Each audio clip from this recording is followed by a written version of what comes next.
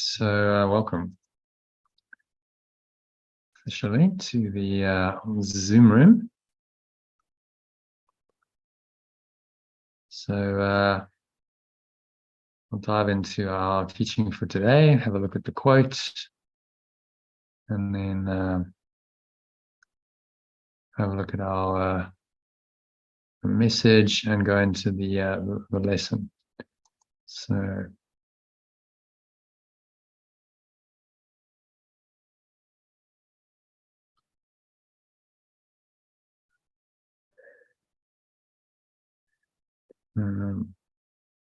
okay, so give me a moment just to get the live stream going. Today's theme is all about sickness, because lesson 136 is about sickness. Sickness is a defense against the truth.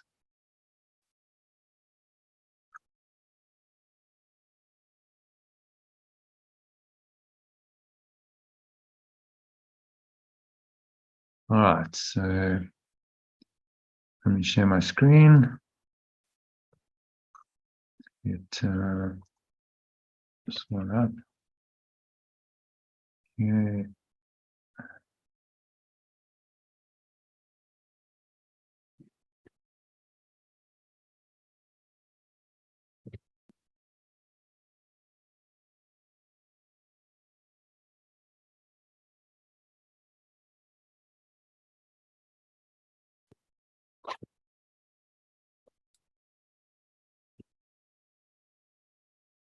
All right, so all good with the tech. Share my screen.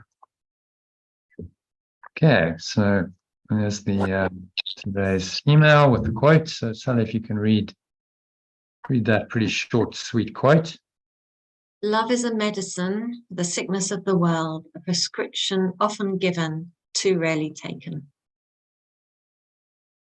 Very simple, but a very profound message, actually. So in an age when medicine has become a religion, profoundly influences so many people's thoughts and actions, today's quote by a psychiatrist actually gives an even more profound prescription. It can heal all sickness.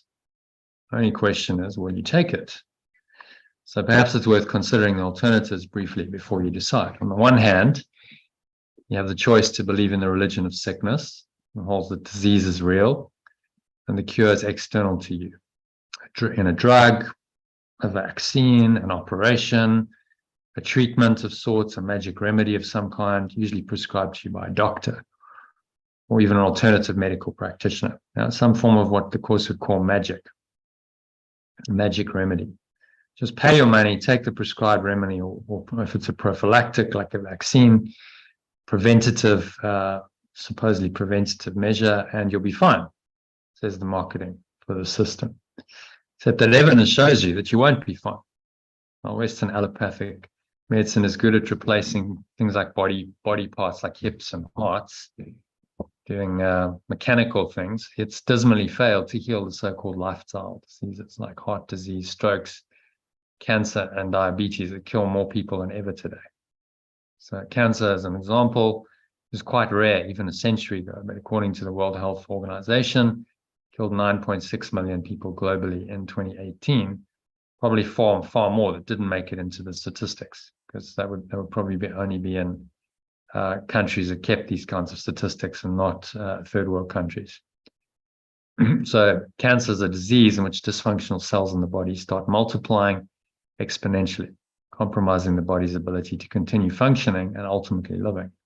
So Western medicine's approach to, quote, healing cancer is to just kill the cancer cells through powerful chemicals and radiation. So instead of transforming the cell, they kill it.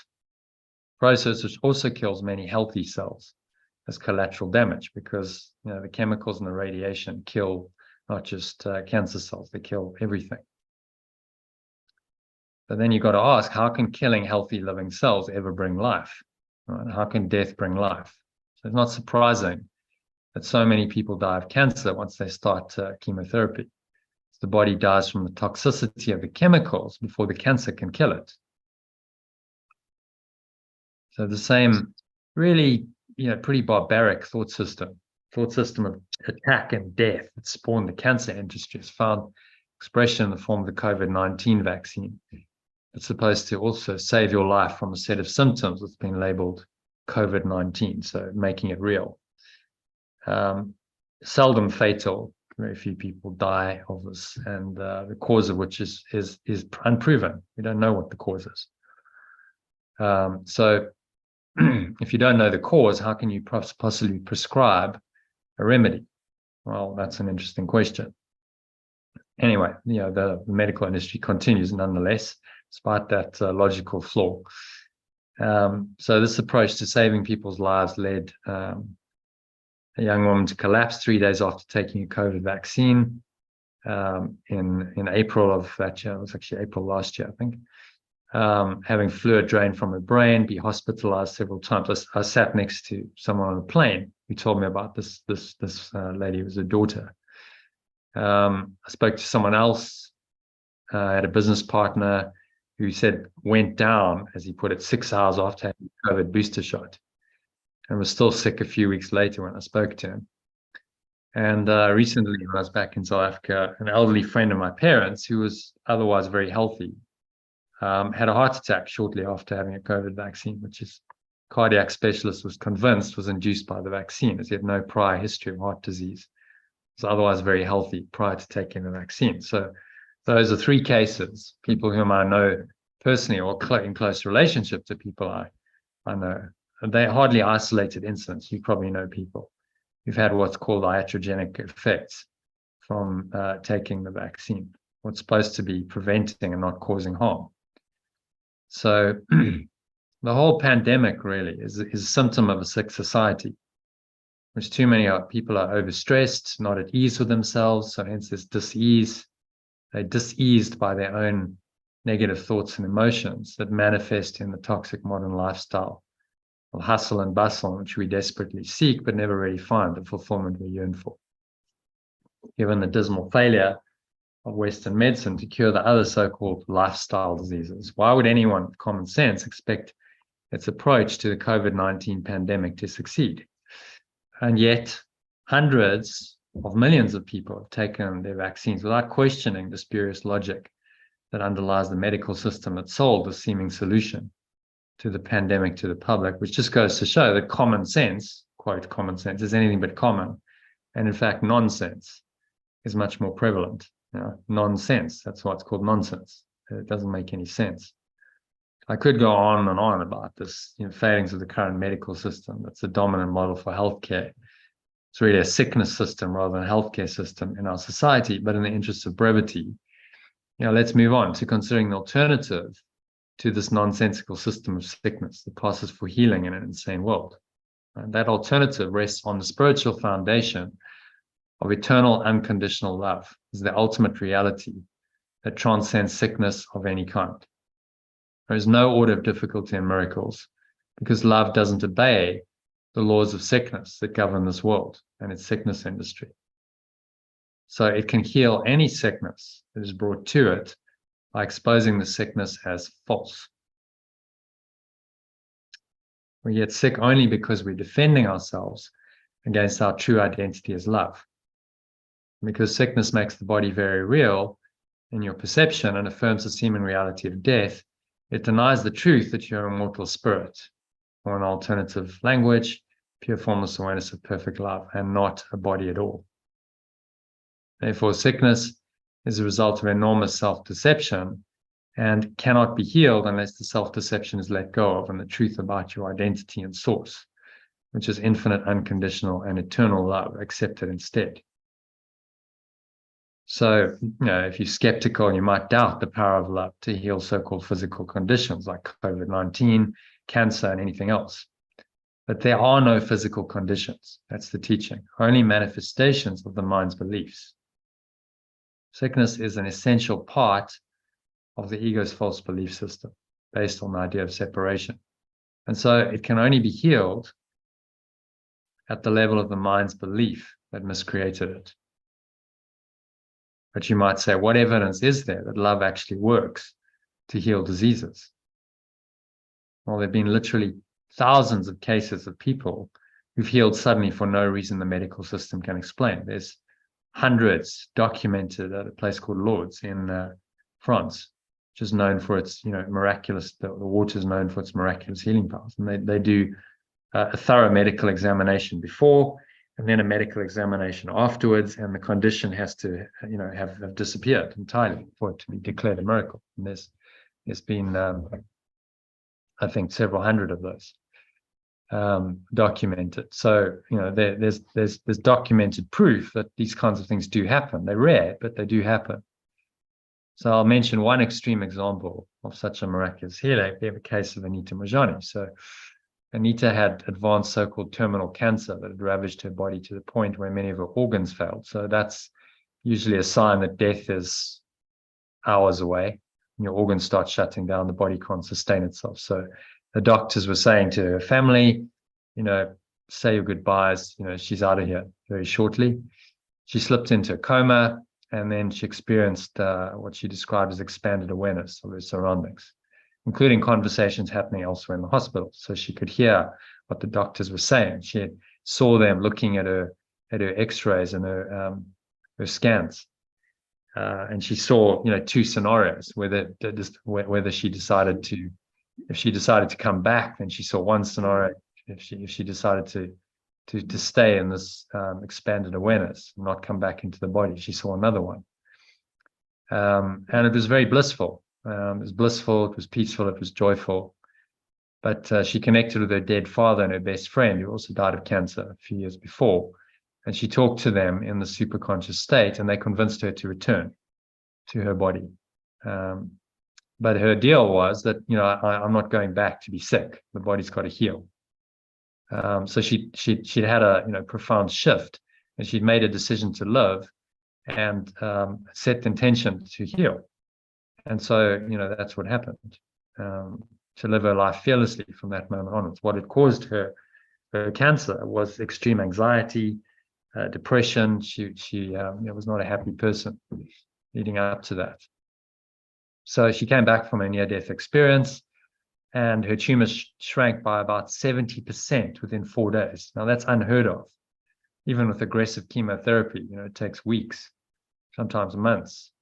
Within 4 days, they were mostly gone, 70% gone. And within 5 weeks, she was completely free of cancer, released from hospital. Her doctors couldn't explain why this happened. I read, what her oncologist said. He said, well, chemo can work in an advanced stage. But, clearly that was just his attempt to try and explain what he couldn't explain with, his existing paradigm. Chemo is of no use generally when your organs are shutting down. And the tumors are the size of golf balls. It hadn't worked. So she had no more chemo, once her organs shut down. The only thing that could explain the healing was the near-death experience and her decision to change her mind profoundly.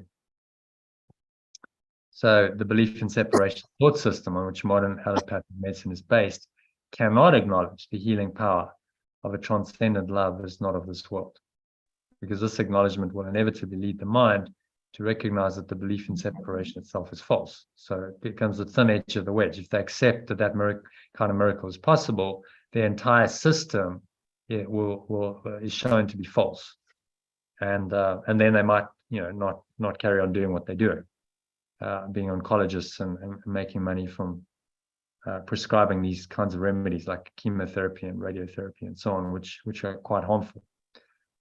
So they have to block that out and deny the evidence of this kind of miraculous healing, which they did, because they couldn't explain it. But we know, from a spiritual point of view, that there was a profound change in Anita's mindset, in her energy system, and that then reflected as physical healing almost immediately. The moment she'd had that near death, probably when she was in, the healing started, and then it progressed rapidly. And when her mental and emotional toxicity, which is the real cause of the cancer, was cleared, there was no reason to have the cancer anymore. And so it just disappeared. And the cells, she didn't have to kill the cells became healthy cells. Those cancer cells transformed into healthy cells. So it just shows you what's possible with the power of the mind. There is no order of difficulty in miracles.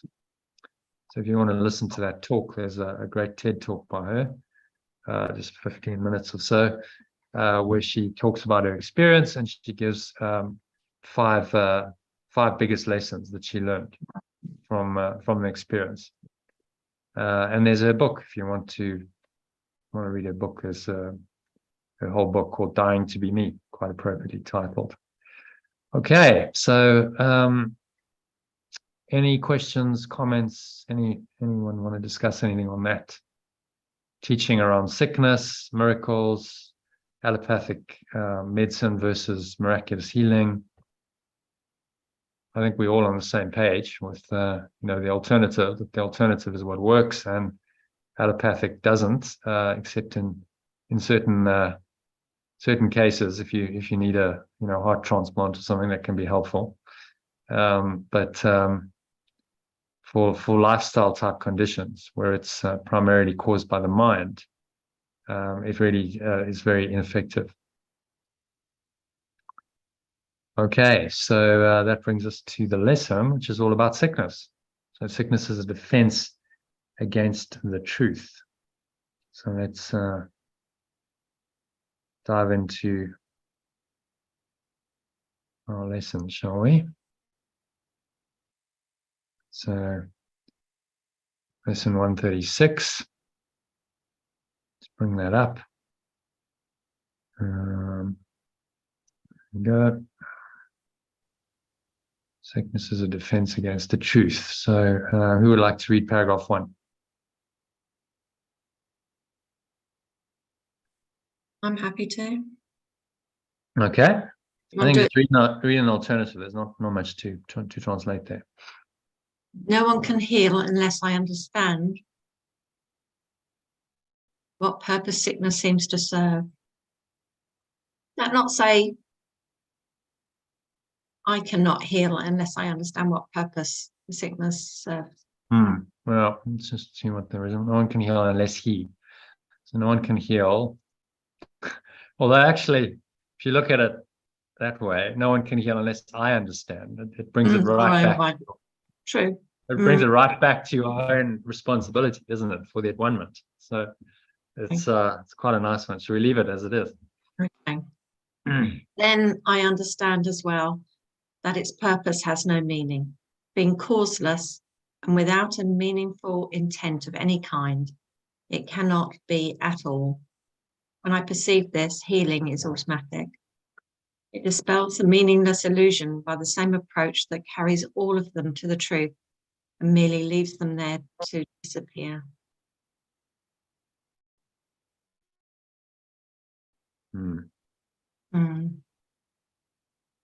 Okay, so if sickness is an issue in the mind, and it's unease in the mind that causes the unease in the body, how does that work if the thought is an illusion and the body is an illusion? Well, the illusion seems to be real. This is the ego's illusion, is that it made all this manifest in our so-called experience here, to show us that these illusions in our minds are true. So the false thought leads to false projection, which is the whole body construct, and then the body can seemingly get sick. Perfect love is not true, and but the ego's belief system in separation is true. So it's this cunning mechanism of projection of thought outwards that the ego has used to invent the whole world. And it's convinced us that the effects of it are real. Otherwise, think about it.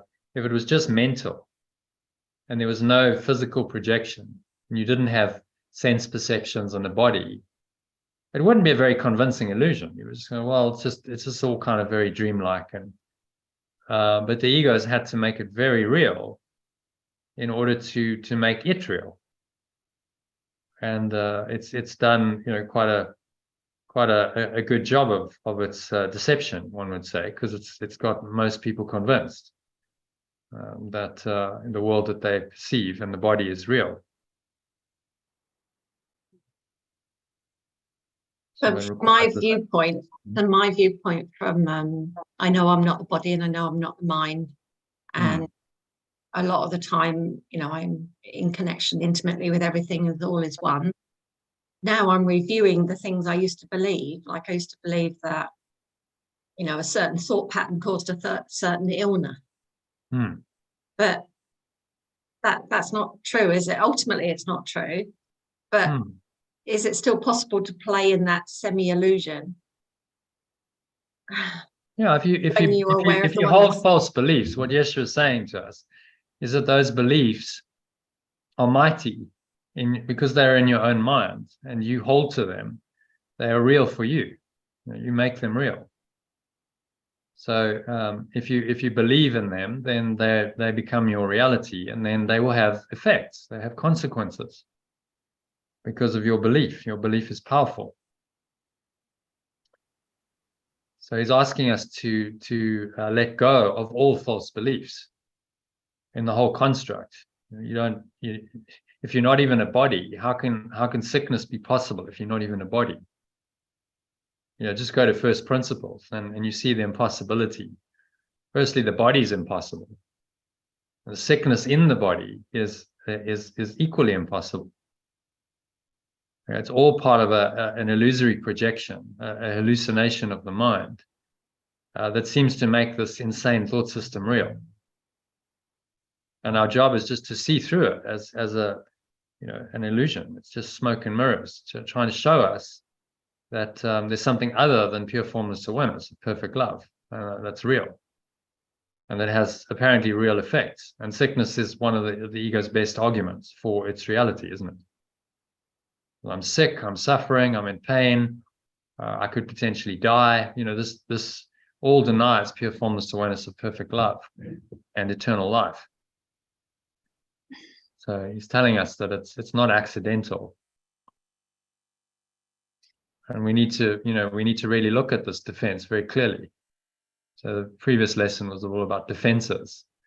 And he mentioned sickness briefly. Now he's going, okay, so let's look at one of the major ones, which is sickness, which in the end is just an idea. You know, before anything manifests in the physical body, it must be an idea in the mind.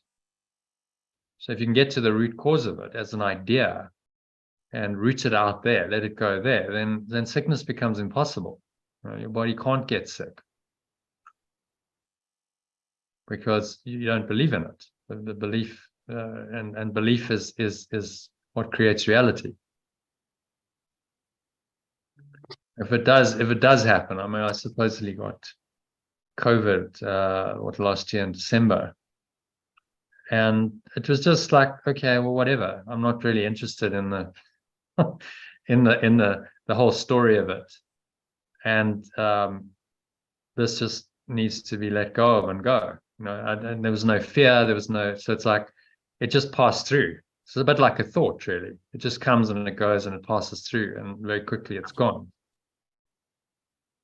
So you don't make it real. Whereas most people, they get sick and then they make it real. They go and they seek remedies, magic remedies, and then they go to doctor. The doctor tells them they've got the sickness, and then it's going to take 2 or 3 weeks to heal, and then they, you know, their belief makes it so. And you don't buy into that. And I was like, well, it was just like a minor. For a couple of days, I felt a bit rough, and then was gone. So, you know, it's all about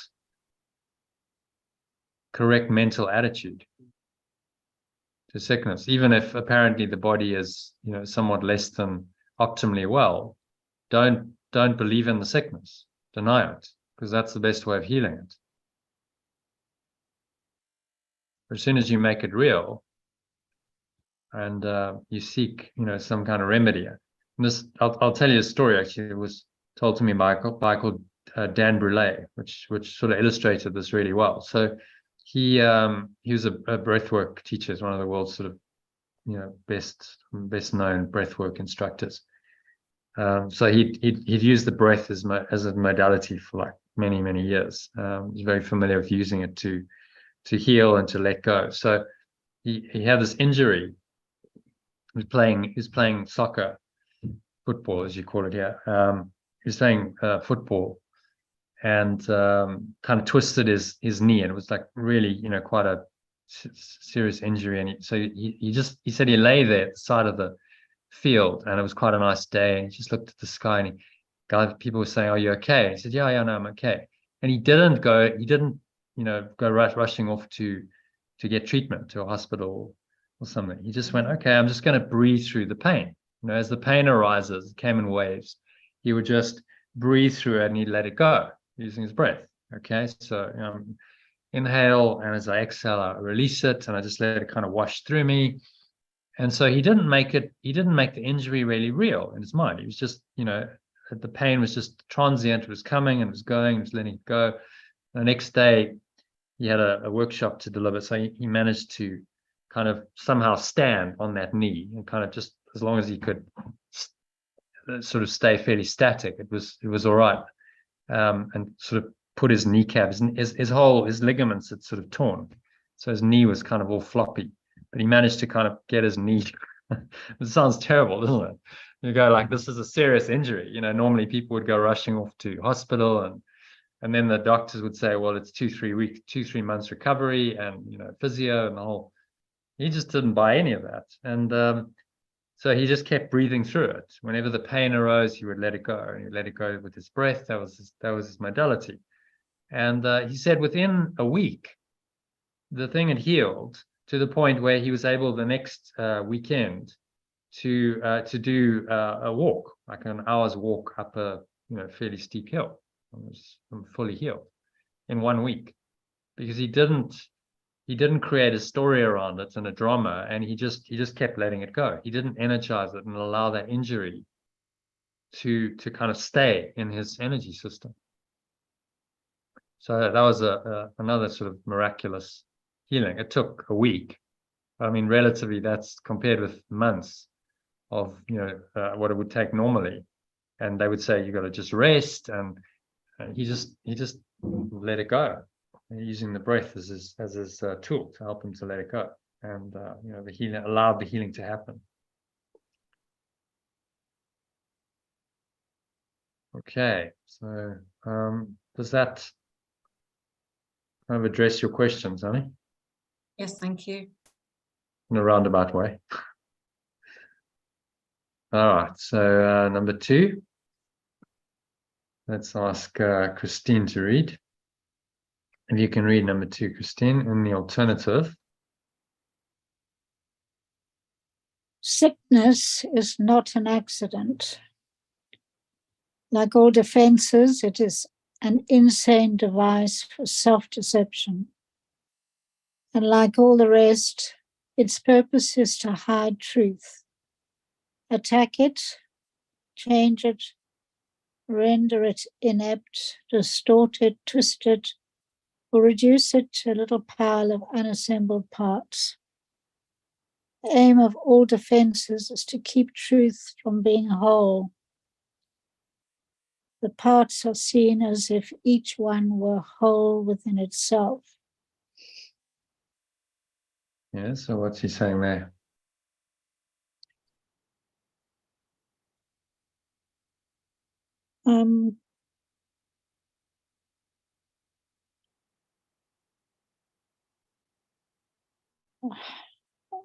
Defenses of any kind are just hiding the truth. So sickness comes in all forms to attack the truth, to change it, to render it inept, to distort it, twist it, reduce it to a little pile of unassembled parts. You look at allopathic medicine, the mindset behind it is very much like each part of the body is somehow separate, isn't it? So you have specialists in one body part. Well, you have kidney specialists or heart specialists or neurologists who specialize in the brain, and they've kind of specialized it and broken it down into a little pile of unassembled parts, exactly what he's saying. And not seeing that, there's a principle of unity that underlies it. Everything's connected. It is a connected system. It's an interconnected system. The principle of unity actually is governing the body more than the principle of separation. And if you understand that, then you have the key to healing it.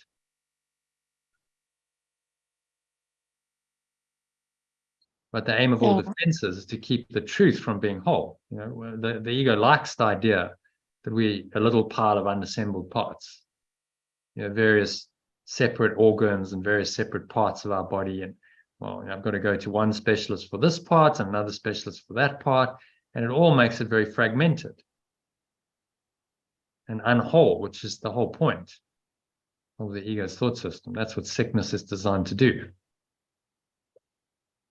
And the parts are seen as if each one were whole within itself. So look at, allopathic medicine is a great example. They've dedicated whole, departments just to, let's say, the kidney or the heart. This is like a whole within itself. And the person dedicates their life to just specializing in that, that one organ. But how can you understand the whole if you specialize and just focus on the part, and you've broken down reality into bits? You actually understand nothing because you're missing the point of unity. So although that these specialists have trained and they've specialized, they can't see the wood for the trees because they can't see the whole. Occasionally you do get some doctors who do, but they're unusual. But mostly, the thought system and the mindset that they've been trained in is very separative, breaking things down into parts, focusing on the parts, analyzing the parts, breaking things down into component parts. This is the ego's thought system. And it denies the wholeness of everything. And you can't see the unity that underlies the whole system because you've got so focused on the separate parts. And the parts are seen as if each one were whole within itself. So my world becomes focused on, if I'm a kidney specialist, just on the kidneys. And I think that's the whole kind of that's the whole thing. But it's such a small part of the bigger picture. So it's a critique really of the mindset behind allopathic medicine, which is why this kind of teaching is not welcomed in those circles, because it really just pokes holes in the whole thought system and says it's actually flawed, fundamentally flawed. So there's another much better way. Okay, any other thoughts on that? What's he saying there? You want to summarize that briefly, Christine?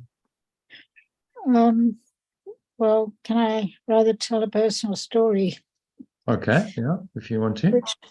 Which might... Oh, God, I've got 20% battery now. You said those kind of doctors are pretty rare. I had a GP. He was a normal GP doctor who would say, do you want me to do the doctor thing and measure your blood pressure and your urine tests? But he quickly realized that I was in the alternate world, and he would listen to all my dilemmas, all my separate little aches and pains, and this is wrong and that is wrong and the next thing is wrong. He really, really listened like the old-fashioned doctors. And then he kind of made light of it and said, you're looking very strong, you're looking very well. And then he'd give me a hug and off I would go, feeling that I'd made it all up and that actually I was fine. Okay. And he didn't actually prescribe anything? Never prescribed anything. Oh. And he would have a little homeopathic remedy every now and again. And that is how I went through the last 20, 30 years of feeling I had a doctor, but realizing that the more I saw myself as whole and robust and well, I actually didn't need to bother about all these little things. That, as you say, there's a specialist for this and a specialist for that, and people were going off for all kind of tests and mammograms and, you know, all the things that everybody does. Oh, I know. Heart tests, stress tests. As you get I older, never everyone's had- like, "Oh, you've got to have this, you've got to have that," and I'm like, "I'm and I just never seriously had not any interested. of it. No, it's not happening. Yeah. I'm going to waste a whole lot of time and money on all these tests when I know, you know, like I know my body's healthy. You can feel. Yeah, yeah, So exactly that. why am I bothering? You know what? It's only in unawareness. You know, if you're not aware and you disconnect, then you don't know. But it's like, well, I know. I'm tapped in enough to know if there's a problem. You know, so if I'm healthy, I know I'm healthy. I don't need a doctor to tell me that. So yeah. And the reality is no doctor ever seems to make you feel better anyway. Well, it sounds like the one you had was amazing. He was more like a counselor. So yeah, he had a stroke last year though, and now I'm without a doctor. But as we walked off the mountain this afternoon with the dogs, Steve was having his wobbly, crumbly legs, weak legs thing. He overdid his exercises this morning, and then we walked. And I said, well, maybe we need to take you to a doctor. He says, no, I'm not going to, no doctor. No doctor ever fixed me. And the same sort of belief system of you wasting your time going to doctors because they actually don't sort out the problem. They make the problem worse. Yeah. You know, they try and sort it out with magic, you know, but Yes. magic isn't getting to the root cause. The root cause of most all problems, ultimately, fundamentally, all root cause of all problems is in the mind. Okay, if you have a worn hip, you might say, all right, so my hip's worn. It's probably unlikely my mind's going to regenerate the hip. That's possible. It is actually possible, but that's very high level. That's a very high level thing to do. So, okay, I might have a hip operation.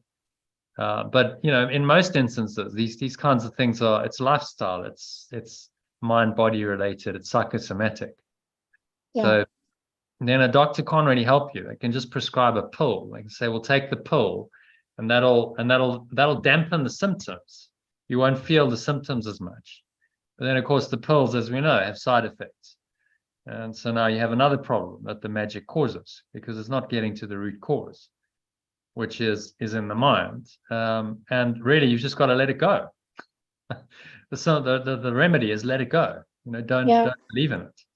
Drop it, and you know, that can drop then out of your energy system and out of the body quite quickly if you really do let it go. Including cancer, you know, but so-called physical, you know, people go, well, cancer's physical. No, it's not physical, because the body's not physical. It's an energy system. Energy is just what? Projected thought. So it's all mind. It's a projection of the mind. That's all it is. So we're talking about the mind then influencing the mind. It just seems to be mind on another level. It's the crystallized mind, projection of the mind in the body, but it's all mind. So you change your mind, then that's going to change the projection of mind, which is what the body is. So if you understand these principles, then it makes complete sense that yes, I can heal anything with my mind. But I must believe that it's so. You know, it only happens if I believe. As Yeshua said to the lady who touched his cloak, you know, it's not, I haven't done anything. It's your own faith that's made you well. It's your own belief that's done it, because she believed so much that she would heal if she touched him. She did.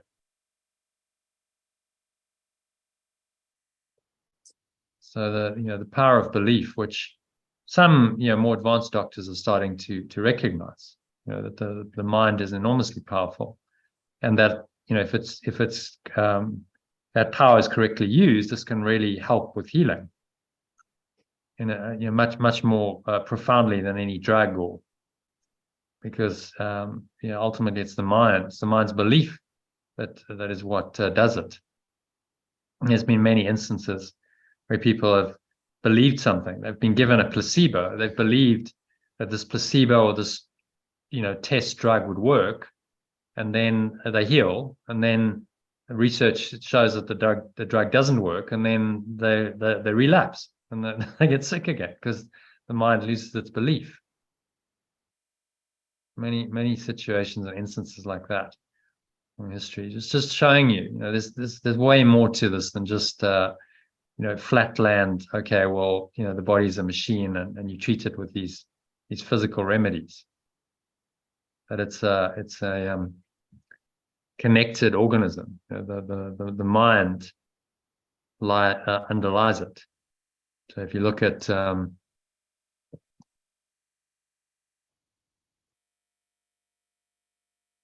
integral model from an integral perspective, integral medicine would say, well, very clearly, the mind and the body are connected. You can't divorce them. So the mind is somehow, separate. That the body is a projection of the mind, and the beliefs in the mind then affect the body, and they feed back, because you get then physical results in the exterior. They feed back those results into the mind. So if you're sick, then that feeds back into the mind. Oh, well, then I'm separate. I'm a separate self, and I can get sick and I can be harmed.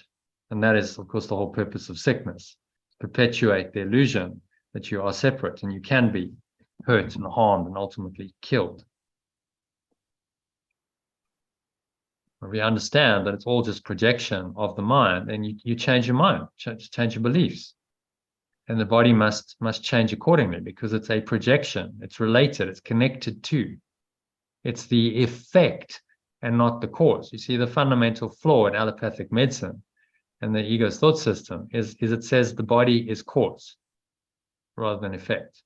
It makes the body causative and says this is the cause. The cause of your disease is, the whatever in your body, the biochemistry, and they work it on that level, and then they say, okay, well, we'll give you a remedy for the apparent cause on the physical level, but they haven't really seen what causation is.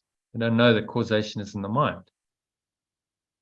So then they're trying to heal it on this level, but that's not the true cause. So of course the remedy is not going to work if you're not addressing the true cause.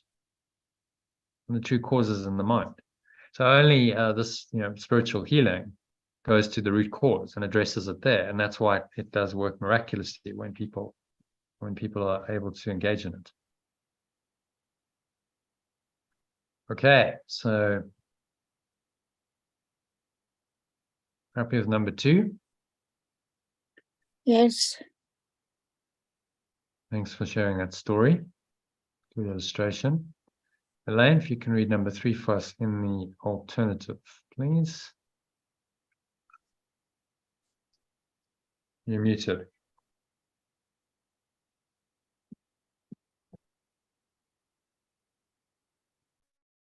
Still muted, Elaine. There you go. Yeah. Defenses are not unintentional, nor are they made without awareness. They are secret magic wands I wave when truth appears to threaten what I want to believe. They seem to be unconscious only because of the, is that rapidity? Rapidity, yeah, sorry. Our rapidity with which I choose to use them. In that second, even less, in which the choice is made, I recognize exactly what I am attempting to do and then proceed to think that it is done. Well, what's he saying there? Well, defenses are not unintentional, nor are they made without awareness.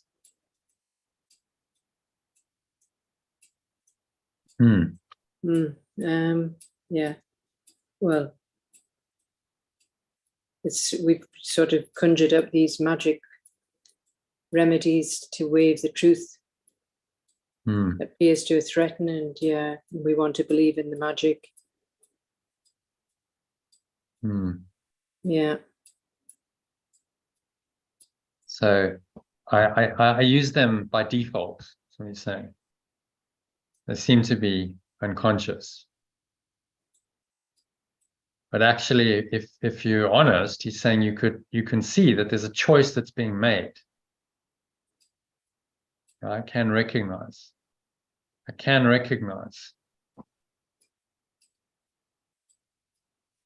Even less than a second in which the choice is made. I can recognize exactly what I'm attempting to do. And then proceed to think that it is done. So the thing is to catch yourself in that moment where you want to deceive yourself and go, no, stop. I recognize the self-deception. I want to believe in what's false. So let me not proceed one more thought down this track. Stop myself. No, this isn't correct. And you stop yourself with a lesson like today. Sickness is just a defense against the truth. That'll stop that process. Once you recognize, the self-deception that's involved, you can't deceive yourself anymore, can you? Well, I'm deceiving myself here. You see through the ego's lie. You can't engage in it anymore. Can't believe it anymore.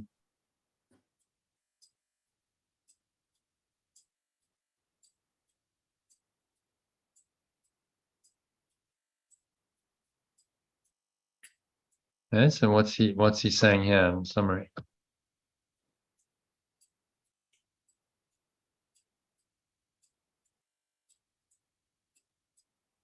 Well, you just said, you said it very well.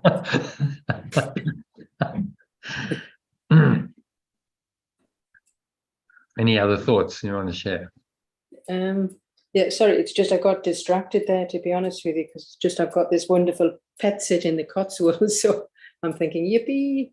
So sorry, I do apologize. So I should slap my hands because I wasn't concentrating properly. Exactly. Just as this moment, a little congratulations has come in there. So I see. Easily distracted. Yes, sorry. I do apologize. Okay. All right. Well, it's all about the defenses, isn't it? And it's all in our mind that this magic in our idols and doctors, and it's all just, if you look at it realistically, you can see it's clearly covering the truth. Anybody that sort of really is starting to distrust the man in the white coat, apart from a husband, so it's, we're believing in so much.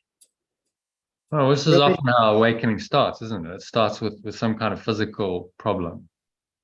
And then people start pursuing an alternative route and saying, I don't really buy this whole allopathic medicine lark, and they start looking at alternatives. 10 minutes. 10. Oh, right. They start looking for alternatives, and that's often how the spiritual path unfolds. Because as you go deeper into alternative healing, inevitably you come to spiritual, truth. There's truth that underlies alternative systems of healing, because it's all interconnected. You start questioning, the default system. Yeah, we tend to, when you sort of get that realization, you just really avoid the doctors best you can. And tests and mammograms, all they're doing is just putting fear into everybody. So really a lot of us are waking up.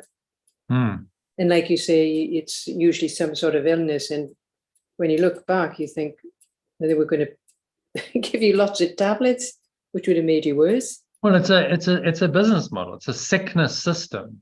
It's not really a healing system. It's a system based on the reality of sickness, and it needs to perpetuate sickness in order to continue.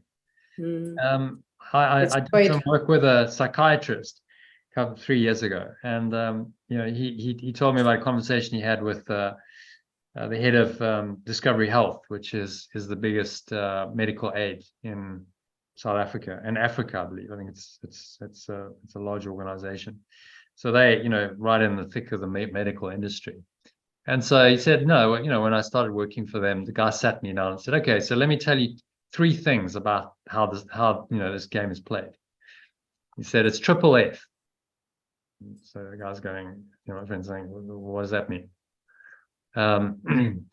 He said it's fragmented system. So it's very like, there's all these different parties, there's individual doctors, there's the medical aides, there's hospitals, and everyone's in it for themselves. So second principle is fee for service. Everyone's looking for fees to increase their billing. And the third one was, excuse my French, but fucked. He said it's an absolutely screwed system. And this is the head of, the biggest medical aid. But that's what we work with. So we just carry on in a screwed system. And we'll just make money. So there's no real healing. I mean, I saw it particularly in the mental health care industry. And you could argue, okay, if someone goes in, has a heart transplant, that they might have another 10, 15 years of life because of it. And that could help, or a hip operation. Medical industry does those things quite well. But for most sort of lifestyle conditions, it really doesn't present any kind of solution. And certainly mental health, it's a disaster because their mindset is that the problem is a chemical problem. The cause is in the mind. The cause is in the brain. It's the biochemistry of the body that's the problem. So then we've got to treat it with drugs. They don't understand that the causation is in the mind. The biochemistry is a reflection of that causation. So they don't understand the integral model. Okay, the problem's in the mind. The body reflects that. So the biochemistry is caused by the imbalance in the mind. Christine says, I agree with the 3 Fs, Jono, totally. Yeah. Yeah. But this was from the head of the biggest medical aid in Africa, I think. So he knows the system inside out, and he's going, it's screwed. But we carry on because it works. We make money. So that's nothing to do with healing. That is a business model designed to make money and perpetuate sickness, so we can continue making money from people's sickness.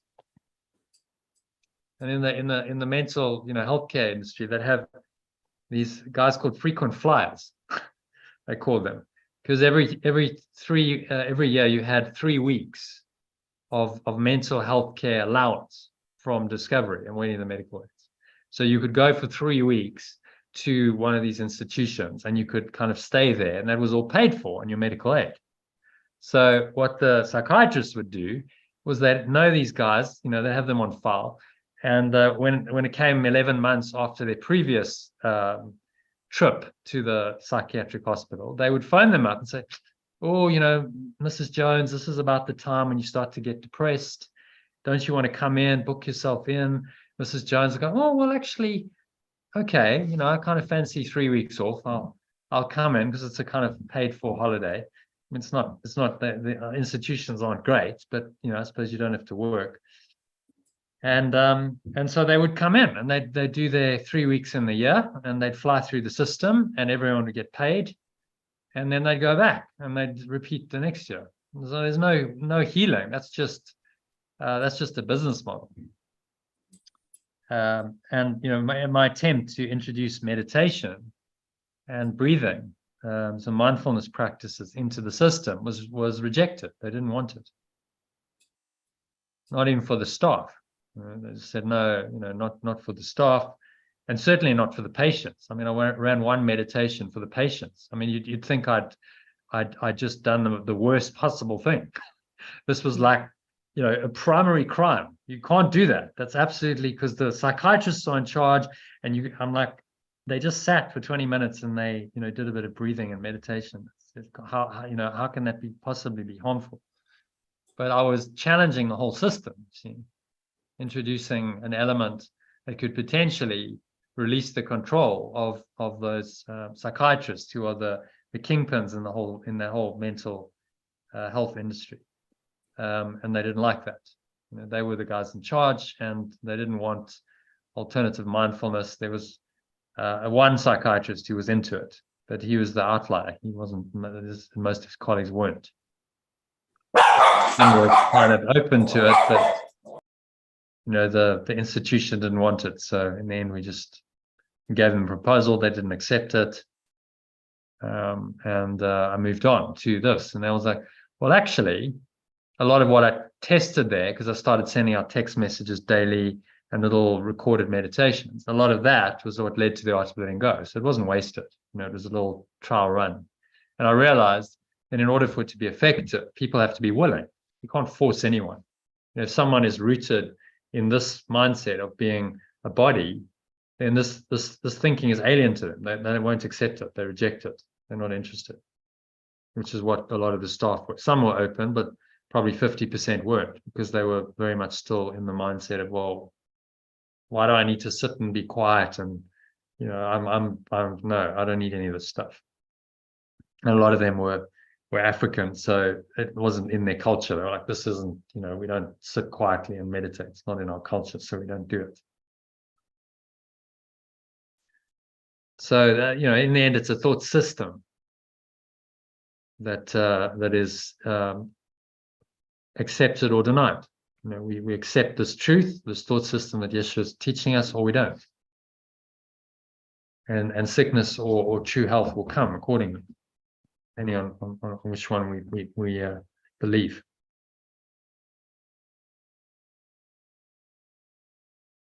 Okay, so happy to move on to number 4.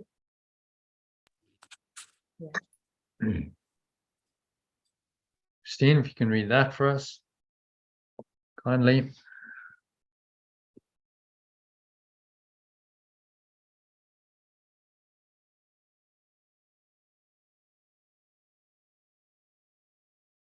Christine, you still there? Yeah.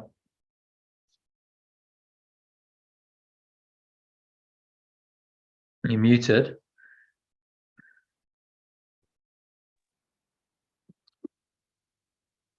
Who but myself elevates a threat? Evaluate.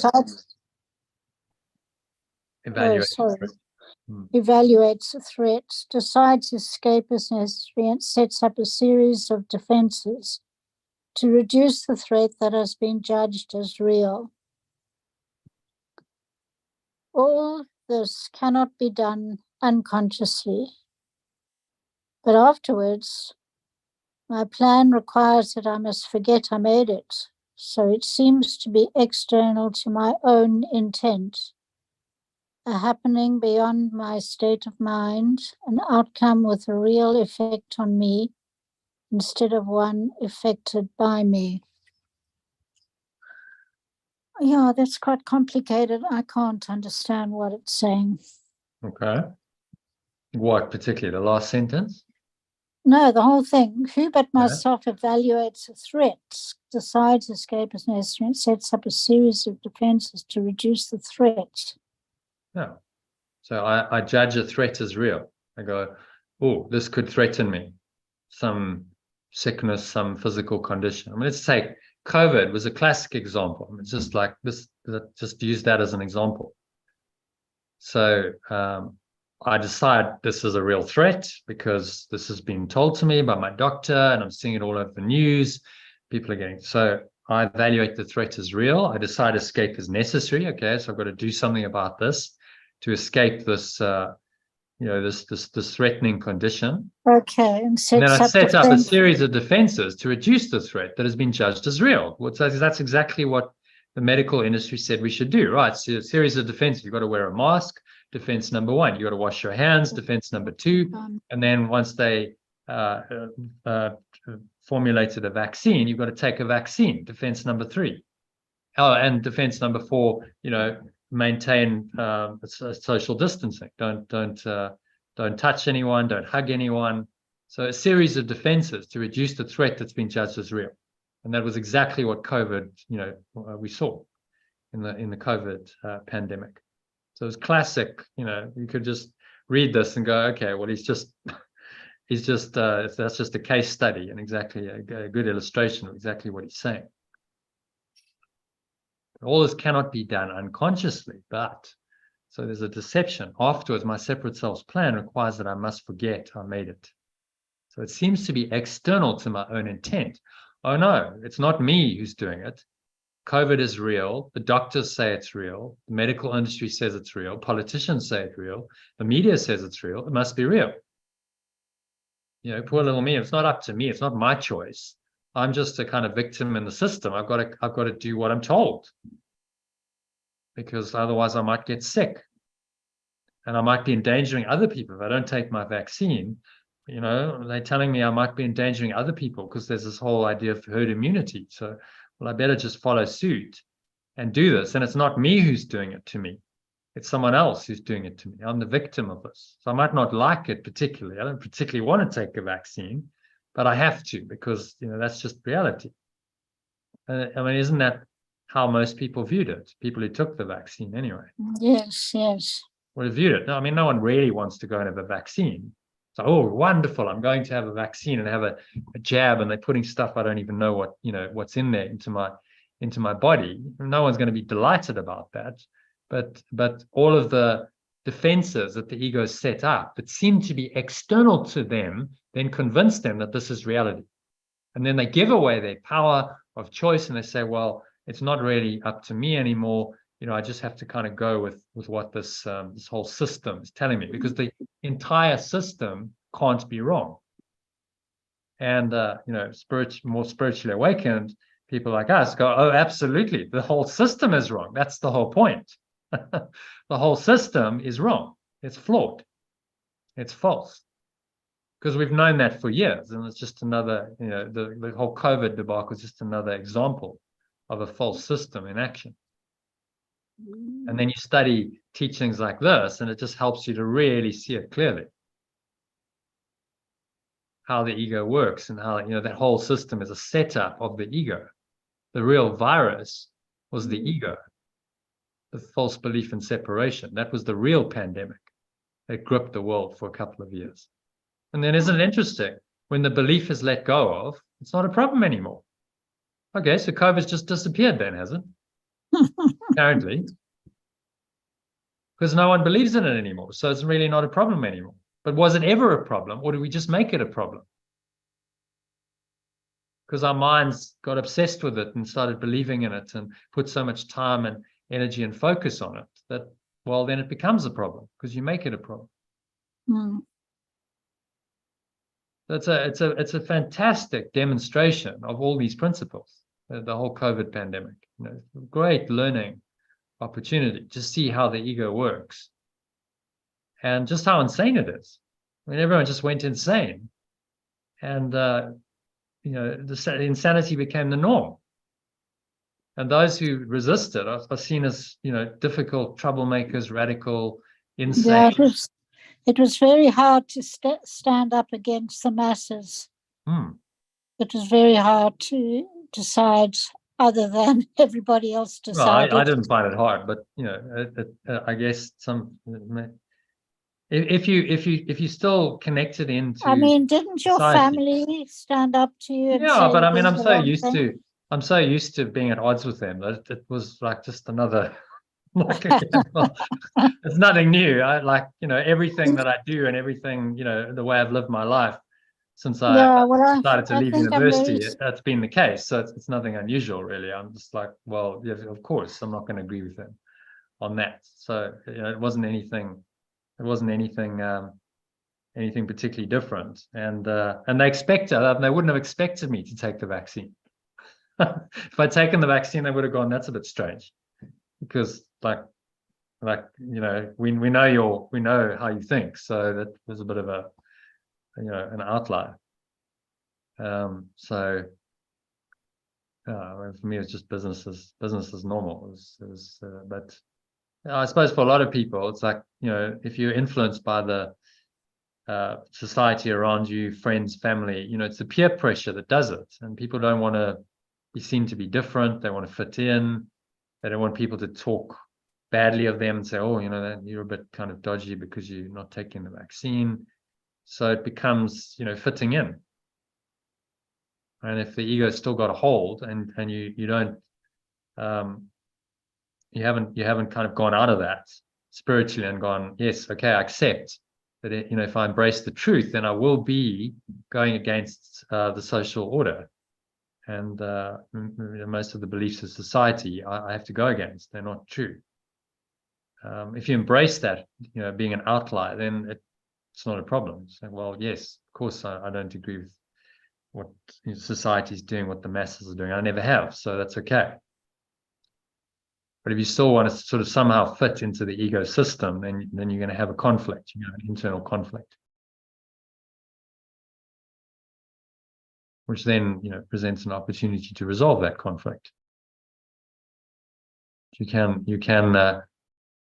through something like that pandemic, awaken to your true self and your power of decision. Say, no, I don't have to choose this. I can make my own decision, and no one can force me to believe in this, and stand in that truth. I know, Lynn who's in the community, had a situation where they wanted to force her employers wanted to force her to take it, and she said no, and so they fired her twice, I think. But she stood her ground, and she's now self-employed and enjoying life much more. So it was all part of her awakening.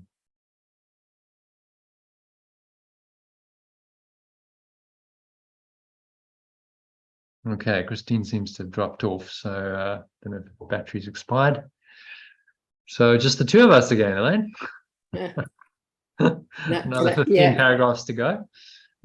No problem. The only thing is I will have tea time in about sort of 5-10 minutes, so I'll do this one and have a break for 10 minutes.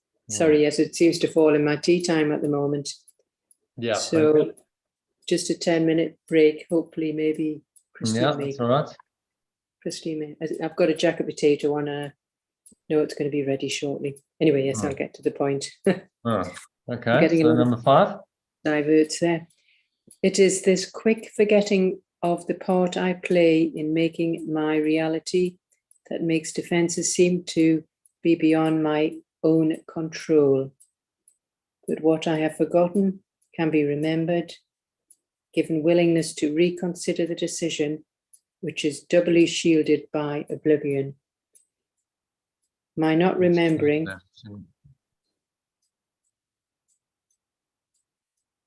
if I am willing, say, to reconsider.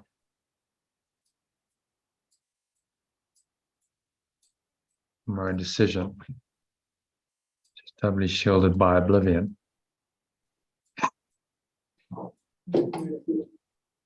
Sorry, Okay. battery went flat, so I had to get to the computer. Yeah, that's all right. Yeah, so you're happy with that? You dropped off and we were just busy finishing that off. So are you happy? Does that make sense now, number 4? Well, it made sense all along, but I didn't know how to express it. Oh, okay. So give it a go now. Can you summarize it? What's he saying there? You expressed it very well, but I was trying to say that I feel like the black sheep of the family because I always stand up and do the alternate way, and I'm just like you. So well, you're an outlier.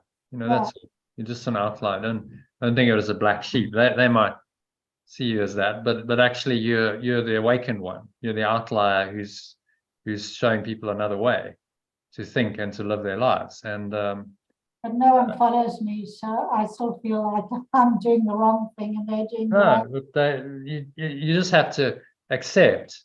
There has to be people have called me arrogant because they go, well, how do you know you're right? It's because I know the truth is right. It's not me who's right. Yeah, it's because the truth is true. And truth. We all know truth. If you really connect with that, that it's true. And then you have that certainty and that conviction, which you must have. If you're gonna awaken, you have to have that, that firm conviction that the truth is true, and you stand by that. And every great spiritual teacher and master has had that, which is what makes them, great. if they were like, well, I'm sort of halfway there, I kind of maybe believe it, or no, they have conviction, they have certainty, they have a definite teaching. And, that's what makes them great, because they stood for something. They weren't kind of just wishy-washy. So, you're following in great footsteps. People like the Yeshua, the Buddha, the great healers, saints, avatars, mystics. They've all been outliers. And no doubt in their lives they had similar things. And it's recorded in history. Look at the Buddha. He left his family. He had a very cushy life. He was a prince. He had everything that money could buy in those days. Could have become the king in time. Had servants. Had food, drink, concubines, the whole story. And he just gave it all up and said, no, this isn't reality. I wanted to find the truth. So I'm sure there was a lot of ruction. Imagine the ructions in the palace when he left. They're like, what's he doing? He's the prince. He's the heir apparent. His father must have been upset. His wife and son. He had a little baby, so his baby wouldn't have known. But his wife must have been upset. He would have been like, really going against the social grain. Recorded in the Bible that Yeshua, he had a schism with his family. So although he stood for unity, he was the Christ. They didn't get it, and they took umbrage to him saying, well, everyone's my brother. Everyone's my brother and my sister, because he said that when he was teaching in Nazareth. Someone said, oh, your family are here, and he just said, everyone's my family. And they didn't like that at all, because it was going against the the special relationship. And they were like, well, what are you doing? You're not the Messiah. Just come and be Yeshua and be the head of the household. He was the oldest, and his father died, so he would have then become the substitute kind of father, the rest, and taken his place in the household. And he didn't do that. So they were like, well, what are you doing? It fit in, and he didn't. So it's not unusual. It's quite normal, in fact. That there's a conflict between the social construct and order and what the spiritual the Holy Spirit is guiding one to do. And I think you just got to embrace that. It's like, okay, I embrace what I am, and that's just part of it. Okay, I embrace it. It's okay. That's fine. At the moment, I'm separated from my wife and son for that reason, because I can't make my spiritual life work within a family construct. So, all right, I accept that, and so be it. If that's how it has to be, because I must follow the guidance of the Holy Spirit. There's no option. There's no alternative to that. This is what I'm meant to do. In time, who knows? Maybe there's a healing and I go back, but maybe not. So that's okay. Because in the end, we're not here to have special relationships. We're here to awaken to the truth. That's our only function. So I think maybe, Christine, your next step is just to really embrace that. Say, yeah, I relish being an outlier, because that means I'm awakening, and I'm a way shower, and I'm the light of the world. And that's exactly what I'm here to do. So my role is not to fit into the ego's system and be another, cog in the machine of the matrix. My role is to be the awakener within my system, my network, my family system. I'm the light who's bringing in this at one-ment and allowing those who are open to it to awaken themselves. And I embrace that fully. There's no apologies for it. There's no trying to fit in. And then it can be quite, it's very liberating. Like, well, yeah, I don't fit in, and that's okay.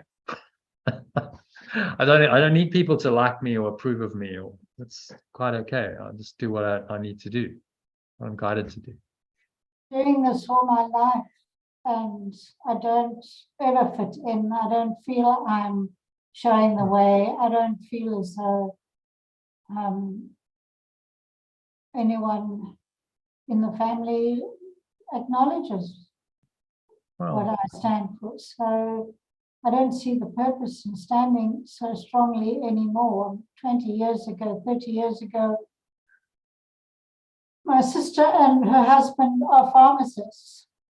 hmm, I stood up to him and I said, why don't you study something like Ayurveda and empower your patients, your clients, rather than hmm. dependent on your chemicals? Well, that was the wrongest thing to say. And today, he died of cancer 8 years ago. And Hmm. my sister is still, every time I just open my mouth about anything alternate, she just goes silent or Yeah, doesn't respond. yeah. Well, so you don't cast your, as Yeshua says, you don't cast your pearls before swine. If someone is ignorant and doesn't want to know, you don't do that necessarily. But Right. you hold to the truth, and when it's appropriate, you share it. Maybe there's other people in your family, and remember, your family is just it's the construct you were given. It's the special relationships you were born into, and which then through your choices, you got married and you had children, so you created them. But none of that is authentic truth. Those relationships are not by divine design. They're by the ego's design.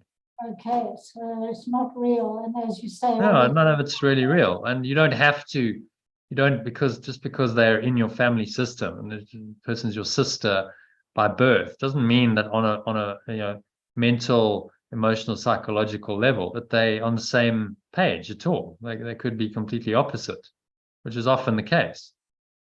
So your real family is your spiritual family, the people who are like-minded, who you connect with, you share a thought system with, who are going to encourage you on the path. And then you choose to spend time with them because they nurture and they help you and support you. And biological family are well, okay, they're not really on the same wavelength, so I don't have to spend so much time with them. I bless them and I love them anyway. One day they'll wake up, but it might not be in this life, and it's not my role either to force it. I'm not there to preach to them and try and convince them. It's like everyone must come to this willingly in their own time when they're ready. So I think it's just embrace the fact that you are different and be grateful for that. Because if you were fitting in, then you in the ecosystem, you fit into the norm. You by definition you're being controlled by the ego then, and you're very far away from God and from awakening. And you're on this very kind of narrow dark existence going down the timeline to death. So look at the timeline. Most people, John said to me the other day, one of the sessions, he said, people like lemmings, they're just heading down this timeline, down the track from birth to death, rushing towards the cliff, and they're unaware of it. They don't even know what they're doing. They don't, look up and go, well, hang on, what's this really all about? And why am I rushing headlong towards death, thinking that this is some kind of life? Why am I not pausing and just questioning all this and saying, well, what am I really doing here? What is my life really about? So, the lemming, think of the thousands of lemmings who running to the cliff. The one who stops and says, hey guys, come on, just can we just pause here? Why are we doing this exactly? That lemming is going to be the outlier. They're going to go, no, come, dude, just come on, carry on. Everyone's doing, we must be right. Head towards the cliff. And that lemming is just the one who's awakening and questioning the whole, insanity, the mass psychosis that's causing you to rush headlong to the cliff and hurl yourself off. And if you look at the allegory of the cave, Plato's cave allegory, this has been the case for 2,500 years. That was you wrote that 2,500 years ago in ancient Greece, and it's the same thing. It's just saying, well, everyone's asleep, they're all chained in the cave, and they are fixated on these images being projected onto the cave wall, and they're not open to the truth. Well, nothing's really changed in 2,500 years, has it? It's still the same. Except now the images are projected onto the screens of our computers and our TVs and phones and all these devices, and people believe this stuff. They believe that what they're seeing is true. And the awakening person says, well, no, actually, I don't believe it's true. There's something else that's a deeper truth, and embraces that. Says, yeah, okay, I'm quite comfortable with that, and I make no apologies for that.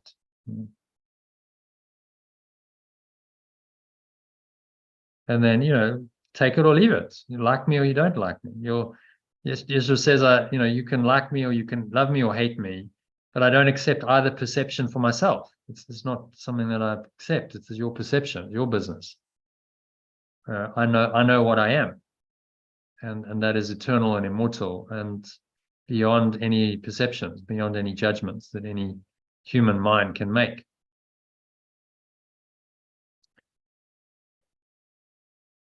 So if you could just embrace it, and you find that it's all okay. So, okay, well, yes, I am different in this world, and I'm different because I embrace the truth, because the truth makes me radically different from the false thought system the ego believes in. So in fact, the polar opposite. So yes, of course, I have to be.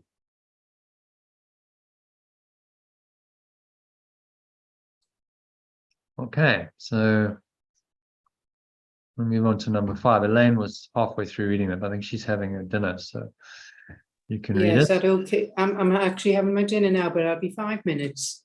That's okay, don't rush. Yeah. Okay. You can just listen in. Great, thank you. So you want to read number 5, Christine? It is this quick forgetting of the part I play in making my reality that makes defenses seem to be beyond my control. But what I have forgotten can be remembered if I am willing to reconsider my decision, which is doubly shielded by oblivion.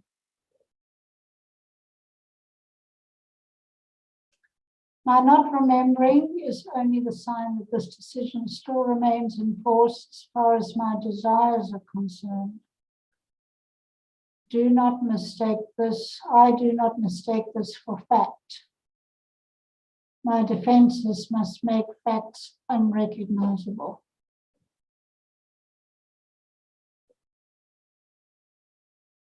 They aim at doing this, and it is this they do. Only they aim to do this. And is this they do. So what's he saying there? Summary. I have forgotten. What I have forgotten can be remembered if I am willing to reconsider my decision, which is doubly shielded by oblivion. Understand? Just words that it doesn't make any sense to me at all. Okay. So what I've forgotten is the truth of who I am, truth of true reality.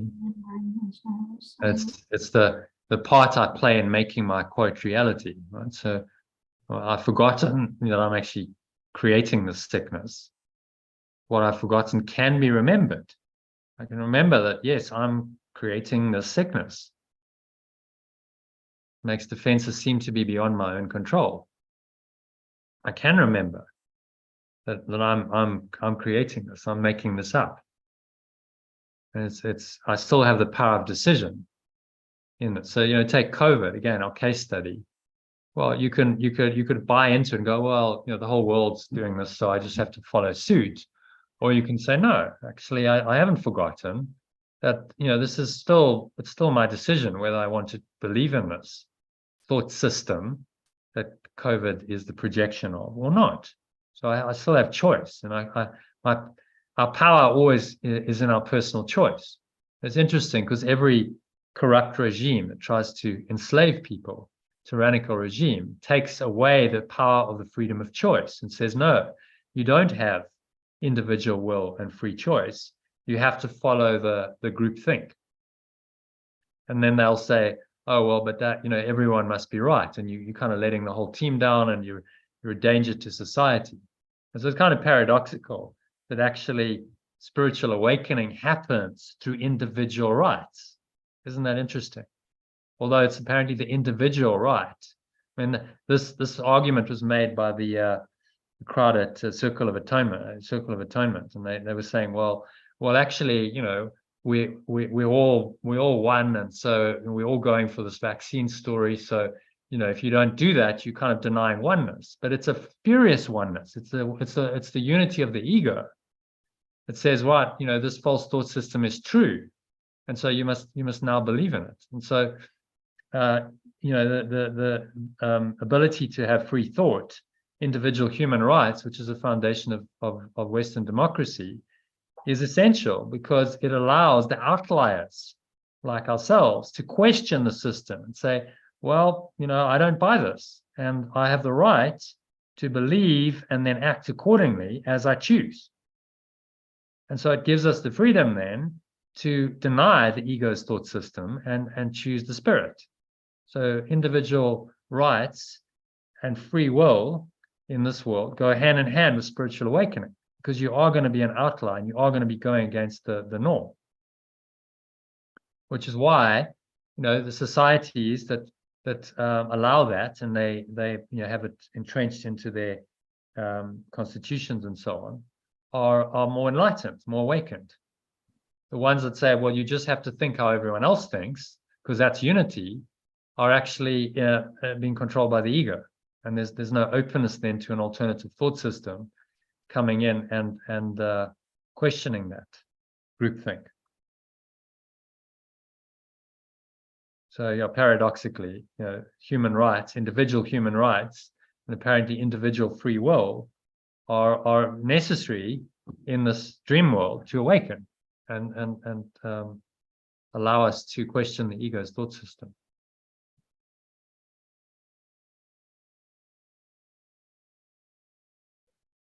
Okay, so what's he saying in number 5? Well, I find it difficult to understand what it's saying because it's going against what my decision is. Yeah, well, I've made a decision. I've made a false decision. I've chosen to forget the truth, and I'm believing in this illusion. No, I choose not to forget the truth. Yeah, but it's a correction of the forgetting of the truth, you see. It's quick forgetting of the part I play in making my reality that makes defenses seem to be beyond my own control. So now I look out and I say, well, these defenses, let's say take COVID as our case study, the masks and the vaccines, this is all beyond my own control, and so I kind of have to go with it. I didn't feel like that at all. I did not go with it. Yeah, well, so you corrected your mind because you awakened enough. You said, no, I don't buy this. It's not external to me. It's my own decision that really matters in this instance. So they're saying, but what I've forgotten, number 2, can be remembered if I'm willing to reconsider my decision, which is doubly shielded by oblivion. So he's saying it as though, yes, we're in the illusion of sickness, and now there's a way out of it. Well, maybe you never believed in it. In the instance of COVID, you didn't go down that track. You always remained connected to the truth. You remembered the truth even in the height of the illusion.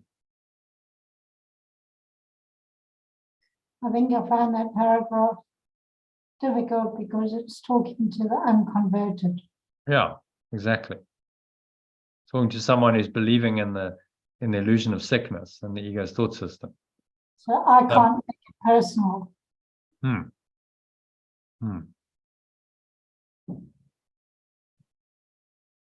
But there might be instances where you still do believe in sickness. Whatever other aches and pains and you're looking for external causation, and that's not the case. It's always internal. Yeah, I'm becoming acutely aware of it all the time. Oh. And using my mind to just let it go, and then Oh. the pain and the discomfort just go. Yeah. And that's what he's asking us to do. And the reason why the medical industry don't like that is because you're not a very good customer there. Are you? You're not going to go and visit them and take their drugs and use their system and feed it with your money and your time. You're not going to do that. So, there's the business model doesn't get sustained by people awakening, which is why they have, such resistance to the truth. Because the whole model would collapse. If everyone awoke tomorrow, we'd go, that system's insane. That's crazy. I'm not going to buy into that. Just let it go. Let's do self-healing and go alternative routes, and ultimately, we can heal anything in our minds. So we wouldn't need the whole system. Would just collapse. So they know that. It's the thin edge of the wedge. This teaching is the thin edge of the wedge. It'll collapse the whole system. Which is why, when I was doing the mindfulness, it's why they resisted it. It's like, well, and I realized after, it's like, no, they couldn't really accept it because it's a thin edge of the wedge in their system. It's going to crack the whole system open. And it's going to show just how false the entire system is, because mindfulness works and all of their stuff doesn't really work. So of course they're not, it's like, how could I have been as naive as to believe that they would embrace it? So then I realized the entire system has to go. That's the point. You can't transform a screwed system. It's based on a false belief system. The entire system just has to go. Be replaced by another system based on truth. It's this or it's that. So the big, hairy, impossible goal is create another system, another medical system, health, healing system, shall we say, health and well-being, healing and well-being system that replaces the current one and gives people an alternative. It says, well, actually, you can do this, and that's set up, and it's easy to access. And so, watch the space. That's what I'm doing with life alignment, and there's a huge community there already. So, I'm still considered weird. Well, these alternative systems are because they threaten the existing system. So anyone who buys into that system is going to see it as a threat, and then you become the enemy, and they need to attack you to maintain the illusion that they're right. Okay. All right. So number 5, you're happy with? Yes. Shall I read the next one?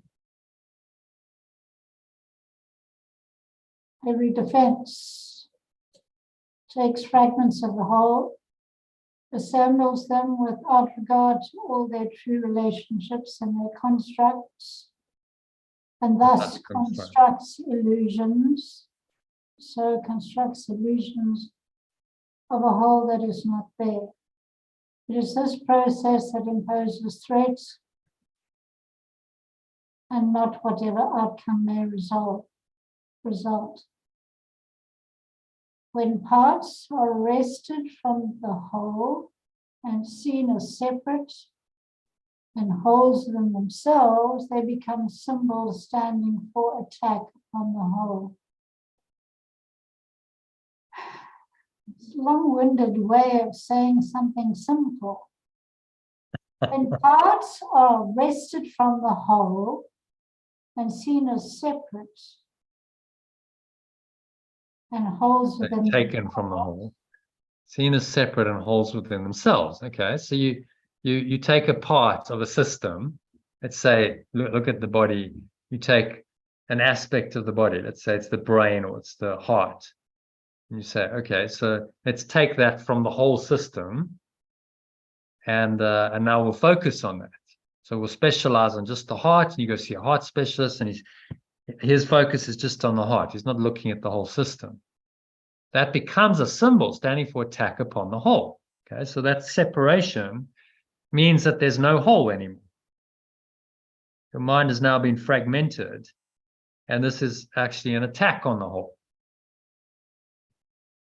And so you never see the body as whole again, never to be seen as whole again. So most of these specialists, the word gives you the clue, it's special. They don't see the whole anymore. They've gone so far down the track of specialization that they can't see that the body is a system. It's all interconnected. And you can't just divorce the heart from the lungs, from the mind. You know, it's an energy system. It's you can't just fragment it and think that you can heal through that process of fragmentation. Because the process of fragmentation, which is separation, is the problem. So the whole thing is completely flawed. It's a supposedly a healing system based on separation, which is the problem. So how can you heal through the problem? Well, you can't. You don't. That's why it doesn't work. Yeah, but that's a long-winded way of saying it. There must be, as you just said it, a much easier way. Stop specializing in parts and see the wholeness of our being. And that will be successful. And yet I have forgotten that they stand only for my own decision of what should be real to take the place of what is real. Yeah, so it's my decision still to believe in this or not. And that's always what it comes down to. You know, there's this whole system, medical industry, but you don't have to buy it. You don't have to believe in it. It's your choice still. No one can force you to believe in it. And so we're back to the two choices, what is real and what is unreal. Oh. And the wholeness of the being is the love, the eternal love, the perfect love aspect, and the separate self, separate specialized bits and pieces are what is unreal and not to be chosen. Yeah. And the body just symbolizes, you know, the fragmentation of the mind. And then the system of healing, we call the medical industry, is just an expression of that fragmentation. So as Einstein said, you know, significant problems we face cannot be solved at the same level of thinking we're at when we created them. You can't solve the problems of separation at the level of separation. Oh, it's not going to work, which is why the system really doesn't work. It's self-evident once you understand these principles, but most people in that system don't. Just they're ignorant of the truth.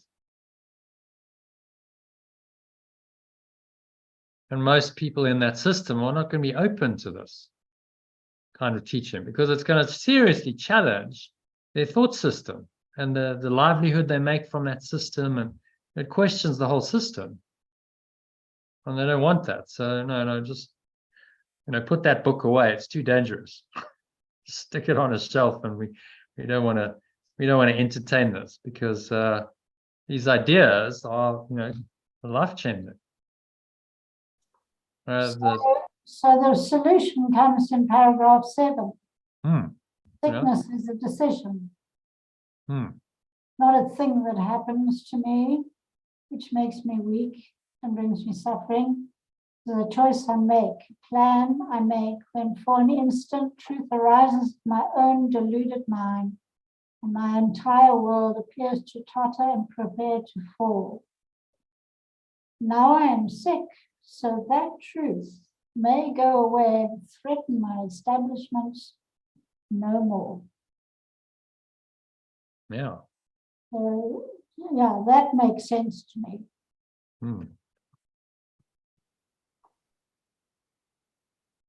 So one of the biggest defenses is sickness. That's why often when we do this work, and especially if it gets quite intense, like during the Art of Letting Go course, and the body comes up with all kinds of symptoms. Because it's this defense. It's saying, oh, okay, so you think you're going to awaken. No. But look, you're sick. You've got this body condition. You've got pain. So focus on that as a way of distracting you from the truth that's arising in your mind. And so the body's showing any kind of resistance to anything. Even a headache is because I can't take in what is being dished out to me. Stress, headache. So the body is the greatest barometer to get you into calm and peaceful states. If we only listened and chose love, peace, and joy. Yeah. I mean, the reason why kinesiology and these kinds of body modalities work is because the body becomes the measuring stick. That's how you measure what's going on in the mind. So you can actually see it manifested. Well, that's kind of helpful. Now you've got a way of measuring mental and emotional activity and determining, okay, well, what's actually going on? Okay, body's sick. Well, that means there must be a problem in the mind. Body's healing, body's well. Okay, that must mean that the mind is healthy and robust. So seen correctly, the body is a great tool for awakening. And if you're out of alignment and you're sick in the body, then there's something wrong in the mind. So then go fix it there, go correct it. And in fact, one of the most powerful demonstrations we do is with dowsing rods, which measures your physical, emotional, mental, and spiritual bodies out from the field. And if there's something out of alignment of those four bodies, the dowsing rods will collapse right against the body. And as soon as you change that thought into a powerful positive thought and you measure again, it's gone right out again. Oh. And so then you can measure it, and then it becomes more tangible and more real. So when you look at integral model, you can use this constructively or destructively. This connection between the interior and the exterior domains. The ego is using it destructively for sickness. It says, well, look, your body's sick. So that reinforces in your mind that you must be a separate self. You must be capable of being sick and hurt and wounded and ultimately dying. And so it confirms the identity of the separate self. That's the false use of it. But you can use it truly, saying, well, the internal, my change of mind, my healed mind will project out a healed body. So my body is now fit and strong and healthy and well, and I see that change and that transformation. And now the body reflects back to me the state of the mind, and I can see that in the body. So it becomes the manifest effect of what is intangible otherwise. This is all in the interior. It's not tangible. You can't measure it. Now this is the way of measuring it. And seeing that as I change my mind, the body changes, and then it feeds back and shows me that, that change of mind was a good one or not a good one. And so that's how I learn. And so we're here to learn through this relationship between the interior and the exterior, the mind and the body. We're here to learn who we really are. That's the whole point of a human life. And so, we can use the body as a helpful learning device. That's all Yeshua is teaching us to do. Use it as a learning device to awaken you to who you really are. And when you've done that, then the need for the body is gone. You don't need a body anymore if you've awakened to who you are. Of course, the ego is going to tell you another story about what the body's purpose is. It's completely opposite. No, it's not about awakening. The body's about, helping you to experience pleasure and avoid pain. Get what you want, get what you think you want. So seek pleasure, avoid pain. But of course, pain is always a possibility. So sickness and suffering and death are always possible, as long as you think you're a body. And it wants you to confirm that over and over and over again, in and through your experience on a physical level.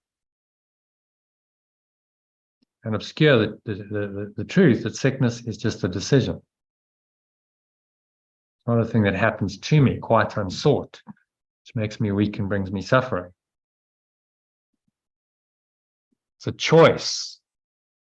All right? Sickness is a choice. Now, anyone who's really in their victim identity is going to have a real problem with that, aren't they? So you chose this. I don't like that. They're like, no, I didn't choose this. I got sick because of X, Y, Z. Someone else made me sick. COVID made me sick. The virus made me sick. You know, the environment made me sick, whatever. No, it's a choice that you made. Choice and a plan I make. When for an instant, for a moment, truth arises in my own deluded mind. So it's a defense against the truth. As soon as the truth starts entering, bang, defense comes in, body gets sick. And I see it often in the course. When the intensity of that course goes up, people get sick. And there's a reason for that, because that's the ego's defense of its identity. Best defense is to get sick. But that's, you know, all in part of the awakening. Okay, well, see it for what it is, let it go, and move through that physical discomfort by realizing that it's not true, it's not real. Now I'm sick, so the truth may go away and threaten my establishments no more. Okay? So if I'm sick, then how can I be pure formless awareness of perfect love? How can I be infinite, eternal love? I must be then a body, and I must be very frail and weak, and you know, open to sickness and suffering and death.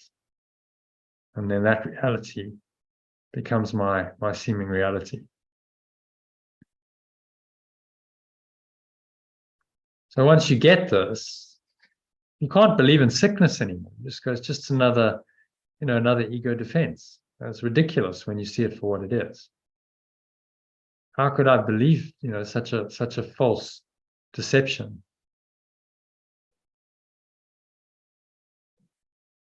Well, you couldn't. Once you see through the deception, you can't believe in it anymore.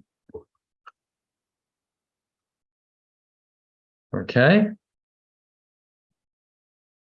Any other thoughts on number 7? No. All right. Number 8. Let's see if Elaine's back. Elaine, have you finished your dinner? Want to read? Yes, I am. How do you think that sickness can succeed in shielding me from truth? Because it proves the body is not separate from me, and so I must be separate from truth. I suffer pain because the body does, and in this pain, I am made one with it. Thus is my true identity preserved, but the strange, haunting thought that I might be something beyond this little pile of dust silenced and stilled. For see, this dust can make me suffer, twist my limbs and stop my heart, commanding me to die and cease to be.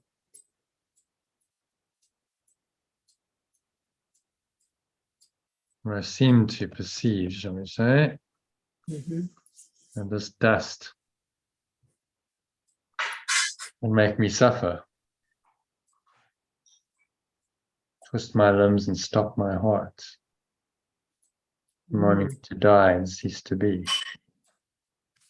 And there's the story of the body identification. Yeah. I suffer in the body, it can twist my limbs, it can stop my heart, it can make me die. By just thinking about it. Well, thinking that you're Cease just to be. separate. Well, it's a thought system. See, the body is a projection of a thought system that's gone on for a long, long time and has got now entrenched into the body and into this world. So that thought system now seems to be real and capable of real effects, if I believe it. But none of it is really true. Yeah. Thought system is not true, and we simply have to recognize that.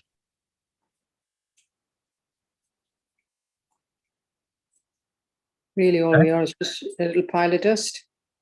Hmm. Is that what it's? Yeah, we just. It's Well, an interesting way to put it. Dust to dust, a little pile of dust. But from a quantum perspective, there's nothing there. No. Quantum mechanics isn't dust. You think there's something there, but there's nothing really there. It's a hallucinated projection of this belief in separation. That's all, which has no substance at all. Has no absolute reality. It's so ephemeral. And none of this is real. Your body is not real. Mind thinks it created the body isn't real. The whole thought system, the whole projection, anything within this domain of illusion, none of it's real. It's all false. Outside of this lies the truth. In pure formless awareness of perfect love. It's beyond this whole system. That's all that's real. Mm. Yeah. Job is just Can to be mind-boggling. Can be rather transcend the whole mind-boggling. system. Go beyond the whole system of duality, the idea that there's individuals and collectives and interiors and exteriors. That's all part of duality. You go beyond that. In pure formless awareness of perfect love, that whole system doesn't exist, and there's just perfect love. Just pure formless awareness of perfect love. Yeah. I mean, the body itself is very strange, isn't it? Like the way we're born, and then when we die, and then it rots, and then it's so it's odd. It's very odd. Very odd. We take it for granted, but it's all very strange. We're born into these little bodies, and then they seem to be quite weak and frail, and then they've got to grow, and you've got to feed the body, and there's all the defecation and stuff that goes on, and it's all just very strange if you really look at it honestly. And this is life. This is what we think of as reality, as life. And yes, you're saying, well, fortunately, you're completely wrong. None of it's real. None of it's true. This is a false life. Yeah. He calls it at some stage a miserable parody. Parody means a mockery. It's a mockery of life. It's a mockery of eternal life. That you think you come into a world, you have this temporary separate existence associated with the body, and you have all these adventures as a body in this world, and then eventually you die, and your life is taken away. I mean, is that really life? It's just all strange. There's, like you say, the body just rots, and and then we eat other bodies. It's all of animals' bodies. You eat plant bodies. One thing consumes another thing in order to apparently survive. So in order for my body to remain alive, I have to consume other bodies. Yeah, it's all strange. Whether they're animal bodies or they're plant bodies, doesn't really make a difference. It's all the same thought system. So the vegetarian's like, well, it's okay. You're eating a carrot, or you're eating, well, the carrot's got to die so you can live. How do you know the carrot doesn't have feelings? You don't. No, that's true. You think it's only sentient being, but it's alive. That carrot has some kind of so-called life. Now you're going to kill it. It's got to die in order to feed your body. So you see, the thought system of sacrifice is built in to this whole world at the very fundamental level. In order for us to continue living, something else must die.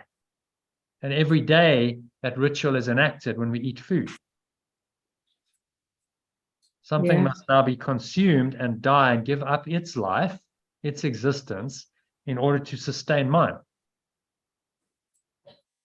Yeah. Well, I've just had a potato, and it's a bit of salmon. So there's 2 lives gone. So, the potato's existence is now over, and the salmon had to die in order to give you life, your body life. And this is all normal. This is how it works in this illusion. We don't even question it until we start really looking and going, okay, so what is this actually really all about? Does this make any sense? Really? just because it's so normal, this is how, you know, everyone operates and how the world works, that doesn't mean that it's actually true and normal. Mm. We might just all be in, you know, in insanity, which actually is the case. It's mind-boggling. Insane. Certainly, yeah. But in the world of the insane, you know, what is insane now seems to be normal and true and Well, they real. don't- And a lot what's of people- counter to that is seen to be insane and abnormal and untrue. Yeah, but a lot of people don't give it any thought, really, do they? They'll No, go to the people butchers are or wherever, and just- they're not thinking. They don't think. No, they don't consider you know, these kinds of questions, because it's all a bit too scary and threatening if you do that. You know, your entire existence is questioned then. Mm. Okay, well, what am I then? Am I a body? Am I just like a consumer of whatever, you know, consuming food, consuming water, substances, consume, and that's my existence, that's my life, and then eventually I die too, and then my body becomes consumed by the earth, and I become fertilizer for the planet. Is that it? That's what life's about? Mm. Or is there something more? Am I Which actually is missing what we something believe. more? Yeah. Yeah, we know that there's Oh. something else. We just know deep down. Those Every of us human who are being in, does, but some people repress that knowledge. yeah, They want to yes. go there. And so they just focus on the material world, and they try and find satisfaction as a body Yeah, in the exterior. They say, well, if I'm a body, then logically I should seek pleasure and avoid pain. Okay, so then that's what I do. That's the way I run my life. Self-seeking. I seek pleasure, I avoid pain, and I have various conditions for what I think is pleasurable and what's painful, and then I live my life according to, you know, those beliefs, because that's all they are, is beliefs. And I find that the more that I seek pleasure, the more pain seems to come to me. The more that I try and avoid pain, the more it seems to come to me. So it seems like I can't escape pain. Well, no, you can't in that thought system, because you've made pain real in your thinking. The duality of pleasure and pain makes pain real. And the pleasure is always going to be counteracted by the pain, because that's duality. The only way out of that is to collapse the whole construct and say, no, there is no pain and there is no pleasure, because there's no body. There's no separate self, there's no body. The pain pleasure idea is just another dualistic idea that's not real. The only truth is that I'm one with my source. I'm one with pure formless awareness. I am pure formless awareness of perfect love that's beyond all duality. That's the only truth. The body is just part of the unreality of this world.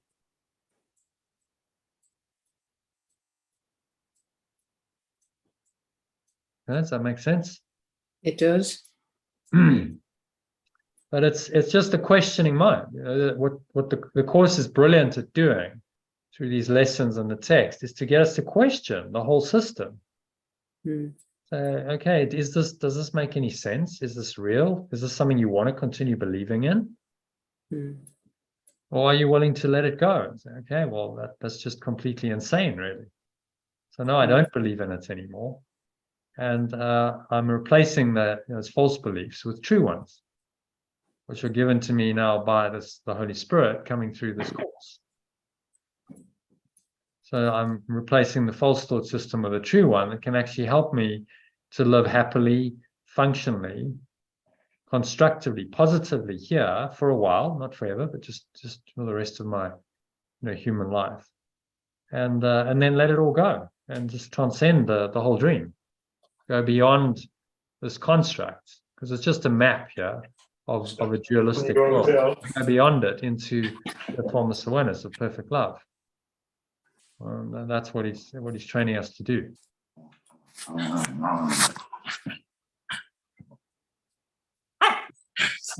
Just like this. All right, so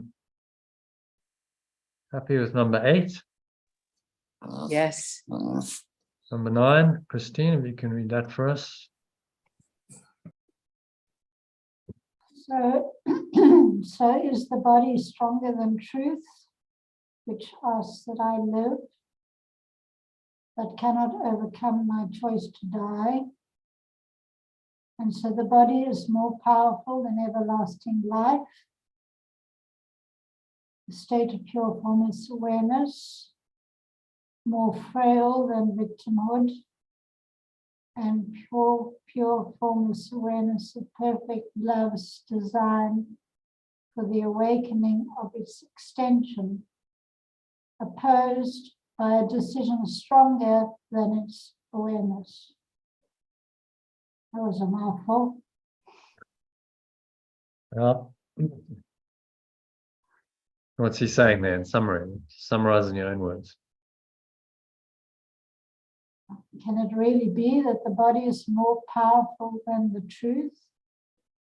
Pure formless awareness, perfect love, even more frail than victimhood. Heaven more frail than hell. The state of pure formless awareness.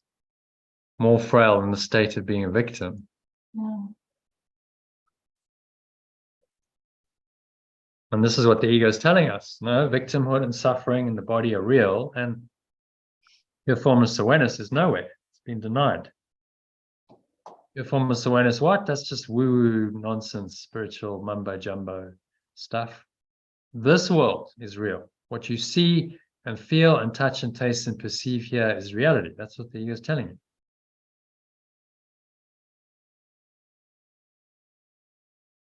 Unfortunately, that's not true.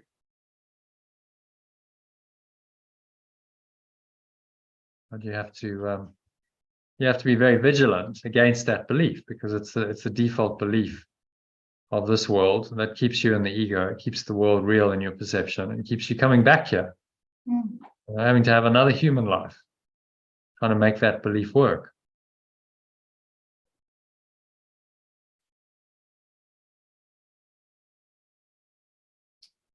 And its extension is dust, the source incomplete, and chaos seems to triumph over reality.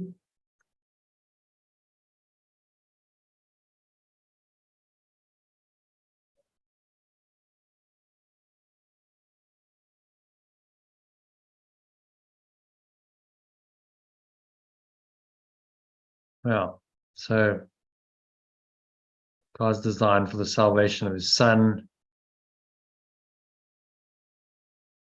Son is dust, Father in complete chaos sits in triumph on his throne. Okay, so what does that all mean? It means the extension seems to be dust. The extension of the source seems to be this perishable body that lasts, not very long at all.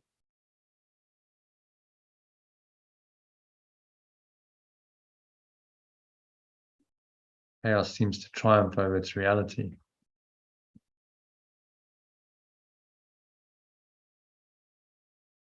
So it's giving us here the ego's, the ego's defense. This is what the ego would like us to believe. And that's what we need to question. Oh. And then deny. And questioning is the start of denying it. Yeah. You'll notice that people who are really in this ego's thought system, they don't even want to question it. Of course. They won't even consider that maybe it's not true. I mean, surely anyone open-minded would say, well, how do I know it's true? Can I really say that? Well, I don't really know. Just because the news is telling me it's true, or the medical industry is telling me it's true, do I really know for a fact that that's true? No, I don't. If I'm honest, I'm just believing in what's being told to me. So there has to be a self-deception. I remember having this in conversation with my father. He just, no, it's bullshit. He says the news must be true. They can't all be. I'm like, just question it. How do you know it's true? You don't. But it's too scary for people who are addicted to the ego system to consider that. Because then their whole world seems to crumble. It's like, well, everything I believed that is real is now being called into question my whole life. So no. Then throw the truth out. You must be wrong.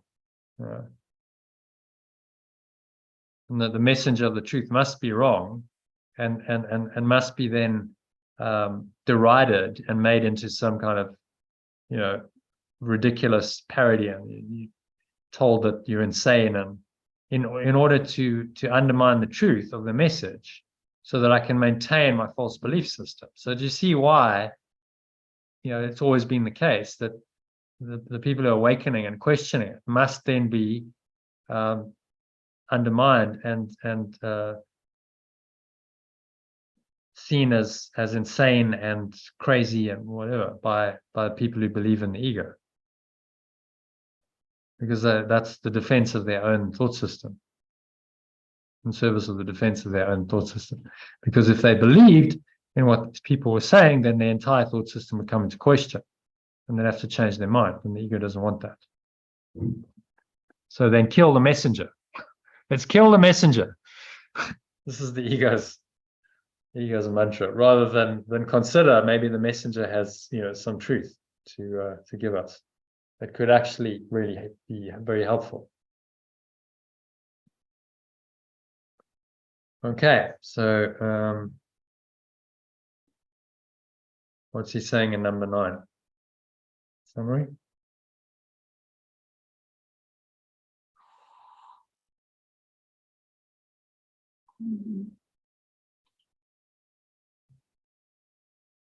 The ego is very good at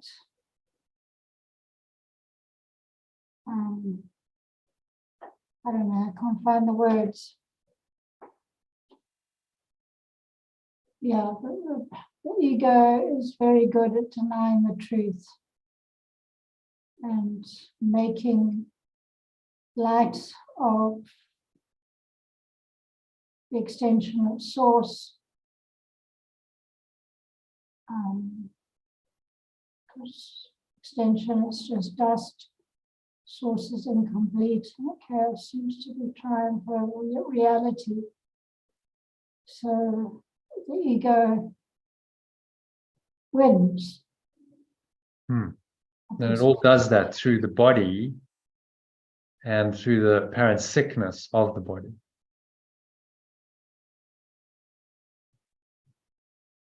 The sickness is the seeming triumph of the ego's thought system over the truth.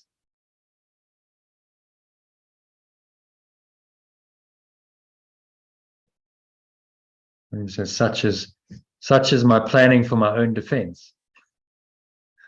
Okay, then, well, do I really want to do that then? Or am I willing to maybe change my mind?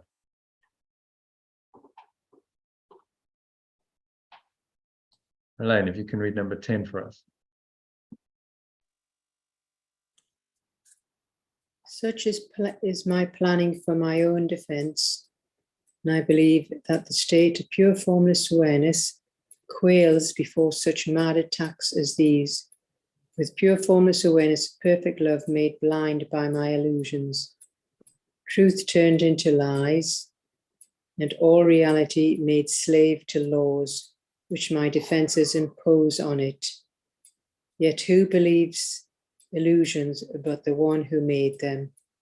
Who else can perceive and react to them as if they were the truth?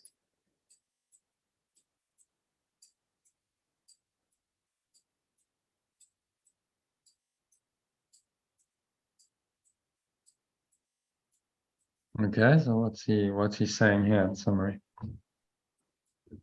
Well, all our mad planning for our own defense. What's that? Quails, calms? Yeah.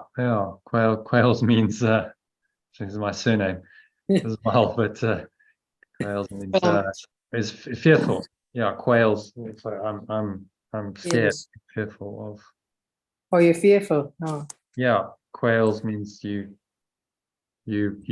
quail before something. You're fearful of it. You're afraid of it.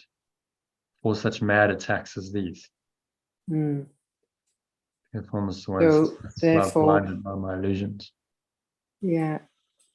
So truth turned into lies in all reality, and enslaved to laws which my defense impose on it. Well, we're just blinded by these illusions that we're having to cover up to see our real perfect awareness. And we'll do all these mad attacks just to avoid our real, true, perfect awareness. Yeah, and that's all sickness is. Mm-hmm. It's a defense against the truth. If you recognize that this is what it is and that's its only purpose, then you have the key to healing it, don't you? Okay, I get it. I understand what it's for. If I understand its purpose and that purpose is false, and I can just recognize that, then I can't believe in its deception anymore. I can't believe in its reality anymore. And then that's the start of healing. I don't believe in it anymore. It doesn't serve a purpose anymore. Then I can let it go. And then the body will follow the mind and it will heal because the mind is healed. The body has no will of its own. It just, it's an instrument which the mind then projects its beliefs onto and manifests them through.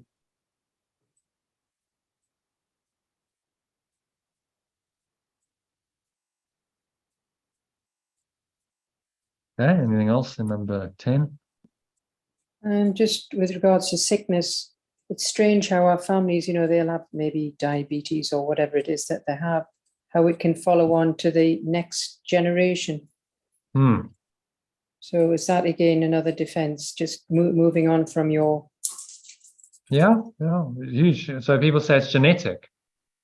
Yeah. Oh, it's in the genes. So then I'm screwed. I'm going to get cancer because of my mother got it. My mother got it, and her mother got it, and so on. And so, and then this is what the medical industry tells people.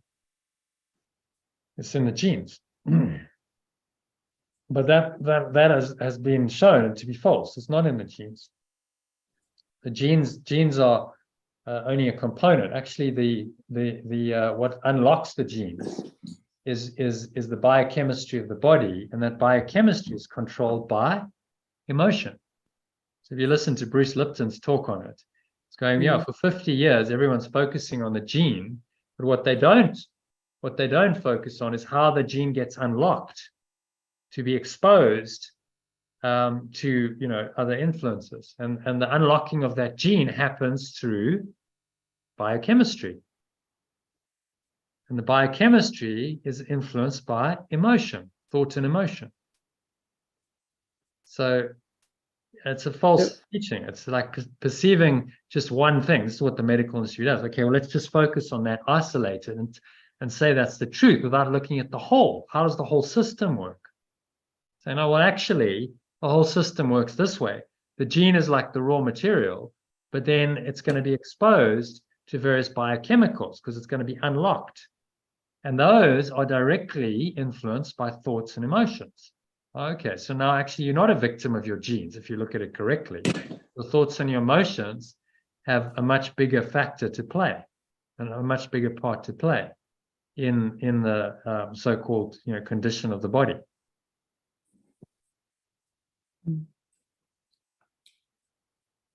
Biochemistry of belief. Good talk, actually. I've sent it out before, and I think it will come later in the year. So we don't have to pass our so-called genes, that whatever it might be, diabetes or, we all, like in my family, we get a bit of psoriasis. So a few of us get psoriasis. Oops. You don't have to believe in that. In the end, it's a belief system. You go into belief system. That's why people do things like family constellations. Are you familiar with that healing modality? I've heard of it, but I've never done it. So they'll go and they'll play out the family. And so you get people who then represent a person in the family and they take on that energy. Okay, so there's the father, there's the mother, there's the grandparents and whatever, and they play out the dynamic and they take on the energy. So what's happening really is they're tapping in to the field of energy that family that really is the essence of that family system. Right, it's just an energy, right?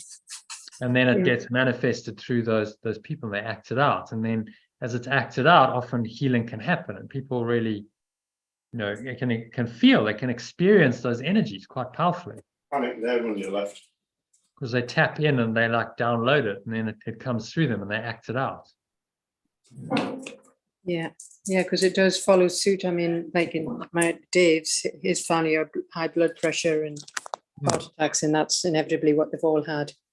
And Dave has high blood pressure now. Yeah, but it's a thought system, right? It's the thought and the emotional energy that then Surrounds it. starts to surround that family. And then if someone is plugged into that family system and they don't have the wherewithal to change their own mind and not be influenced by that, then they follow suit. They just, the mind, that collective mind then starts controlling their mind and directing their thoughts, words, and action. And so it's freeing ourselves from these programs. So to be an outlier, to be field independent, you have an internal locus of control and field independent. These are the technical terms for people who are awakening, because you're not dependent anymore on the society, on the family. You're literally unplugging from the matrix. You unplug from all of those thoughts and emotions, that energy system. And then you allow pure formless awareness of perfect love, the truth, to come through you. But the unplugging is the hard part, isn't it? Because it seems like we're kind of plugged into these systems, and there are these things external to us, and now there's things outside of us that can control us, whether it's genes or the energy of our whole family, our soul group family. There's all these ideas that seem to now have some kind of power to control us. And this teaching is saying, no, you have to unplug from all of that and just recognize the truth that lies beyond all of those false ideas, that you are pure formless awareness of perfect love and nothing else.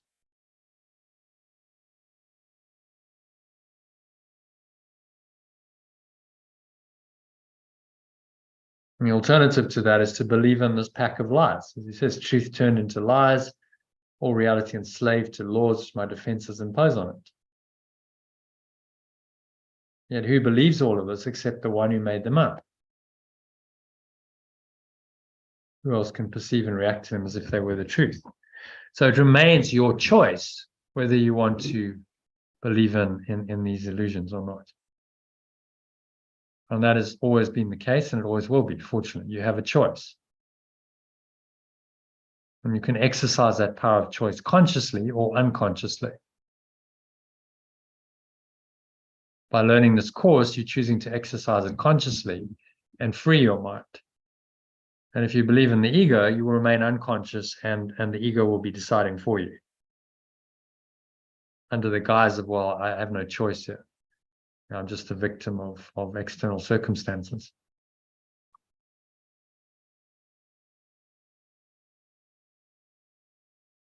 Okay. So happy with number 10, moving on to number 11 then. Christine, if you can read that. Pure formless awareness of perfect love does not know of my plans to change its awareness.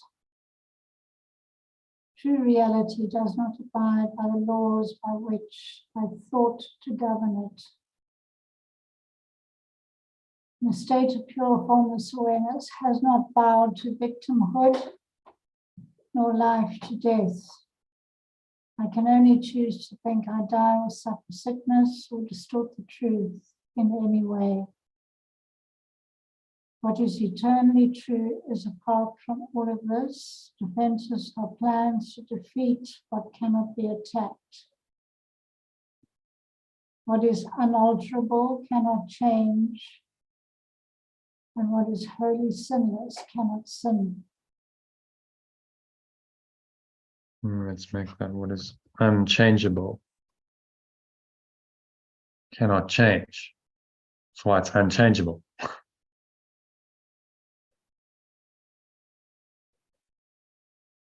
The ego's illusion is that unchangeable can change. And what is wholly sinless can sin. That's the whole impossible idea that's created this dream world.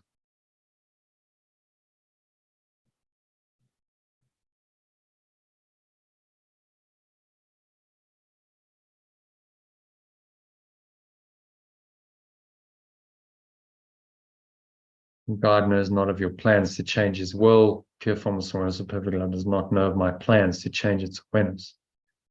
And so it remains as it is, as it always has been. And anything else is just a delusion. You're away with the fairies. You're believing what's totally false and has no reality and truth. And that's the entire system of the ego. It's completely false, no reality and truth, and therefore can be let go of entirely. It's not true. It can be released and let go of. You can't release the truth, but you can release illusions.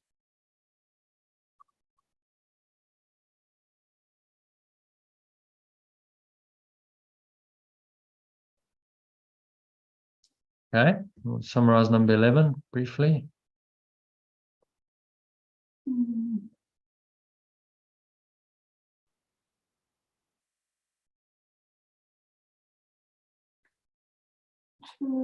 I don't know. Can't do it. Okay. Your formless awareness, perfect love does not know of my plans to change its awareness.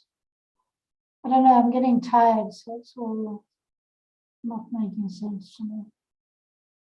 Right. Well, very simply, just saying what is actually unchangeable can't change. What is sinless can't sin. And so despite your illusions, the truth remains true. If I choose to think I die or suffer sickness, it's just happening in a dream. So it's all a false reality I've invented. What is eternally true is apart from all of this. And so the truth remains. It's never been affected by any illusion. It remains unchangeable, and it's still there, in its unchanged state. And we can access that unchangeable nature of it anytime we choose to. Choice is the activating agent then. Choice is what allows us to now experience the truth again or continue to deny it. But it has not changed. It remains exactly the same.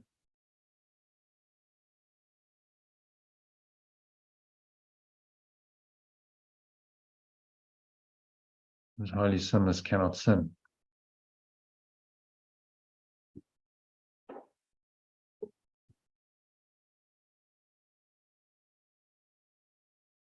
Okay. Happy to move on. Yeah. Such is the simple truth. Such is the simple truth. It does not appear to might or triumph.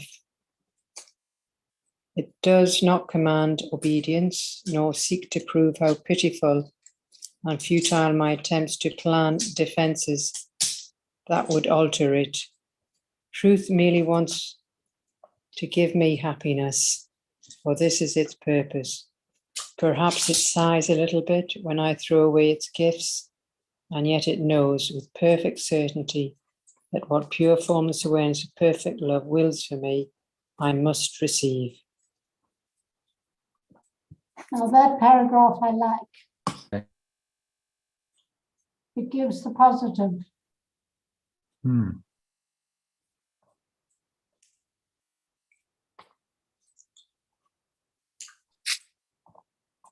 Merely wants to give me happiness.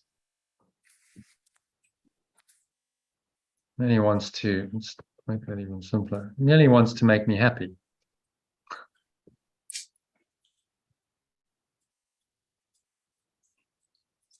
So this is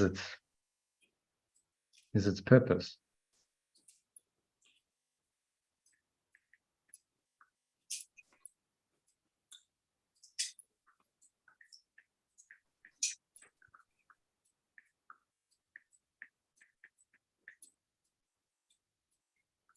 I must receive what pure formless awareness of perfect love wills for me. Tends me. So the truth knows that pure formless awareness of perfect love, peace, happiness, joy, it's all the same. Whatever words you want to use, it's this one state of mind, it's one whole state of mind. This is the truth. It always has been true. It always will be true. And it's a done deal. I must receive it. It's not possible to deny it. So then the mind starts accepting it back, and then the ego is undone.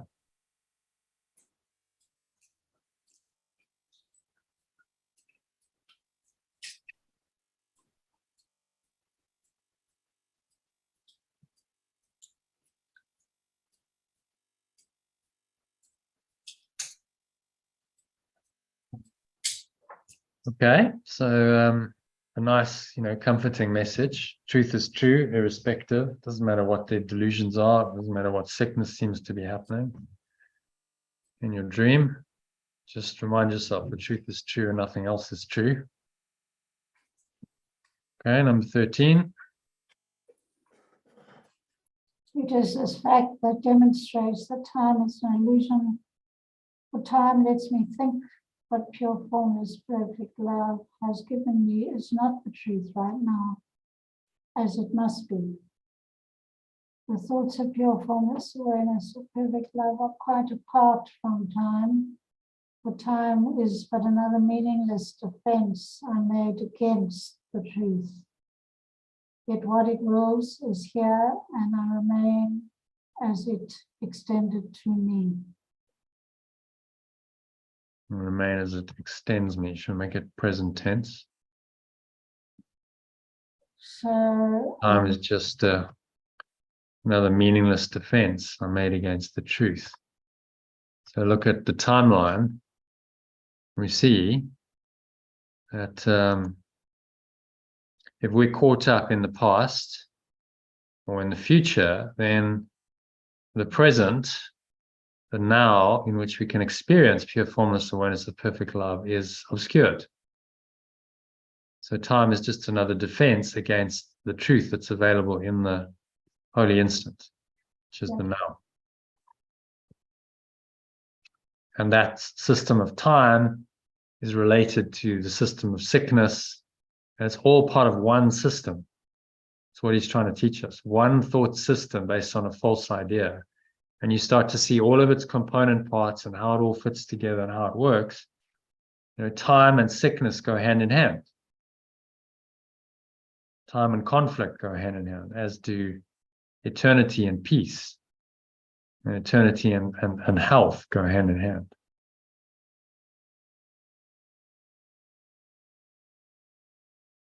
So he's asking us to connect the dots and really see how these systems work and how they interact. So he's bringing in the idea of time here. Time is just another meaningless defense, like sickness.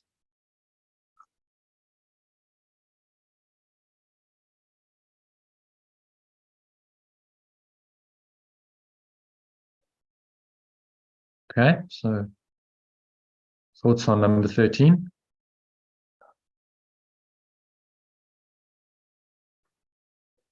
yeah, that time is an illusion. Just be here now and experience the truth. And healing always happens now, doesn't it? You never heal in the past or the future. Healing is always presently. When I come into the present moment, that's when healing happens. So any healer, spiritual healer, just they want to bring their client into the patient into the now fully, and then healing will happen. So they just have to help them to let go of their defenses, the defense of time. I'm sick because I've got this condition. It's been going on for years, and hey, I've got a whole story. I got sick because actually I feel guilty about something. All of that is time bound. You bring someone into the present moment, the holy instant, and they heal. We saw that with Yeshua's, healings he did in the Bible. He would bring people into the moment into the present moment, and healing would happen miraculously. Because he said to them, your sins are forgiven. So you're not bound in time anymore. You're not bound by the past concept of your sinful, guilty sinner anymore. And in that present moment, they were liberated and freed. And the mind frees itself, and then the body follows suit. And that's how those healings happen.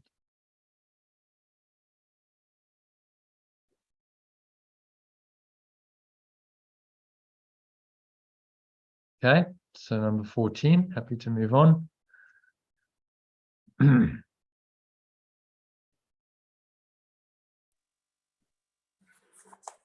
That. Truth has power far beyond defense, for no illusions can remain where truth has been allowed to enter. And it comes to my mind that wants to let go of its defenses and stop its folly. It is found at any time today if I will choose to welcome the truth. It needs a dash, maybe.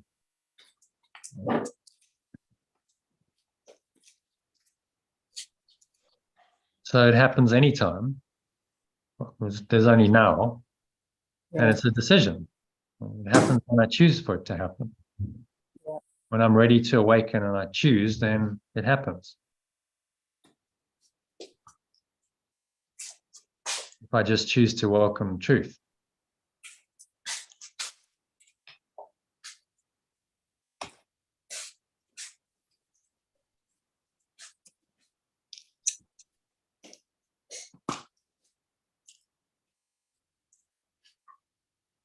Foolishness rather than folly. Yeah.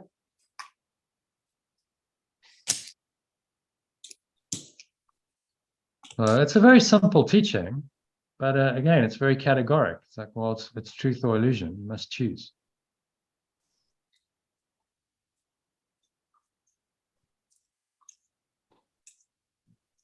So that brings us to the practice. Sickness asking us to go into a quarter of an hour meditation, 15-minute meditation. So you're up for that? Yes. Okay. So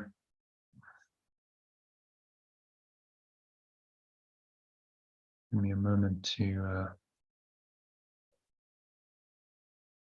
get that ready.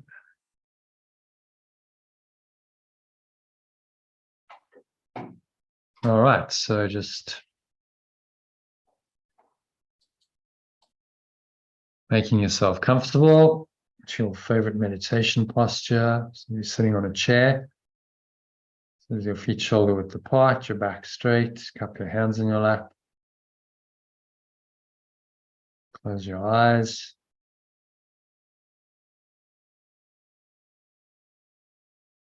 And start off by taking a nice deep breath in through the nose. So breathing in, clenching the sphincter muscle to lock the energy in. Drawing the energy up your spine into your heart center. Putting one hand on your heart. So you're connecting with your heart space, drawing it up into the crown of your head. Pausing at the top of the inhale, smile.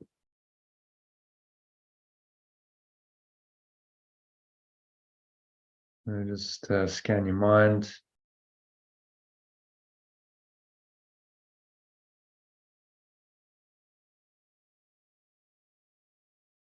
And just noticing any thoughts, related emotions, body sensations related to sickness. That's the theme of today's lesson. So any kind of sickness, pain in the body, illness, something that's not quite right in your body. If there's any condition you have, just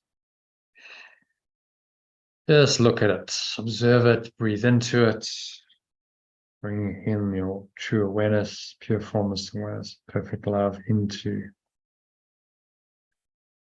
condition.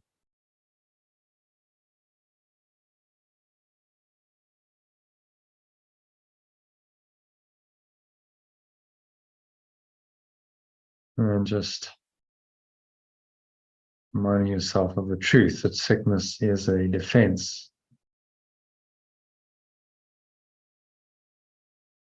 against the truth. So I accept the truth of what I am and let my mind be wholly healed right now. Say that out loud to yourself with conviction. I accept the truth of what I am and let my mind be wholly healed right now. And then you exhale. And as you exhale, have a sense of just blowing away all the illusions, letting them all go. The nothingness they really are. And going, gone. All the lower stomach into the spine. Expel the last remaining air out.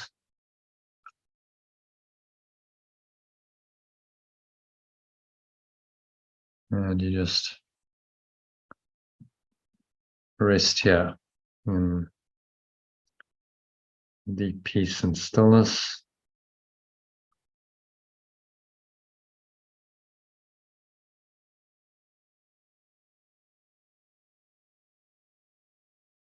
Let healing flash across your open mind.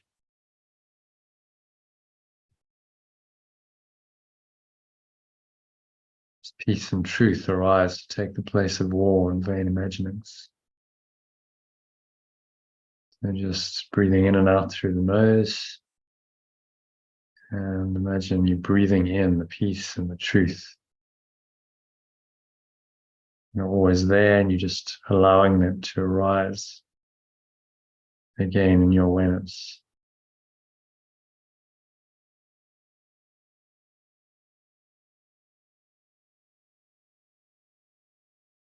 There will be no dark belief sickness can conceal, no limited beliefs.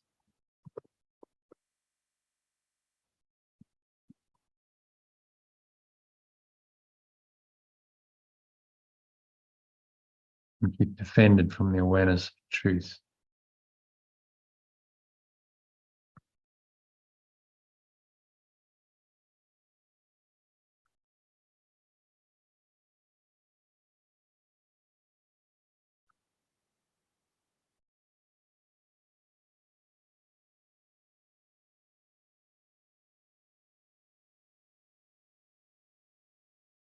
There are no dim figures.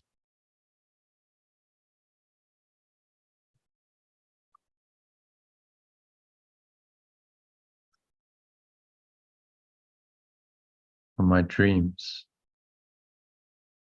All their obscure and meaningless pursuits. Double purposes insanely sought, remaining in my mind.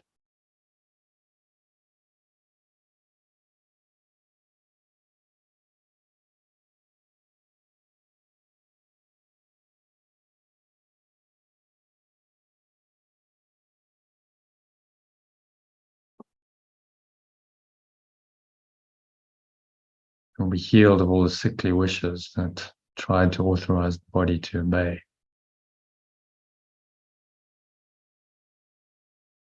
So just breathe in again. Notice any of these sickly wishes. Wish to be a separate self. Wish to be an individual. The wish for pain and suffering and sickness and death in order to perpetuate your illusion of being an individual self. Those are the sickly wishes he's talking about. That you've tried to authorize the body to obey. None of this is true.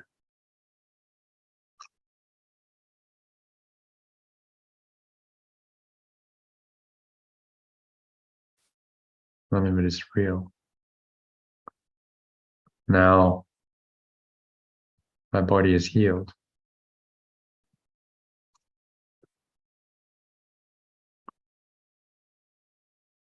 The source of sickness has been opened to relief.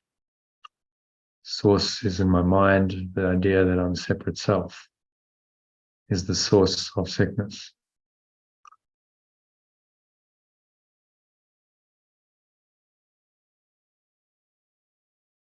And I will recognize that practiced well by this. The body should not feel at all.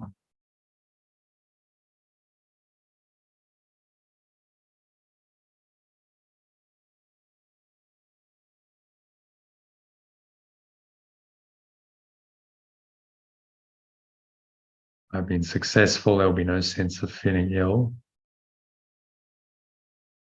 or well.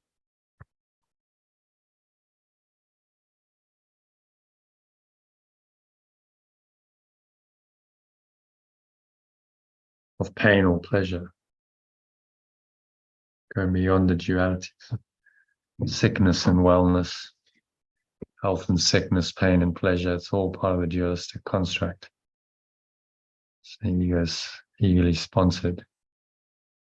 Instead, no response at all is in the mind to what the body does.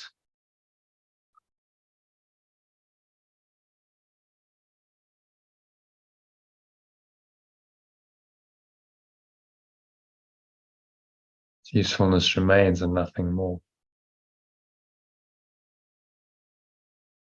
So the body is just a healthy, serviceable instrument.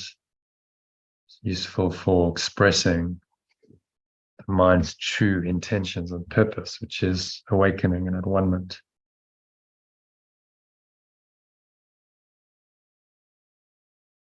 All that's left when you let go of the illusions of sickness, suffering, pain, and death is the usefulness of the body as a vehicle for at-one-ment, to help you experience the at-one-ment moment by moment, and to help others to do that, to teach it to them through your words, your actions. It requires a body to do it in this world.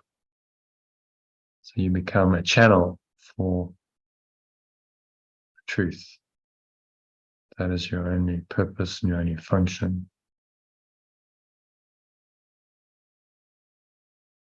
in this world. Perhaps you do not realize this removes the limits you've placed upon the body through the purposes you've given it.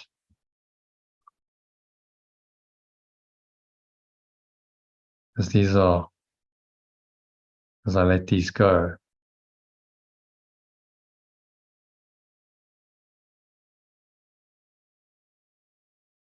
the strength the body has will always be enough to serve all truly useful purposes.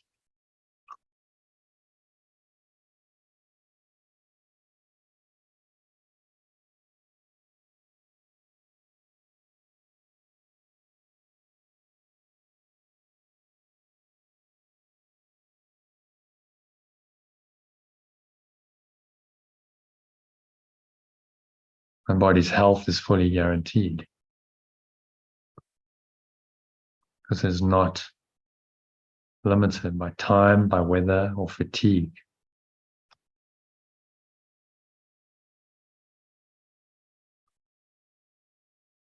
By food and drink, or any laws I made it serve before. So none of the apparent illusions of this world that seem to govern the body's health or sickness really matter anymore, including food and drink and time, weather, fatigue. Start to transcend these limits. I need do nothing now to make it well.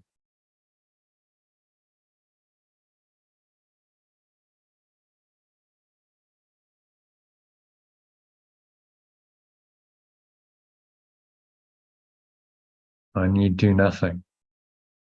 It's all given to me. Not my will, but thy will be done. It's a statement of surrender to the truth that I am as I am. And sickness and suffering and death are not part of that reality. So sickness has become impossible In truth, sickness is impossible. It's just part of the impossible idea of the ego.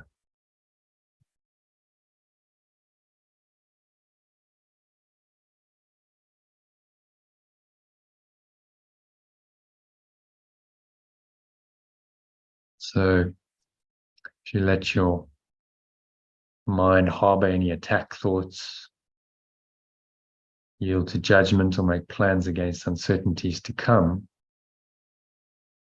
planning is just another defense against the truth, then you've again misidentified yourself, the ego, the separate self, and made a bodily identity that will attack the body.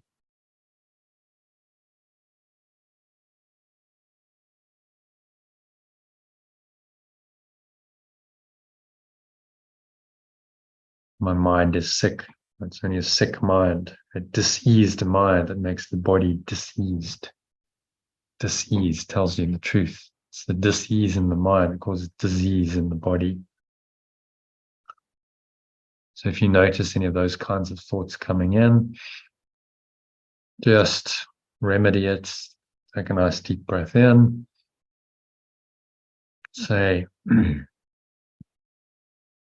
immediately I correct this error.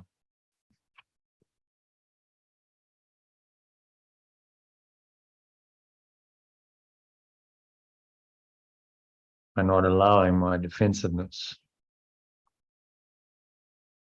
to hurt me longer. I do not confuse what must be healed, but tell myself I've forgotten what I really am. I mistook my body for myself, capital self. My body is not myself. Myself exists apart from the body. Self is not housed in a body. The body is a delusion, an illusory projection of the mind that has identified itself as a false self and identifies itself as the body, projects itself into the body, seems to live in the body, all of which is a denial of the truth and a denial of my true self that exists independent and apart from the body and any projections of this world. The sickness is a defense against the truth.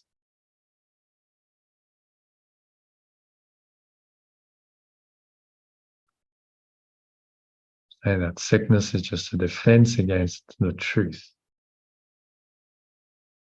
That I am not a body.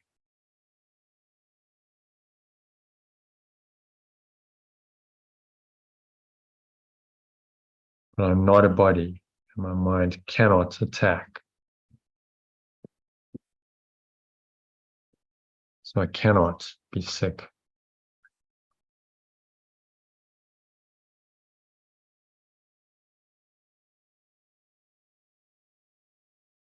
Very firm, categoric statement. So say this statement out loud to yourself. Breathe in.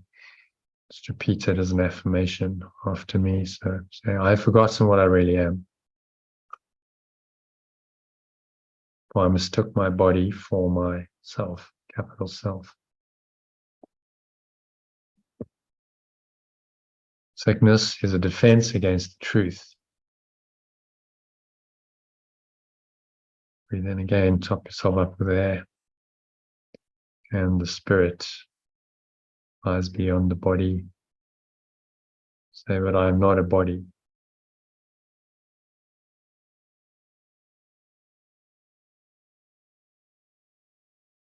I am not a body, so my mind cannot attack. And I cannot be sick.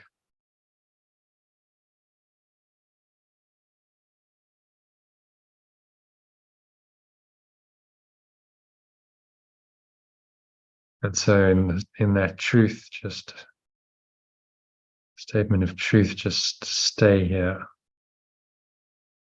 for a couple of minutes of deep silence.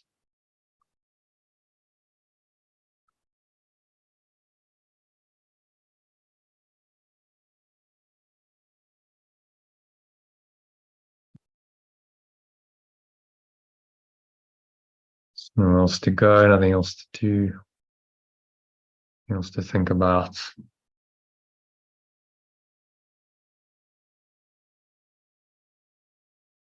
Breathe, relax, be still. And listen to the truth that I'm not a body. I cannot be sick. My health and well-being is guaranteed. Because sickness is not true, not real. So it is said and so it is done.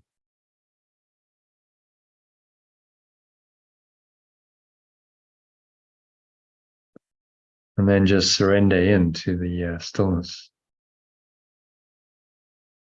beyond the illusions of sickness,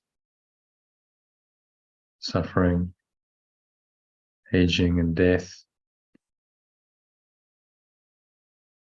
any other illusions you cherish in this world. Lies the truth of pure formless awareness, just perfect love, just given to you.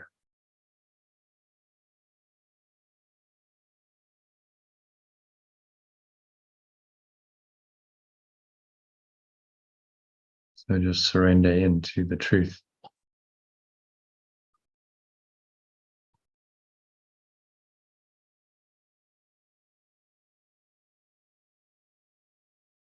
Nothing else to go, nothing else to do, nothing else to think about. Just breathe, relax, be still.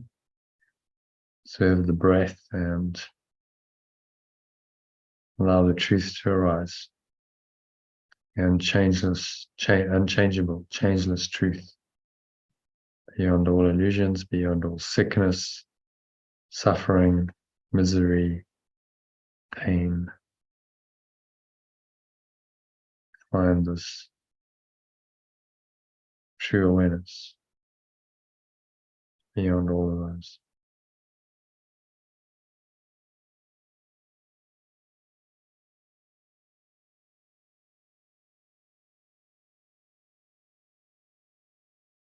Looking inwards, going deeper and deeper. Deeper and deeper with each breath. Observe the breath flowing into the nostrils and out of the nostrils.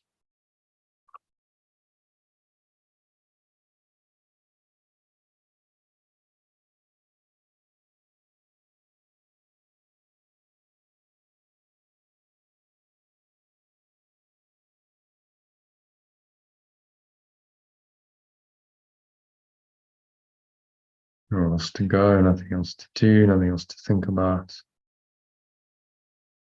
Breathe, relax, be still, and surrender into the stillness for another couple of minutes of deep contemplative silence.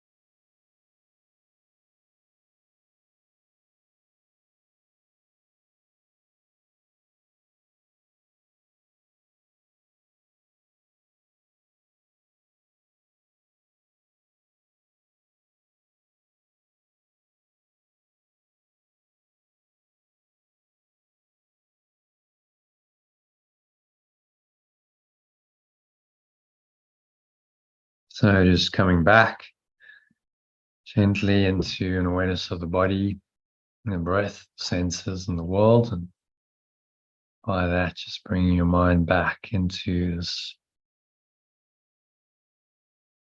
so-called reality, very gently. So on the count of 3, you're going to open your eyes. 1, just breathing in, noticing how the stomach rises and the chest rises, and the subtle flow of air in through the nostrils, pausing at the top of the inhale. Smile. Scan your mind. Notice any remaining thoughts of sickness, any beliefs, and any kind of sickness, physical ailments, illness, disease, condition, it's less than optimal. If anything like that comes up, just remind yourself that sickness is just a defense against the truth. So I have forgotten what I really am, for I mistook my body for myself. Sickness is a defense against the truth. But I'm not a body. And my mind cannot attack, so I cannot be sick. And then exhale, just let it go, blowing it all away. The breeze of your breath into the nothingness that it really is. Pull the lower stomach into the spine, expel the last remaining air out. And exhale and release. Just letting it all go. Finding a peace and a stillness on the count of 2. Notice the peace and the stillness in your mind and the gap between breaths. Also the gap between thoughts. Enter into this gap. This is the portal to eternity. Right here. So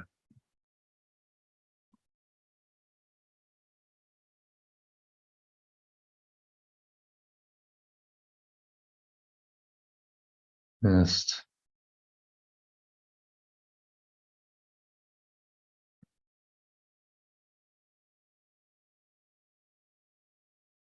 noticing all of your body sensations, what you're feeling and touching, your hands. Maybe there's a subtle flow of air on your skin. Breathe that air in. Notice any smell in your nose as you do that. Subtle taste perhaps in your mouth. And notice what you're hearing in the surrounding environment. So you're noticing all these things from this very still, calm, and surrendered state of mind. State of mind in which there are no illusions. Just pure awareness. And the sense perceptions just come and they go. They blow through your mind. It remains the unchanging state or nature is your true awareness, pure formless awareness, perfect love we call it. Always there, unchangeable, unchanging, and is not affected at all by any illusion of sickness. So now on the count of 3, open your eyes and just look around in this awareness. So choose any object, focus on it for a few seconds. Notice that this deeper awareness is still very much there, underlying your sense perceptions.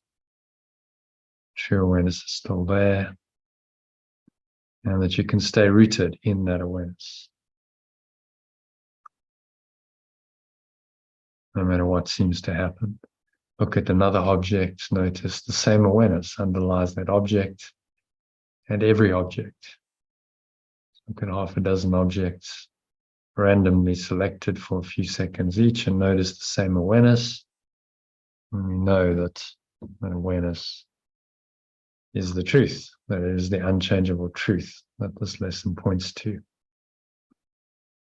So stay rooted in that truth and practice today's lesson to help you do that, using the short breath break I've given you. It's just 5 minutes. All the short instructions I've given you. You might want to practice it one more time before we go to bed in a longer form as well, using the longer 16-minute meditation or the recording I just posted to the Telegram group, this recording. So that brings us to the end of the meditation, and the first part of the session. There's still some text to do, so if you want to do a bit of that, we can. So let's just stop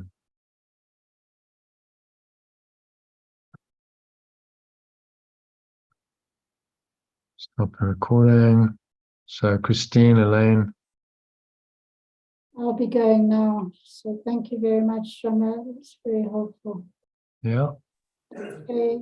Only a Bye. pleasure. Okay. See you Bye, tomorrow. bye, Christine. Or we do a session tomorrow evening again.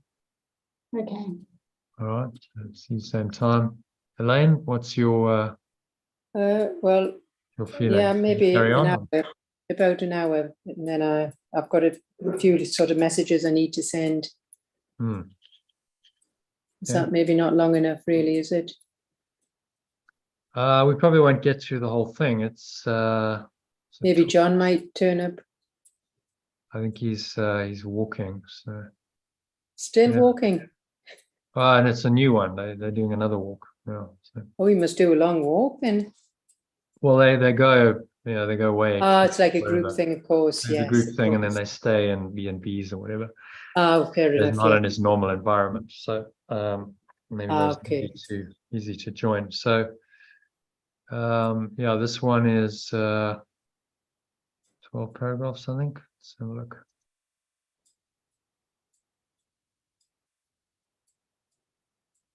Paragraphs, yeah. So we won't get through it in an hour, but we can maybe Get a do start.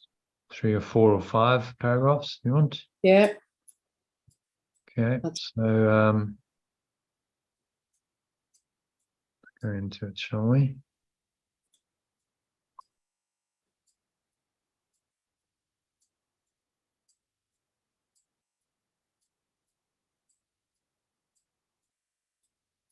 All right, so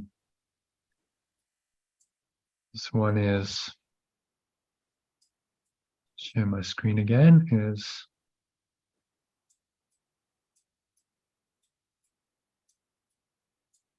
called The End of Illusions, section 7, chapter 16. So it's just I was busy doing this. I haven't done any translation on it, so I'll just have to do it from scratch. I want to personalize it and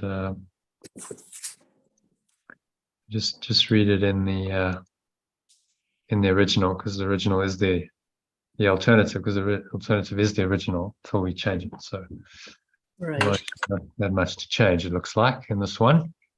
Right. It is impossible to let the past go without relinquishing the special relationship. For the special relationship is an attempt to reenact the past and change it. Imagined slights, remembered pain, past disappointments, perceived injustices, and deprivations all enter into the special relationship, which becomes a way in which you seek to restore your wounded self-esteem. What basis would you I have? seek, let's change that. Oh, yeah. So I seek to restore my wounded self-esteem.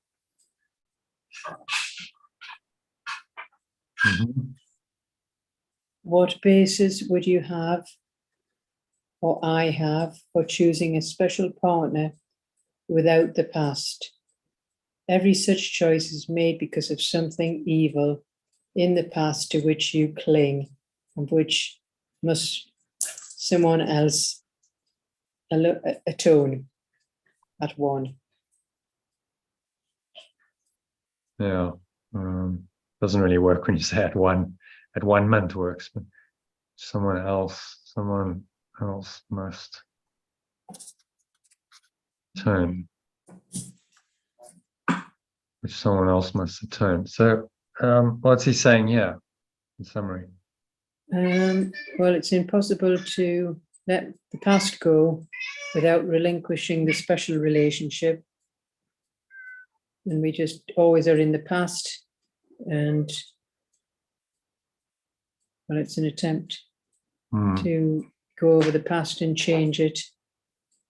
And all the disappointments and pain,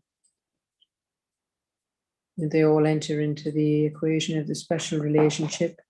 And it's a way of trying to restore my wounded self-esteem. So why are we choosing a special partner when without the past? Yeah. It's based on our conditioning. So we choose a partner because of our special conditioning. So our programming causes us to seek out someone who's a match. And then the ego tells us that's love. You know, there's some connection, but it's a match made in hell. Because that special partner is the partner who will mirror all of our stuff for us and will allow us to believe we're a separate self and that we're a victim and that the world is unfair because they're unfair, and on and on it goes. And all of these things, the grievances and the past disappointments, perceived injustices, deprivations, it all enters in. I've experienced it, myself. Anyone who's been in a special relationship will know these things are part of it. Yeah. It's not unconditional love, that's for sure. No. So it's to look on this honestly and say, this is not unconditional love. This is not what I really truly want. It's a shabby substitute for the unconditional love of God that pure formless awareness of perfect love offers me.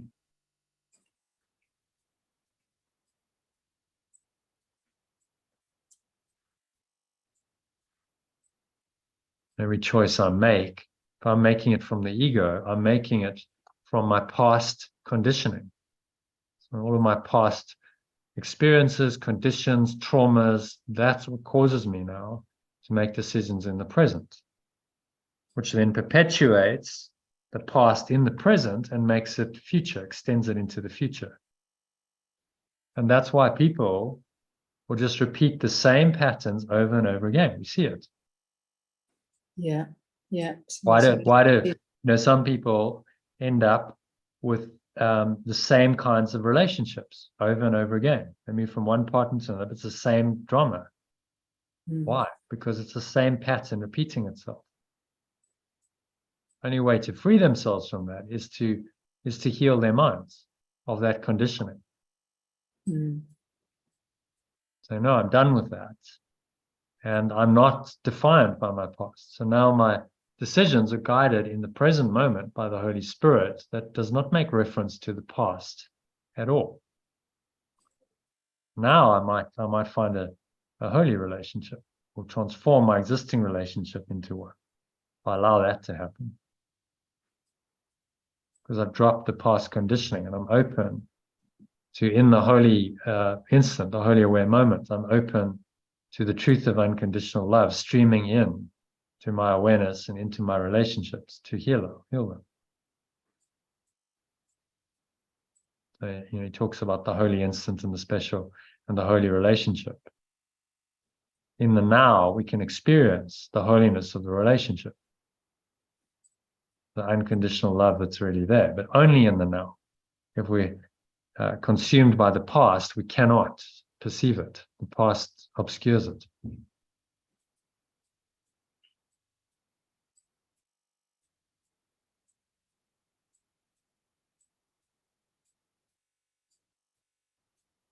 Okay, so any other thoughts, questions on number one?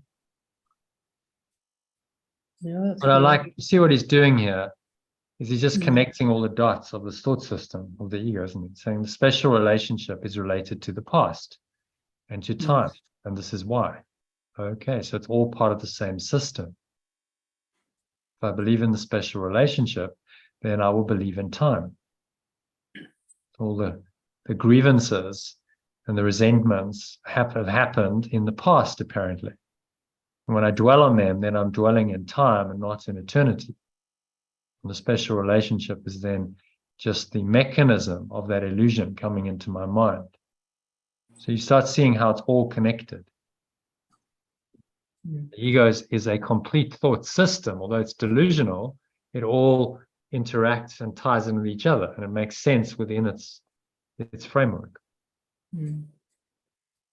So he's asking us to see that very clearly and then to let it go. And recognize that it's simply not true.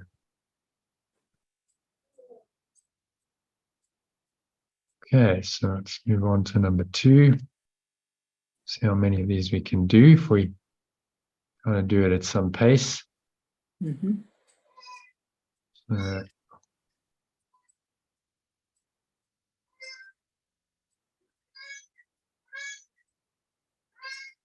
it in the alternative and translate as we go. Yeah. The special relationship takes vengeance on the past. By seeking to remove suffering in the past, it overlooks the present in its preoccupation with the past and its total commitment to it. No special relationship is experienced in the present. Yeah. Shades of the past envelop it and make it what it is. It has no meaning in the present, and if it means nothing now, it cannot have any real meaning at all. How can you change the past except in fantasy? And who can give you what you think the past deprived you of? Yeah, so just Me translate. of. Yeah, Me of. first person. What I think the past deprived me of. The past is nothing. Do not seek to lay the blame for deprivation on it, for the past is gone. I cannot really not let go what has already gone. It must be. That's stating the obvious, isn't it? But it's true. How can I not let go of what's gone? It's actually stating the self-evident truth. Okay, the past is over, it's gone. So why can't you let it go? Why do you continue to think about what's gone? Well, it's the ego, isn't it? It's at its, yeah. No, but it's insane when you really look at it. Like it's over, it's gone. So why are you still thinking about what's not happening anymore? You cannot really not let go of what has already gone. Yeah, kind of obvious. He's just pointing out the simple, obviousness of the truth. But the obvious is obscure. In insanity, the obvious is not obvious at all. No. It's all been obscured, and so it takes a lot of mind training. Just to point it out. He's actually pointing out, the Course is just pointing out the simple, obvious truth. And we go, oh, this is really difficult and it's high level stuff. Only because we're so confused. Because we've reversed the truth, and we've believed in this totally false belief system so much that now suddenly these true ideas seem to be radical and really difficult to accept. But actually they're just the simple truth, and they make complete sense. Yeah, well, the past is over, so of course you've got to let it go, because it's not there. I mean, duh, obviously. Except it's not obvious to the ego. The ego is obsessed with the past, carries it with it wherever it goes into the present, and then creates a future that's like the past.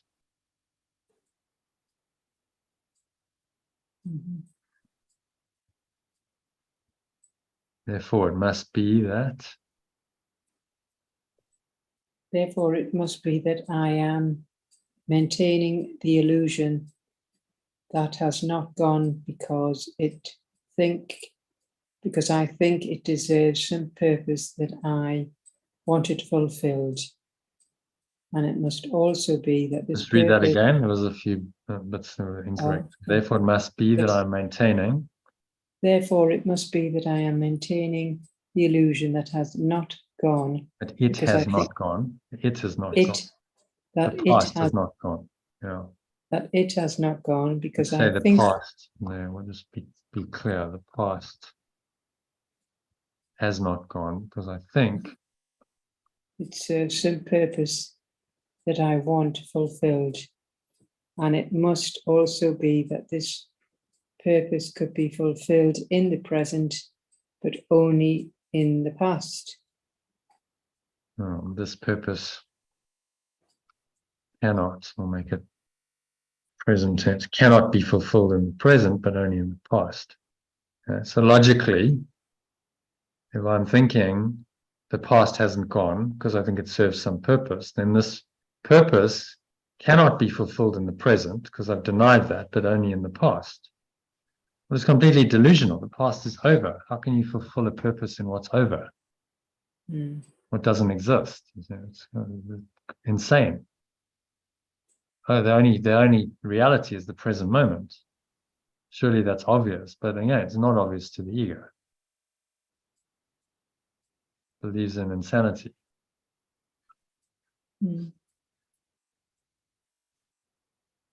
And so what's he saying in this paragraph about the past? Well, the special relationship takes vengeance on the past. It does everything from the past. It always overlooks the present because it's so preoccupied with the past. It's got no idea. It doesn't, no special relationships experience anything in the present.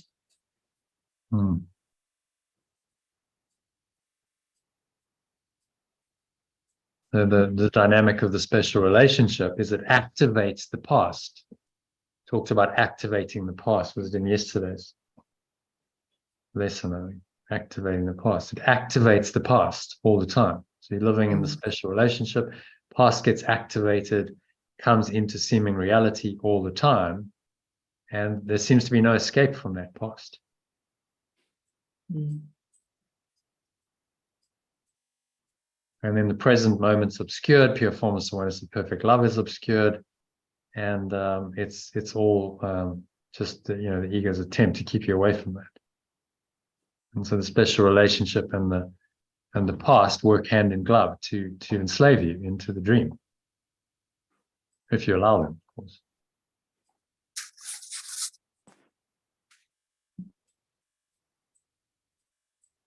So he's connecting the dots, you see, in this teaching, in the text, he connects the dots of the ego's thought system. So you start to understand how it works. Okay, how's the special relationship bound with the past?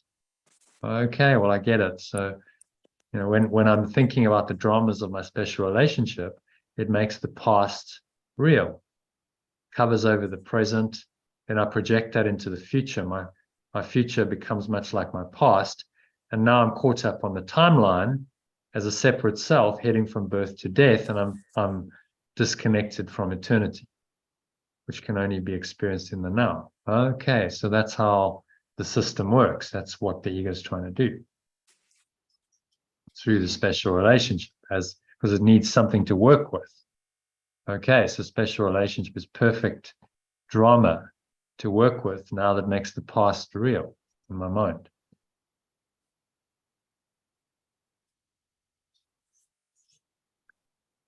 And so when you see how the system works, then you can start deconstructing it and letting it go and saying, well, I'm not going to believe that, because I can see through the ego's purpose here. I can see what it's trying to do, and I'm not going to buy it anymore.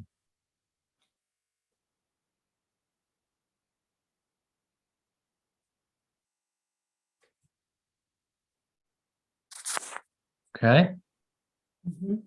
Any other thoughts on that one? No, that's clear.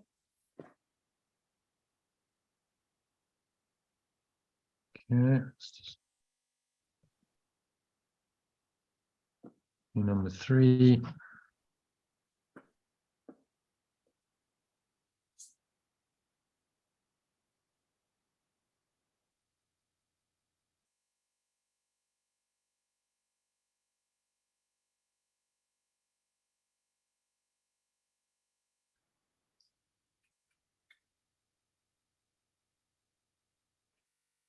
I do not underestimate the intensity of the ego's drive for vengeance on the past. It is completely savage and completely insane, for the ego remembers everything you have done that has offended it and seeks retribution of me. The fantasies it brings to its chosen relationships in which to act out its hate are fantasies of my destruction. For the ego holds the past against me, and in my escape from the past, it sees itself deprived of the vengeance it believes I so justly merit. Yet without... Just wait, what? I've got to catch up. Oh, sorry. On my separate self holds this past against me. And my escape from past sees itself deprived of the vengeance it believes I so justly merit.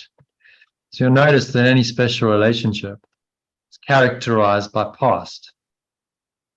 You know, it's the past grievances, the hurts, the disappointments, and all of that just keeps coming up over and over again. Yeah. And it holds the past against me. Tells me the past is real, tells me I'm guilty for the past. And if I escape from the past, it sees itself deprived of the vengeance it believes I so justly merit. Well, okay, if you understand that's the dynamic, who wouldn't want to escape from that? You know, this is just a construct of guilt and sin and fear and punishment that it's trying to get you to believe in through the mechanism of the special relationship. Yet, then he carries on, without your alliance, without my alliance, can you carry on? In my own destruction, the ego could not hold me to the past. In the special relationships,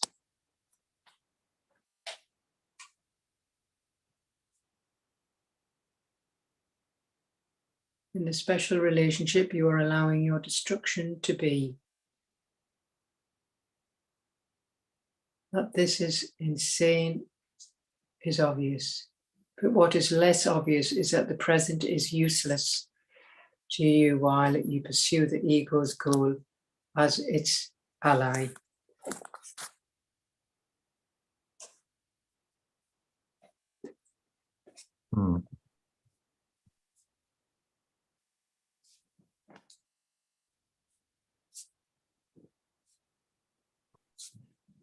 Present is useless to me while I pursue my Just a minute.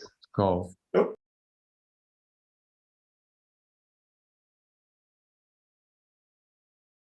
As its ally. Okay.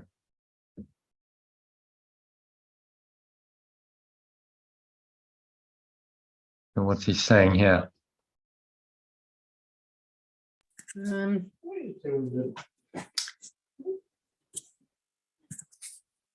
Well, we just don't underestimate the intensity of the separate self's drive for the vengeance of the past. It's really ruthless and savage and totally insane. We've got no chance of being in the now, the truth, while pursuing the separate goals, the separate self's goal as its ally, because they're two opposites. So, yeah, we've got no chance. If you're honest about, your special relationship, you see that this is so often the case. It's the past, and it's savage, and it's retribution, and it's guilt, and it's sin, And there's no chance of being in the present moment within that storm of guilt, because it's just trying to obscure it. Always bringing in the past, and the past means you're guilty, and you've done this or you haven't done this, and there's no recognition of the true awareness that you are right now. Yeah. There's only the past. Oh, well, you did this or didn't do this in the past, and that's an illusion. It's a false self that the ego is making for you, and the other person, the special partner, just mirrors that to you and confirms it to you because they believe it. And they tell you, yeah, you did this, you didn't do this, you're just this little person, you're guilty, you're sinful. And there's no escape from this in the ego's judgment. You can never escape from the past because the past is always going to be there. You can't undo the past, and it's real. And the more that it focuses on it, the more real it becomes, and the more it's being used to obscure the truth of the present moment and the pure formless awareness of perfect love that's accessible in that. And so you got to let it go. That's probably why I'm not in a special relationship anymore. It's like you've got to let that go and say no. That's just insane. I can't countenance that anymore. That's crazy. It's insane. It doesn't make sense. It's no formula for happiness. There's no love, no peace, no joy. Can that relationship be transformed into the present moment, into a holy relationship? Yes, that is possible. That's the only functional way to deal with it. But it requires both parties to be open to that. So that's when the holy relationship comes into place. Yeah, if two people meet in the present moment and they're willing to really let go of the past and say, I see you as you are now, as pure formless awareness of perfect love, without reference to the past, history, story, drama between us, then I'm seeing you truly. That's the holy relationship. But if I let the past obscure my perception of you, then I'm in the special relationship. It's as simple as that. And you can't reconcile those two perceptions. They are opposite.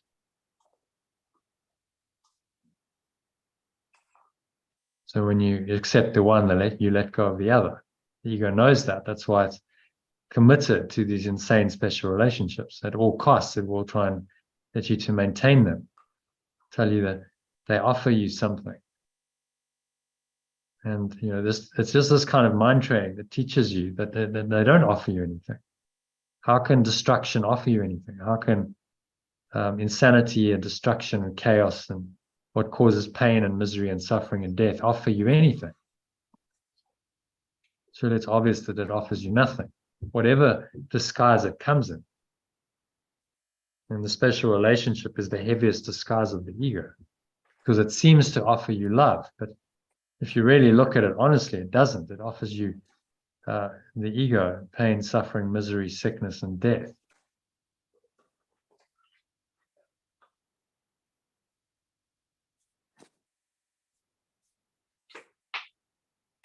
Okay, so any other thoughts on number 3?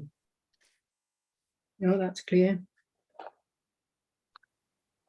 Okay, so moving on to number 4. Let's just correct. And there.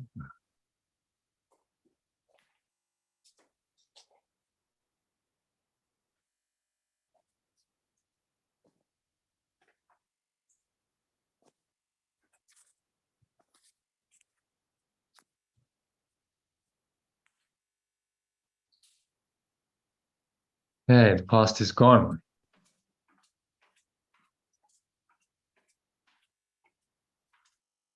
Oh, right. Yeah, the past is gone. So I do not seek not to preserve it in the special relationship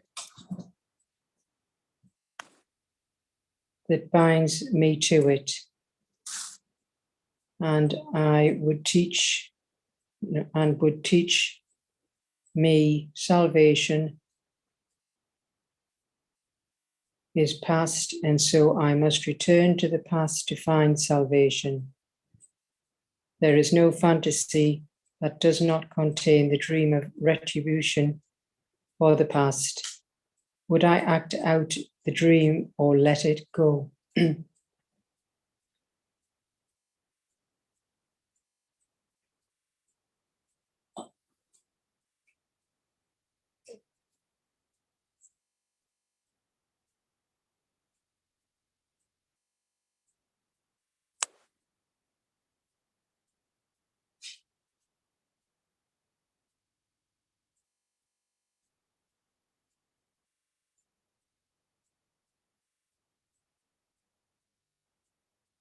Retribution for the past. Oh.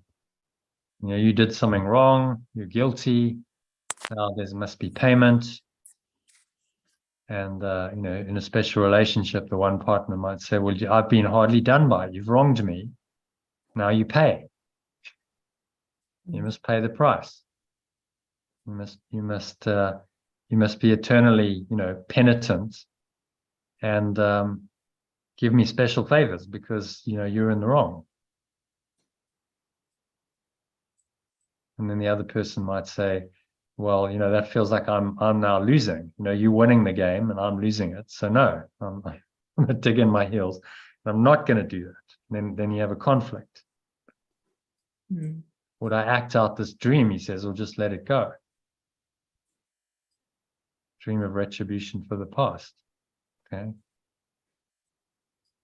And I can choose to let it go. Even if my partner doesn't want to let it go, I can let it go. I don't have to buy into it and believe it.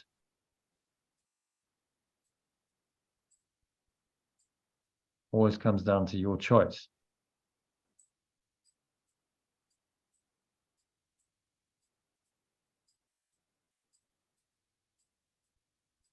And no one can force you. You know, your partner might be trying to convince you of your guilt, but you don't have to believe it. And choose to let it go because it's all part of the acting out of the dream of retribution for the past. And that's not true.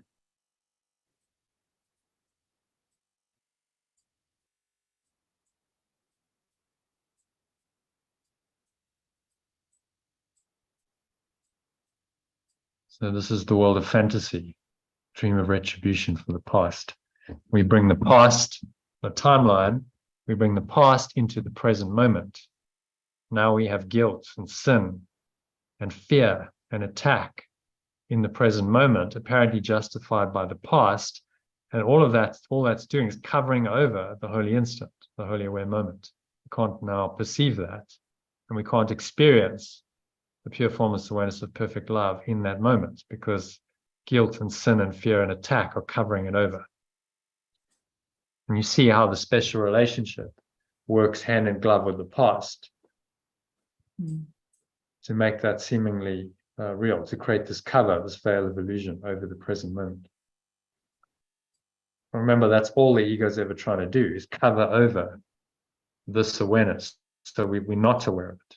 Keep us as far away from this awareness as possible using whatever devices it can invent. So the past, time's a device, the special relationships, another big defense. These devices are defenses that we use to defend against this awakening to pure formless awareness and perfect love. And that's their only purpose. If you see it in that light, you go, well, this relationship is just another defense against the truth. Okay, well, why don't I let it go? Because all I want is the truth.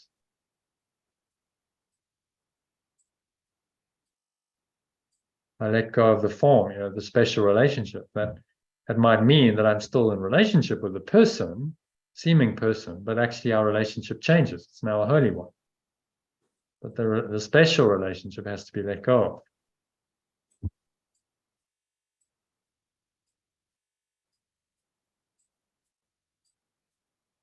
And sometimes that means the form will change.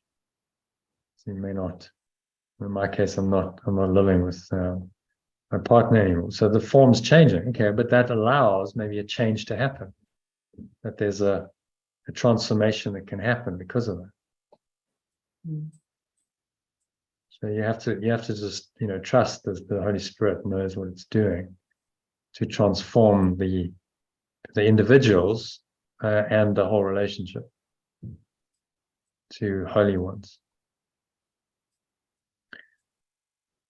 Okay. Happy with number 4? Mm-hmm. Yeah. Okay. Good, number 5.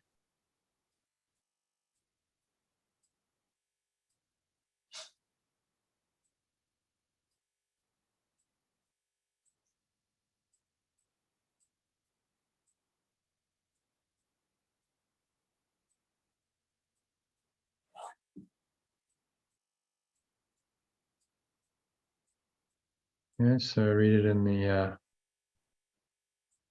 alternative. In the special relationship, it does not seem to be an acting out of vengeance that I seek. And even when the hatred and the savagery break briefly through, the illusion of love is not profoundly shaken. Yet the one thing the ego, or the separate self, never allows to reach awareness is that special relationship is the acting out of vengeance on myself. Yet what else could it be? In seeking the special relationship, I look not for glory in myself. I have denied that it is there, and the relation becomes my substitute for it. And vengeance becomes my substitute for at-one-ment. And the escape. Let me catch up. Oh, yeah. I look not seeking the special relationship. I do not look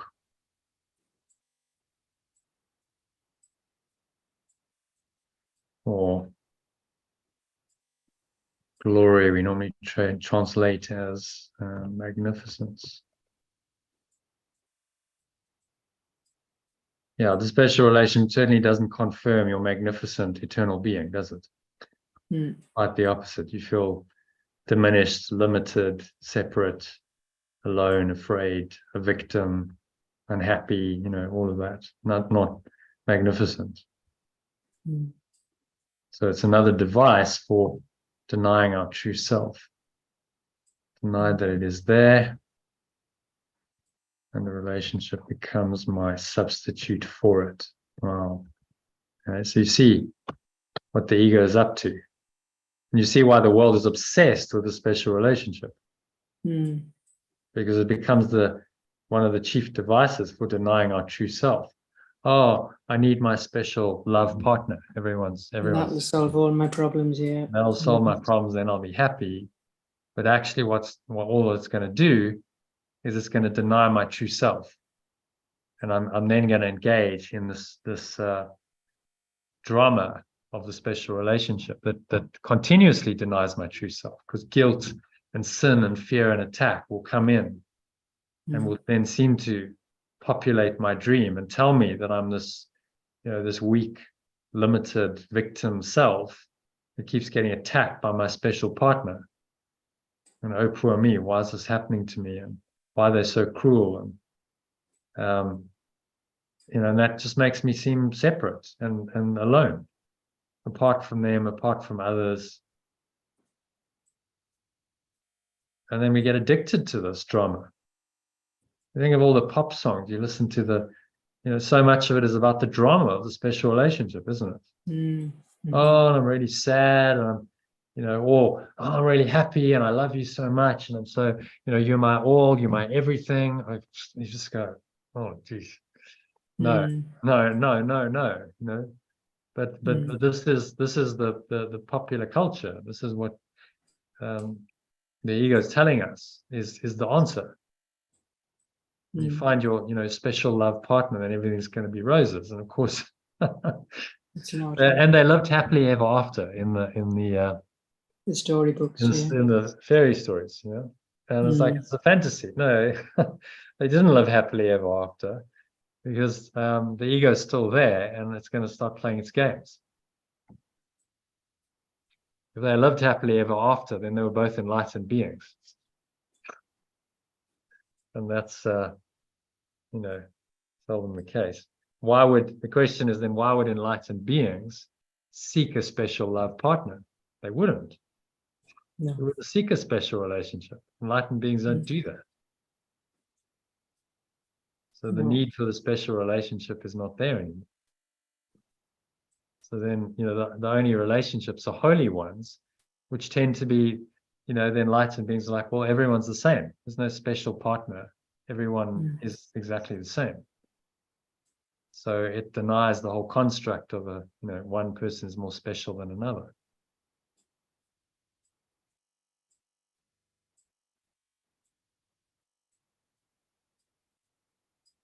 I've denied that it is there. So it's the way that we deny our own magnificence.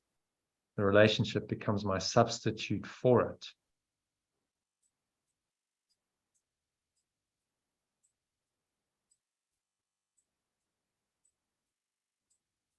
Or maybe capitalize magnificence, because it's pointing us to the top level one truth. I've denied that it is there, capital I, and the relationship becomes my substitute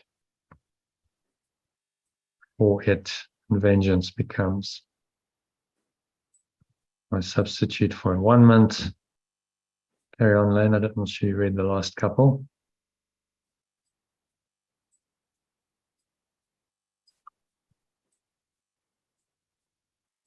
Elaine, you still there? Oh, yeah. Where am I?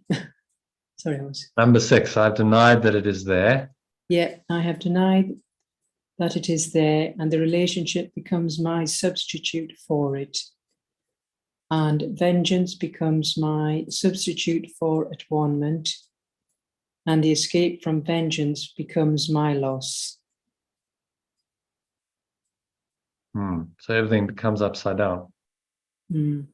Relationship is my substitute for my magnificence. Wow. Okay. So my special relationship substitutes for my magnificent self, my true self. You understand that? Like, why would I want that? Yeah.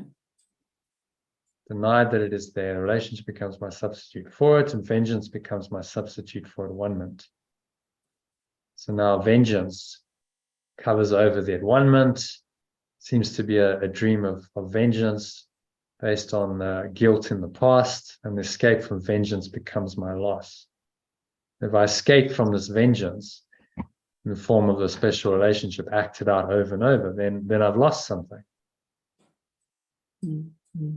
Well, you've just lost what's insane and is causing you, pain and suffering. So is that really loss, or is it escape from loss? Yeah. But the ego being upside down tells you you've lost something. So then it's like, I lament the loss of my special relationship, when in fact I've just been freed from endless misery and pain and suffering. Well, that's not something to be lamented. That's something to be rejoiced at. I'm free from this. Yeah. I mean, not everybody's in quite a dilemma like this paragraph saying, because I do know some couples that seem to successfully sail through their lives without too much. If that's the case, then there would be a holy relationship. They would have transcended. So then perhaps dynamics. So they're more possible. Yeah. They're emotionally or whatever attuned to one another. I don't know. Yeah, and it's possible. That's the holy relationship. Yeah.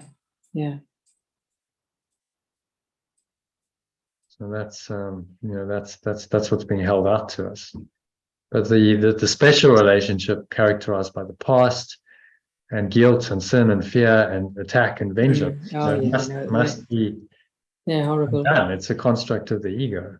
And then the relationship would seem to be threatened because the form of it must change. This is you're saying if one partner say no more, then that you're not playing the game anymore. So then the relationship becomes unstable and may well break apart. But there's always the possibility of it transforming into a holy one if both people are willing to go there and accept the truth of the Holy Spirit's teaching.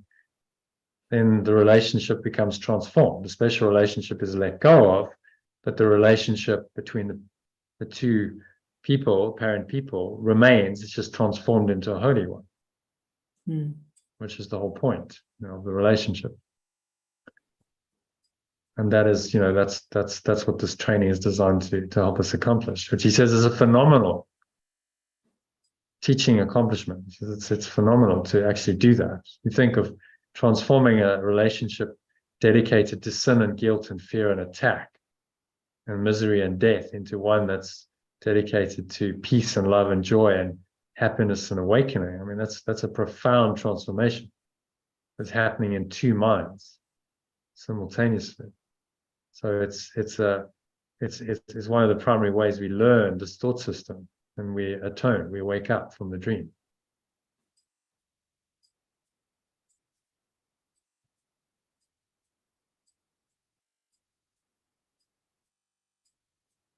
Okay, so any other thoughts on number 5? No, that's clear.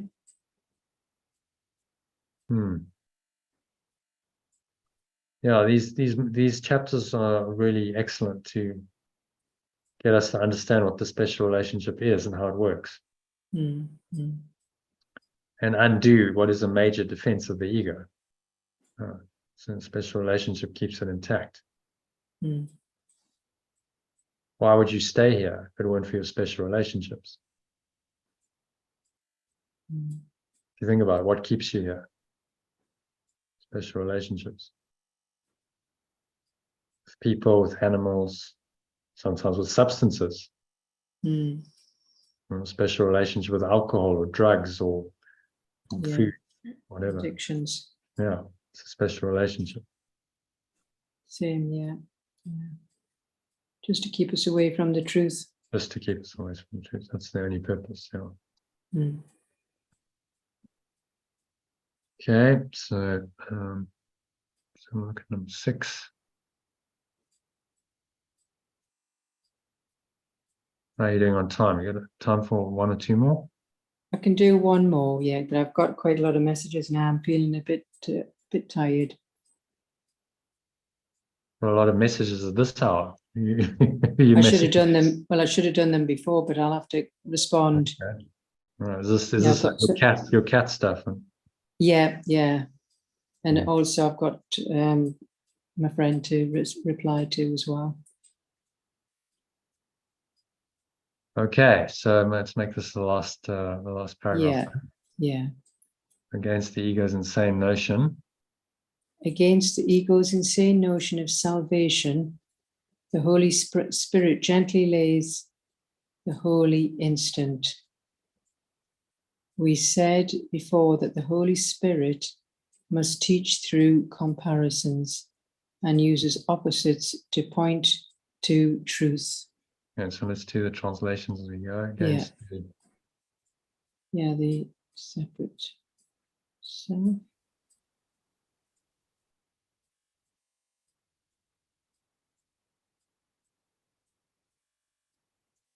And notion of freedom.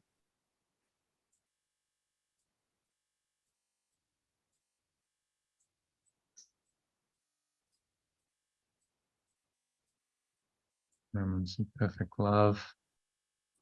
Gently lays the holy instant. Gently gives the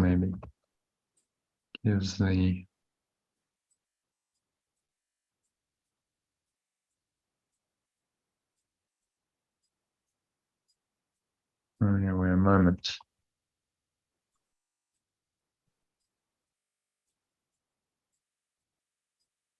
Said before, the Holy Spirit must teach through comparisons. Yes, it's just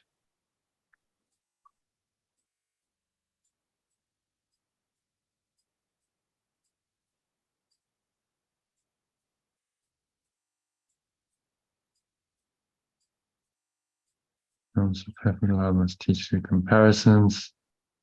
Uses opposites to point to truth.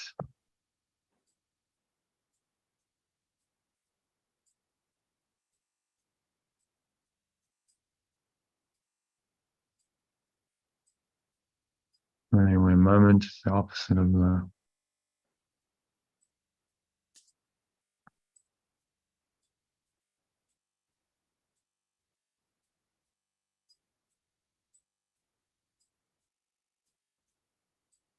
My separate self's fixed belief in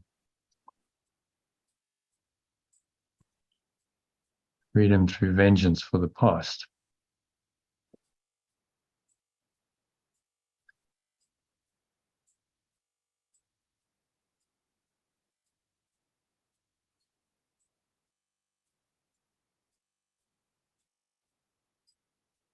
Anyway, moment.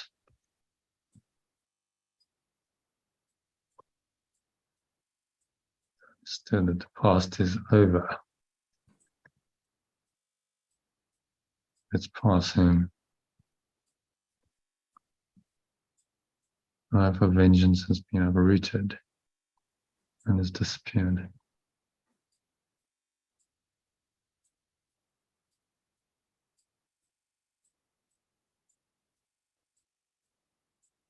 Stillness and peace of now. Hold me in perfect gentleness. Everything is gone except the truth. And read that from the top.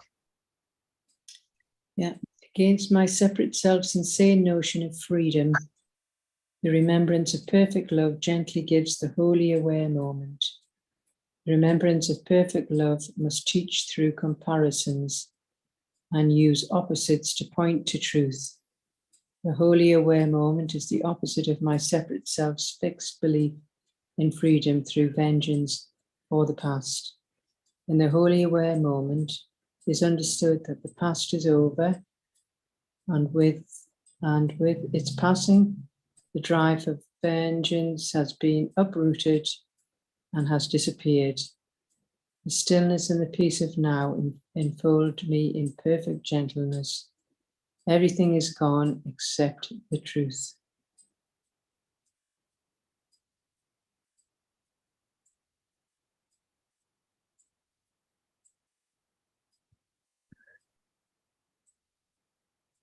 Perfect gentleness.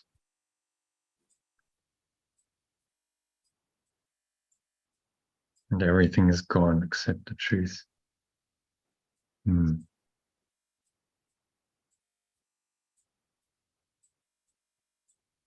Yeah. So what's he saying there?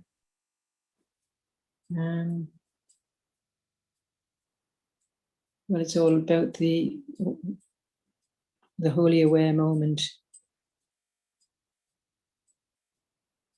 And talking about the comparisons and using opposites to point to the truth is when we're in the remembrance of perfect love. Well, the wholly aware moment is the opposite of the separate self's fixed self's moment. It's purely the past.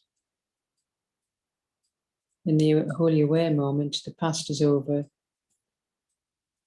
and the drive for vengeance has been uprooted and has disappeared when we're in the wholly aware moment.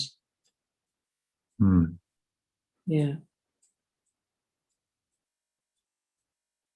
So in the now, all of that, the past disappears, vengeance for imagined sins disappear, and there's just the stillness and the peace of now and perfect gentleness.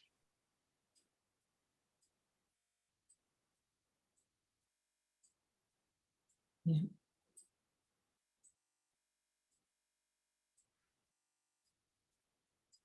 Everything is gone except the truth.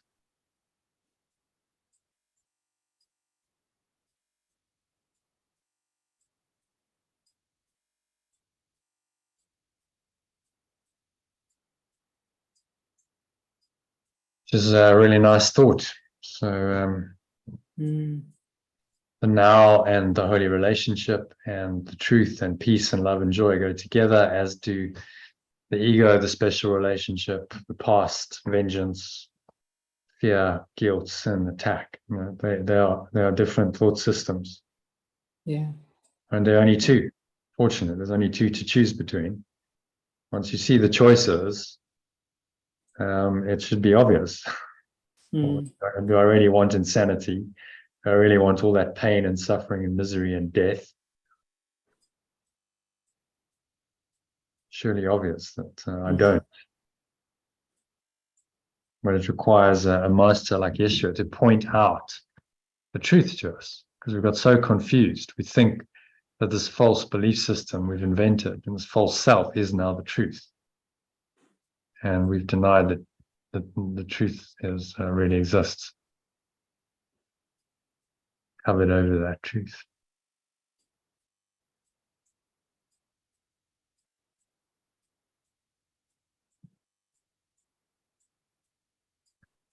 Okay, so any other thoughts on that? What's he saying so far in summary of the lesson? Summary of this text. Well, it's just two complete opposite thought systems, and the special relationship is the chief drive for holding on to the separate self, to obscure our true self. And we really simply have a choice of choosing one or the other, because they're so separate and different, completely different. Yeah. So the special relationship is just another defense against the truth, as time is. He's showing us how that interacts with time. So these defenses, the tricky thing with the ego is you've got multiple defenses, and they weave together into seemingly, you know, an impenetrable kind of cloak that binds you into the limited awareness of its thought system. The special relationship combined with the past is one of those, you know, interweaving, interlocking. And it's like they start working together, and you're like, well, how do I find my way through this? It seems to be this impenetrable wall of pain, suffering, you know, vengeance, addictions, and so on. And I just can't find my way through it. But if we start to understand the components, okay, this is how the system works. You've got the past, and then the special relationship comes in and activates the past. It becomes the primary way we activate the past. We make the past real. Oh, okay, so they both interlock. Okay, so if I start denying the past, I start letting that go, and I deny the vengeance, you know, the guilt and the sin in the past, then I'm letting that go, and I'm correcting the relationship is no longer special, because it's now I'm bringing pure formless awareness of perfect love in the now into it. So it's no longer dedicated to the specialness of the separate selves that seem to be relating together. It's dedicated to the eternal love that transcends them. So you see how then you can translate the one from the other, transform the one from the other, the one to the other, which is the miracle. Okay, so thank you, Elaine. Thank you. Staying with me. I'll just try and finish off. We've got 6 paragraphs. So I'll do the rest of the translation. I'll send it out tonight as a document, so you can read it if you want. Later or in the morning, Yeah, no, I'll do it tonight sometime. So I'll see you tomorrow. Yeah, tomorrow. I think probably same time. 5 o'clock. Yeah, that's good. Yeah. Okay. Yeah, that's good. All right. Okay, lovely. Thanks very much. All right. Good night. Bye. Bye. Namaste.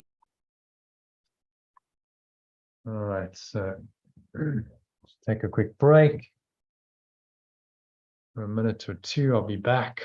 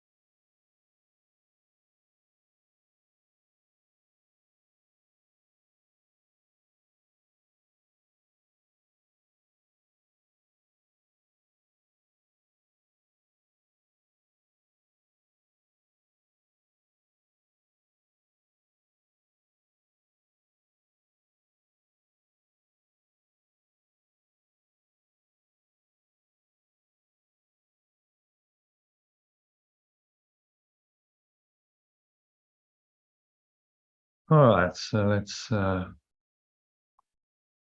continue. Just wrap this up quickly. So I've got 6 paragraphs to go. Let's finish the translation.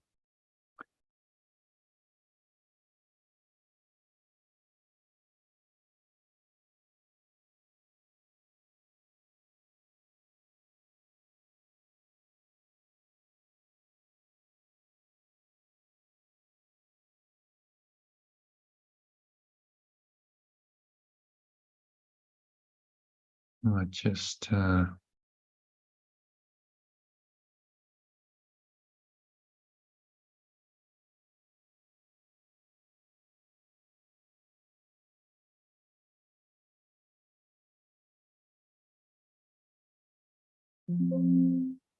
some replacing.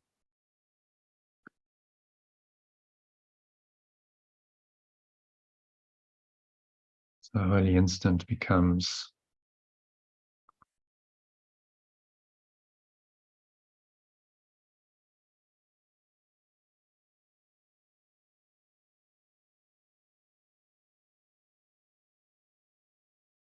only aware moment.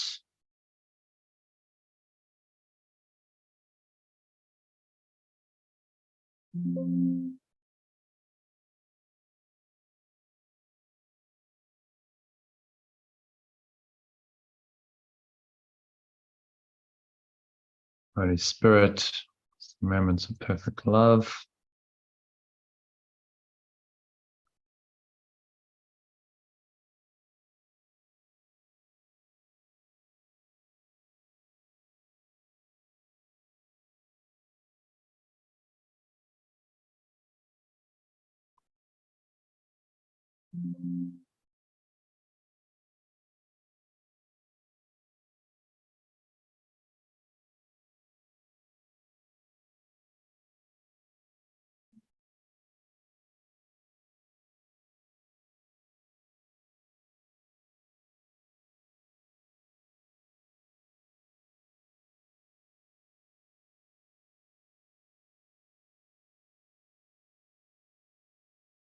So him becomes it.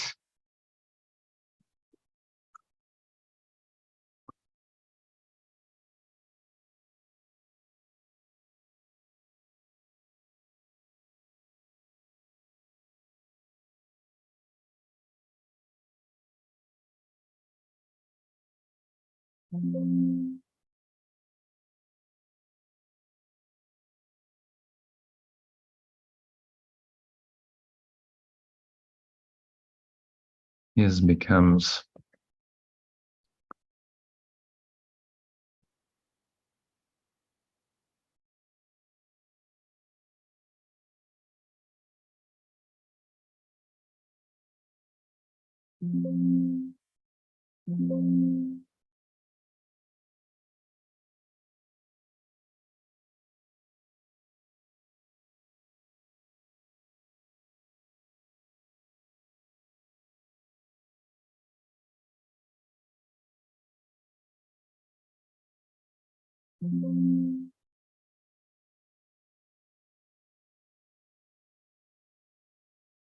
God is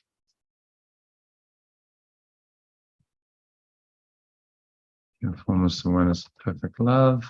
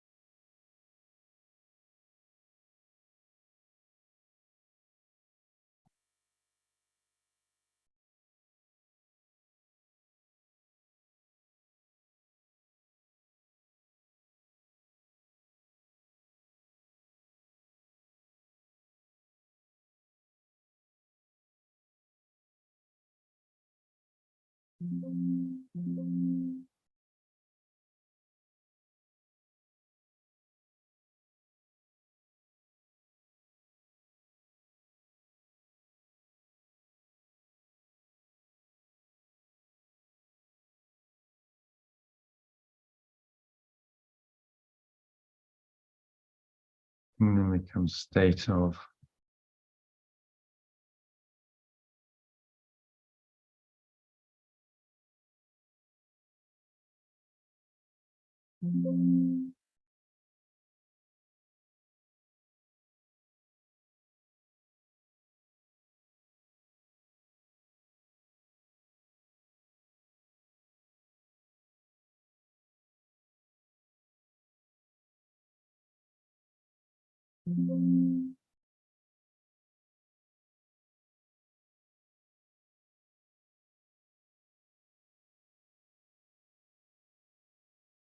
Brothers becomes companions.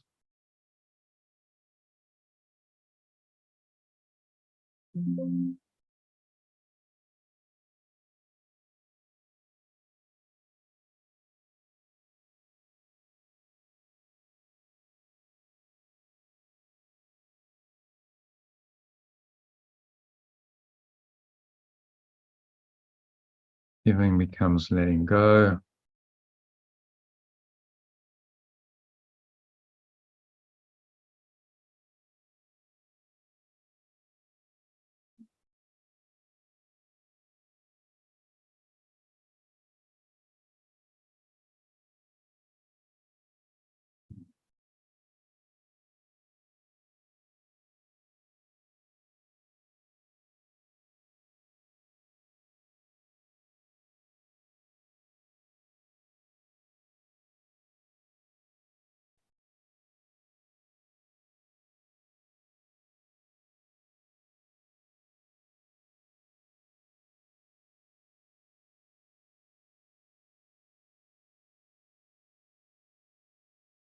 Yes.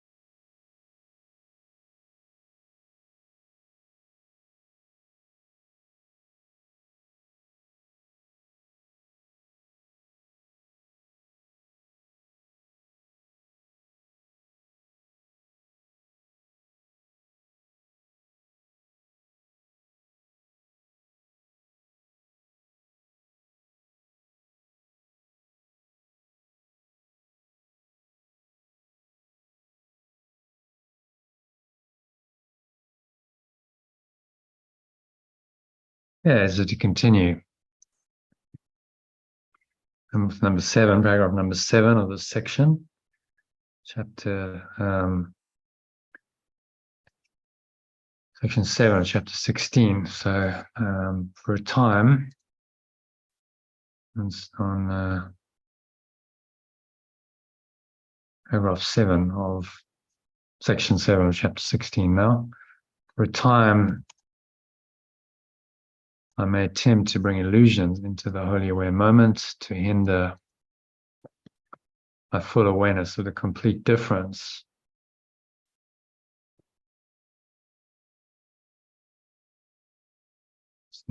to block my full awareness of the complete difference in all respects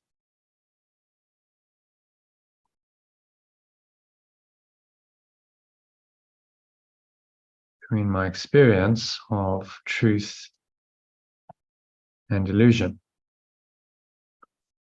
Yet I will not attempt this long. A wholly aware moment,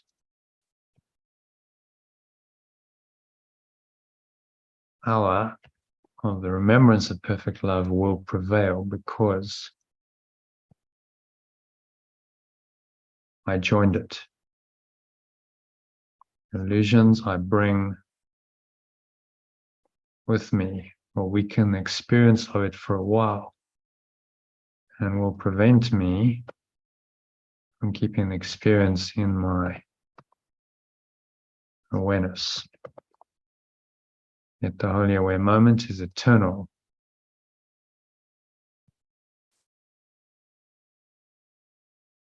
And so my illusions of time will not prevent the timeless from being what it is, nor me from experiencing it as it is.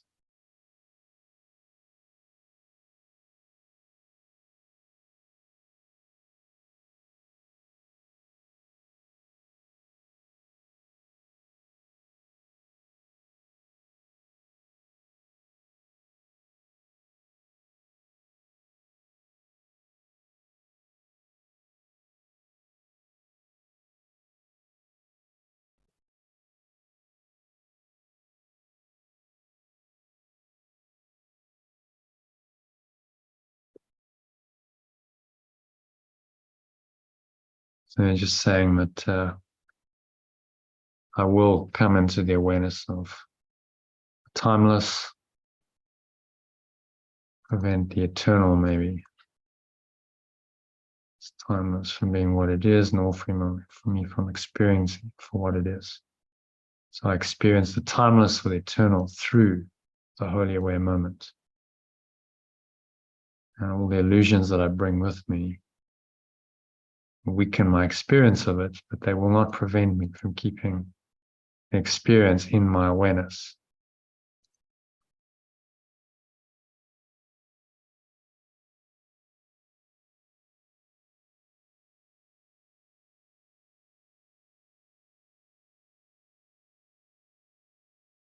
But because this moment is eternal, these illusions cannot prevent me, not prevent the eternal from being what it is, nor me from experiencing it as it is. Eternal or the timeless, then we'll keep it as timeless. Okay, so the holy aware moment, the now, is a portal to eternity, and we can experience eternity through the now. It's really the key teaching of that paragraph.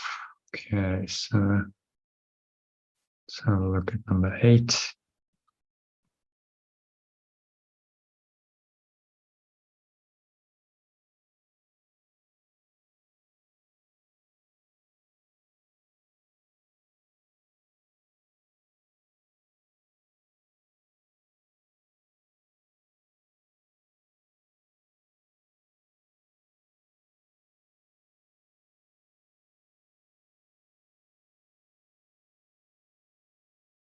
On pure formless awareness, God has given me, what God has given you, so what pure formless awareness, perfect love has given me is truly given and will be truly received.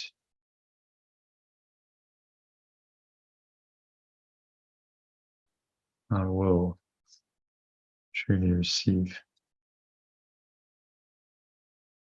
God's gifts, pure formless awareness, perfect love's gifts, have no reality apart from my receiving them.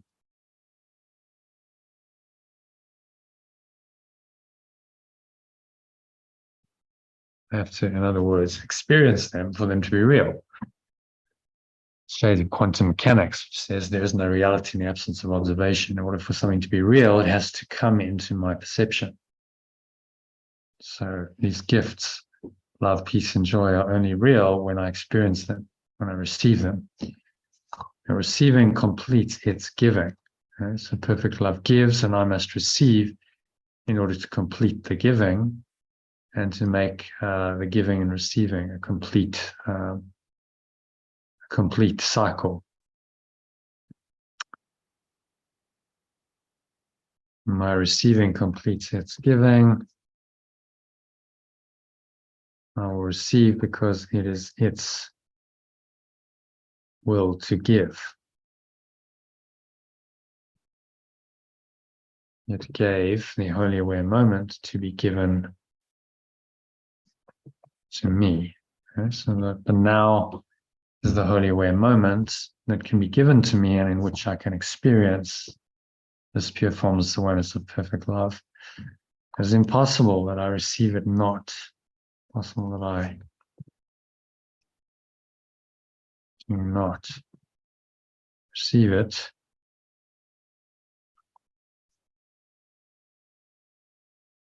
Because I gave it. And I willed, and it willed that its extension be free, its sun or extension was free. My holy aware moment is its reminder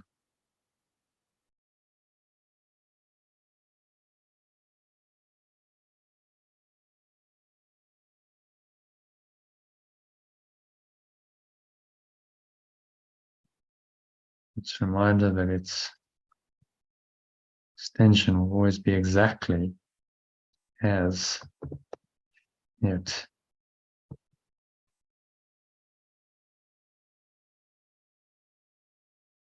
was extended originally is in the wholly aware moment. Okay, so in this moment of now, we can connect with this extension of our being exactly as it is, as it always has been, as it always will be. So in other words, it's timeless or eternal. And everything the remembrance of perfect love teaches is to remind me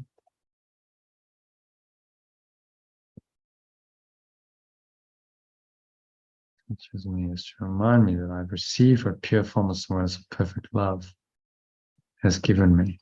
And so it's a reminder that these gifts given by my source, pure formless awareness of perfect love, are given me in the now, in the wholly aware moment, as they have always been, because it's always really been now. Now is the closest approximation of eternity in this world. So it's always been the eternal now. And I can claim these gifts just by entering into the now and allowing the remembrance of perfect love to teach me, to show me that these gifts are still there. And that the only purpose of the source is to give them to me. For me to receive them and the source to give them. This is the merging of the Father with the Son, the source with its extension, which is the only purpose of this entire dream, of the universe, time and space we call physical universe in this world. The only purpose in it is for the merging of the source and its extension to come, and that happens through the giving and the receiving of perfect love in the wholly aware moment. So when you allow that wholly aware moment to come and the love to come, then you are fulfilling the divine purpose of the entire universe. And that's why it feels so good. It's happening in and for and through you as the divine purpose of this world and this universe unfolds in and through your experience. It's quite profound. It's happening right now as you watch this or listen to this recording, because it's this purpose that's unfolding right now for you. Okay, so moving on to number 9 then.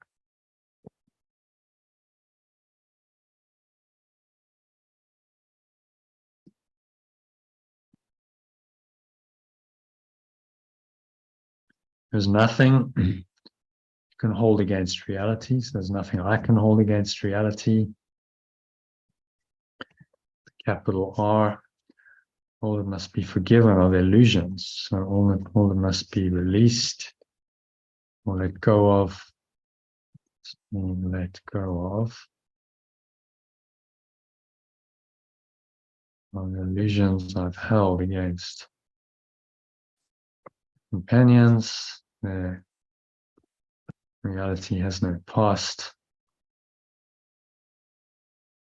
and only illusions can be forgiven.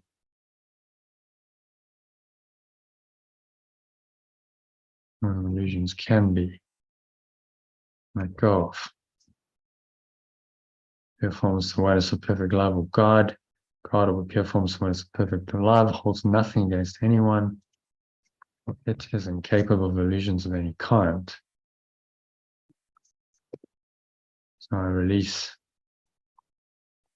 my companions from the slavery of their illusions by letting go of them.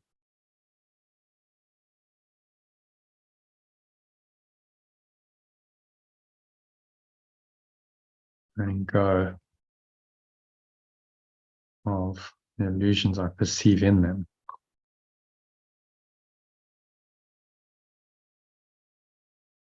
So what I learn, so I will learn that I've been released. It was I who offered them illusions. In the wholly aware moment, this is done for me in time to bring me the true condition of the state of pure formless awareness. There's nothing I can hold against reality, or must be let go of, or the illusions I've held against my companions. The reality has no past, and only illusions can be let go of, can be released, maybe. Pure formless awareness of perfect love holds nothing against anyone, or is incapable of illusions of any kind. I release my companions from the slavery of their illusions by letting go of the illusions I perceive in them. And so, say I must let go of my illusions that I perceive in others in order to release myself. As I forgive others, so I am forgiven or released. So I will learn that I've been released, for it is I who offered them illusions. So I saw the illusions in them, and that's in my own belief that I saw them. So I'm correcting my own beliefs. In the holy aware moment, this is done for me in time to bring me the true condition of the state of pure formless awareness. So it's in the holy aware moment, I come into the state of pure formless awareness, which is heaven, and I become aware of this timeless transcendent dimension of reality that is in truth all there is, and the covering of the veil of illusion is no more, ceases to preoccupy my mind and have reality for me. And I come into this awareness of true reality as it really is. Okay, so moving swiftly on to number 10.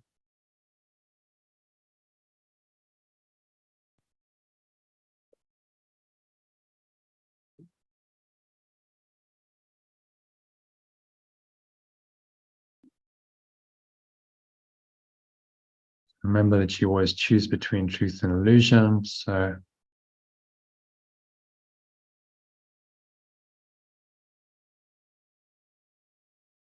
I must remember that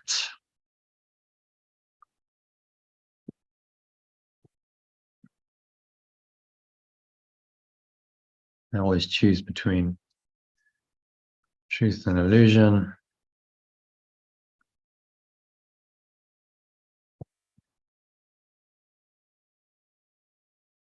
Between what? Between the real at one moment that would heals, and the belief in separations at one moment.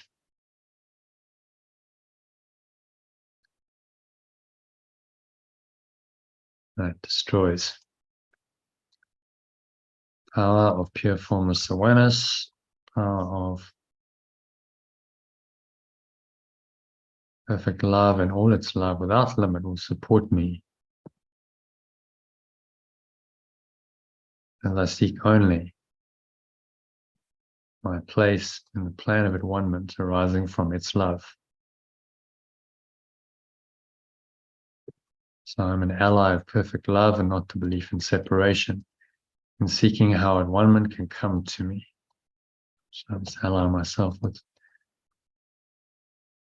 perfect love. Its help suffices, for its messenger, being the remembrance of it, understands how to restore the state of pure formless awareness to me and to place all my investment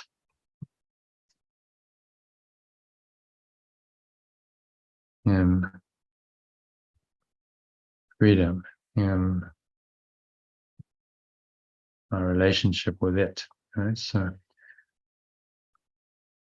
saying here is that I always choose between truth and illusion, and between the real at-one-ment that heals and the belief in separations version of it. So the ego has always got an alternative to the truth, but the power of perfect love and all its love without limit will support me as I seek only my place in the true plan of at-one-ment arising from its perfect love. And I must ally myself with this perfect love and not the belief in separation, in seeking how at-one-ment can come to me. Its help suffices, for its messenger understands how to restore state of pure formless awareness to me and to place all my investment to help me place all my investment in freedom, in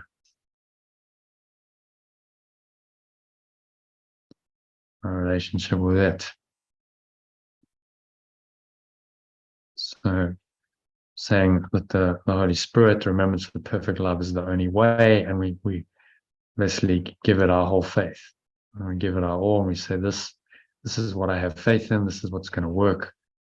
And we give everything over to it, rather than to belief in separation, which has an alternative plan, so-called atonement, which of course will not work. It'll just keep us in our separate state.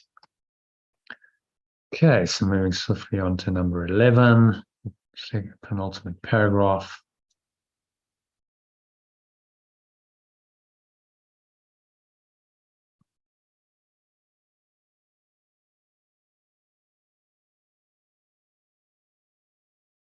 Seek and find its message. So I seek, find its message in the holy way moment, where all illusions are released, forgiven or released. From there, a miracle or correction extends to bless everyone and to resolve all problems, whether they perceived as great or small, possible or impossible. There's nothing that will not give way to it and to its majesty, to its magnificence. We'll use that again instead of majesty. To join in close relationship with it is to accept relationships as a real, and through their reality, to give over all illusions, to let go of all illusions,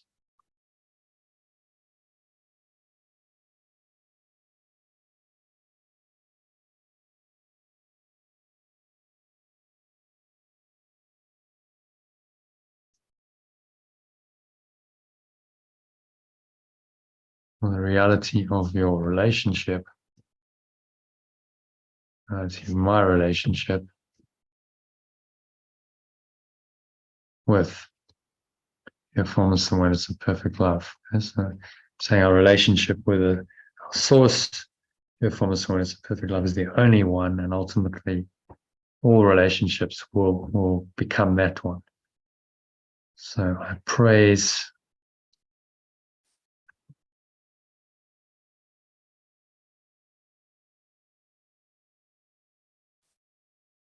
our relationship with it, and it's no other. So no special relationship with an individual person can substitute for the love of God, pure formless awareness of perfect love. Truth lies there and nowhere else. I choose this or nothing. It's very categoric. He's saying here that that our relationship with our source, pure formless awareness of perfect love, which is our own true awareness, is the only true relationship, the only real relationship, and ultimately all relationships, seemingly separate relationships with separate people, special relationships will give way to that relationship. They will lead ultimately, if they are transformed into holy relationships, into the one relationship with my source. And then it ceases to become a relationship. I just merge with that awareness. I become the pure formless awareness of perfect love. That's the merging of the Father and the Son, the source and its extension, and we become one again, which is the divine destiny of every seemingly fragmented part of the mind, to become one again and merge into this magnificent awareness. And the truth lies there and nowhere else. I choose this or nothing. Very categoric. There's no room for equivocation there. Just saying you choose God, pure formless awareness of perfect love, or you choose nothing. Of course, the ego is the choice for nothing. Seems like something, but it is actually nothing. So, last paragraph. Forgive us our illusions, Father.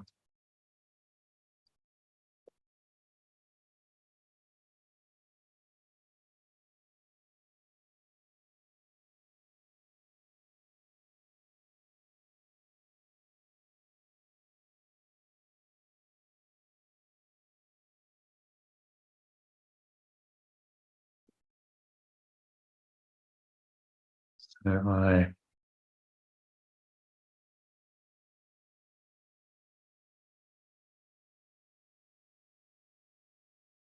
ask for my source to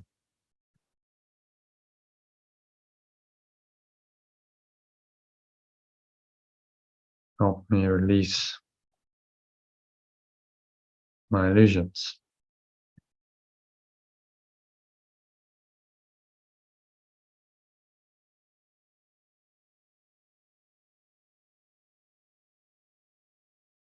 And accept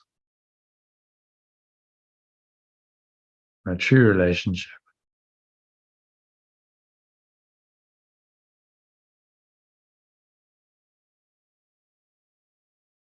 My source, in which there are no illusions, and where none can ever enter.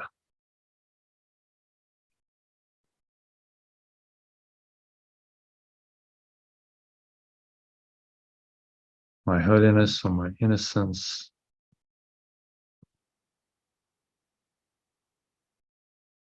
is it.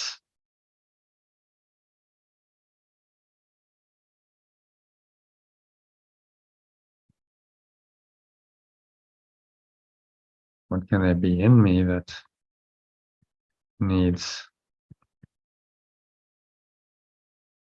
release when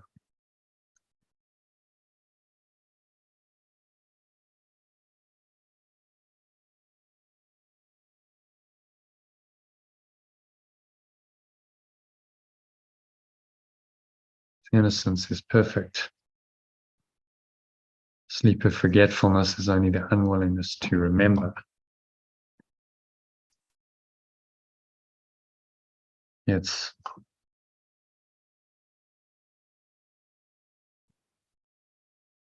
release.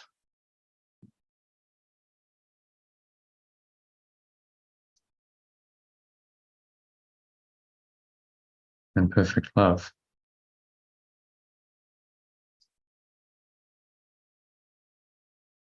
My sleep of forgetfulness is only my unwillingness to remember. It's release and perfect love.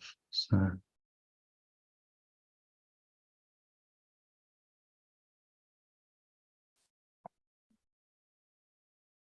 I'll not wander into temptation, for the temptation of the extension of perfect love is not my will. Hi there. Sorry, you're busy. It's okay. I'm just wrapping up. We're going to bed because we wouldn't have a start tomorrow. Yeah. Okay. Are you finished? Almost. Yeah. Okay. Yeah, just wrapping up. That's the telephone number. Okay. Come see us tomorrow or ring us up or. Yeah. Okay. Okay. But we've got to be in Shaftesbury by 7. Really? Okay. And we won't be back till just after 12. Right. Okay. Okay. So make contact with us. Yeah. Yeah. tomorrow Yes. afternoon. In the afternoon. Obviously, it's worked okay. It has. Yeah. It's been great. Thank you. So I think I'll do it. Good. Anyway, we'll speak. Do I need to lock? Sorry? Do I need to lock the door? No, I'll just put the key on the inside. Okay. And So I just leave it in the door and close. just close it. Okay. All right. Thanks so much, Shirley. All right. All right. Sleep well.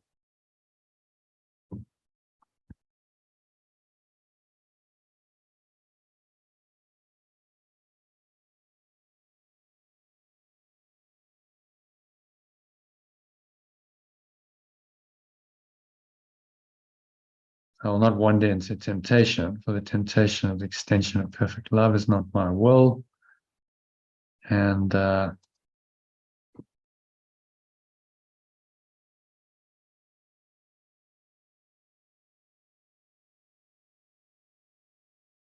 us receive only what I've given.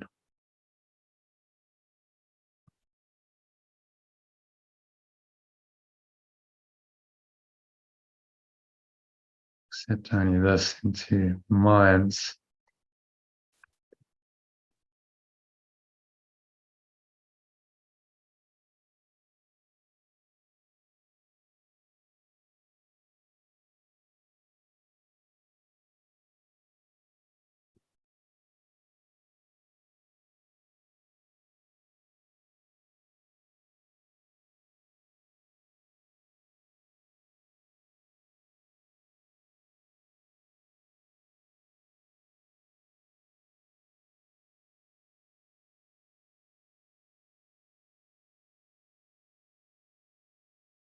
Temptation and extension of perfect love is not my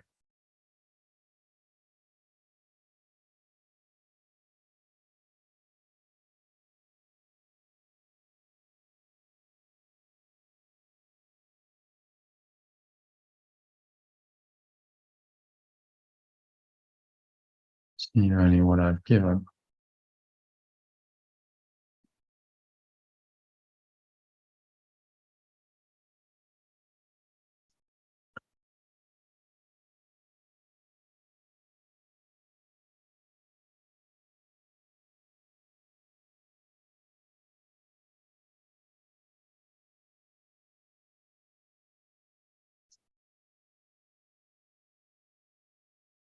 So I receive only what I've given. I accept only this into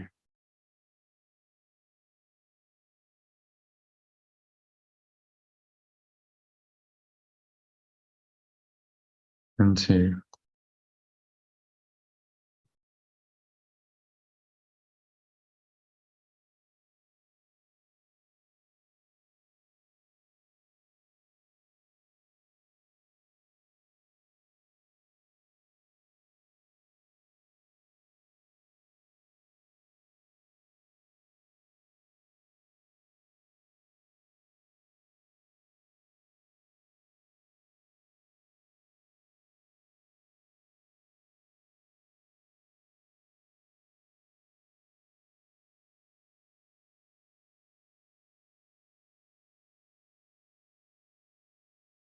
release my illusions.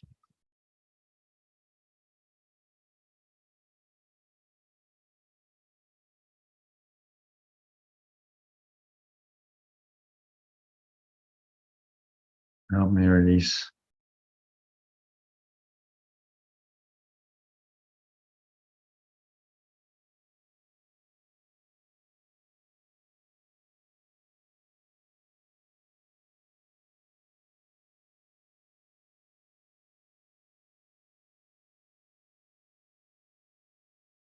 help me accept my true relationship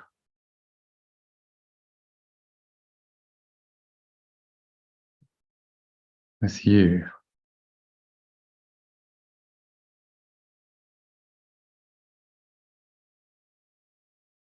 There are no illusions, and where none can ever enter.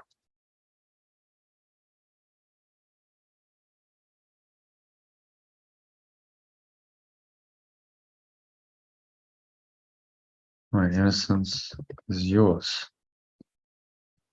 Can there be in me that needs release?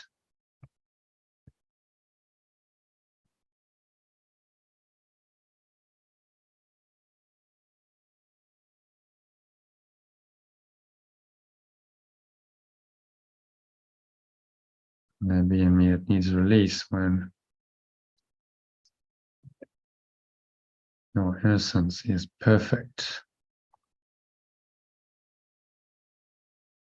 Sleep of forgetfulness is only our mind. Willingness to remember your release and perfect love.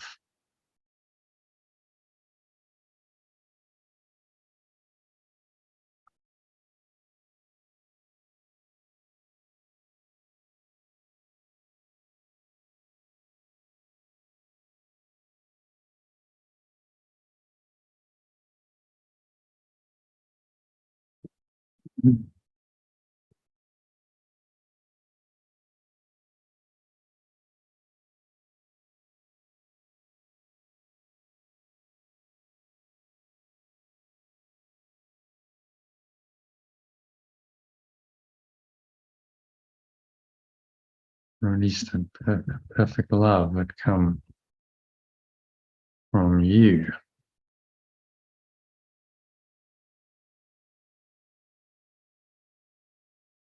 Not wander into temptation. I will not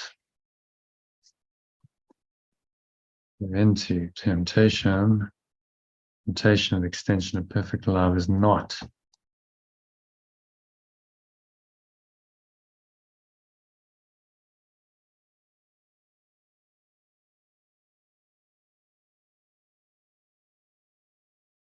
and your awareness. And so I receive only what I've given and accept only this into my awareness.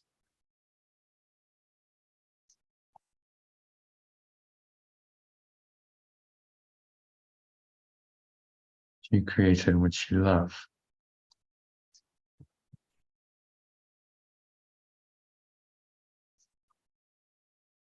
You extend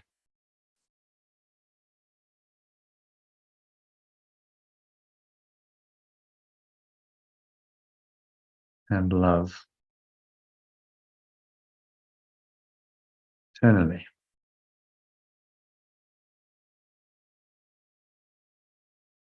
Amen, which means so be it.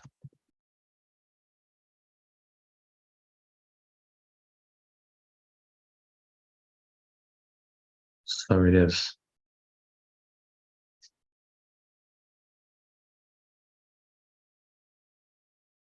Okay, so he's saying there, it's a little prayer to end.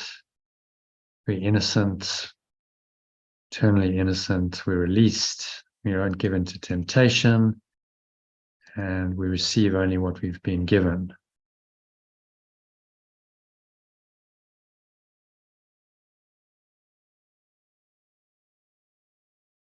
You're only what?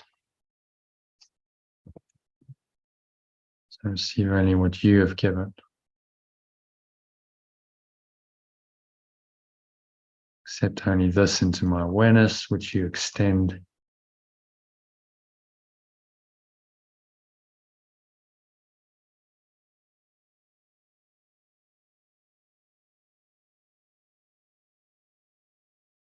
And love eternally.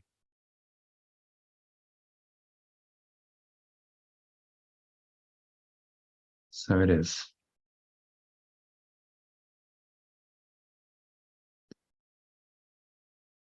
Okay, so personalized executive summary. Let's have a look at that.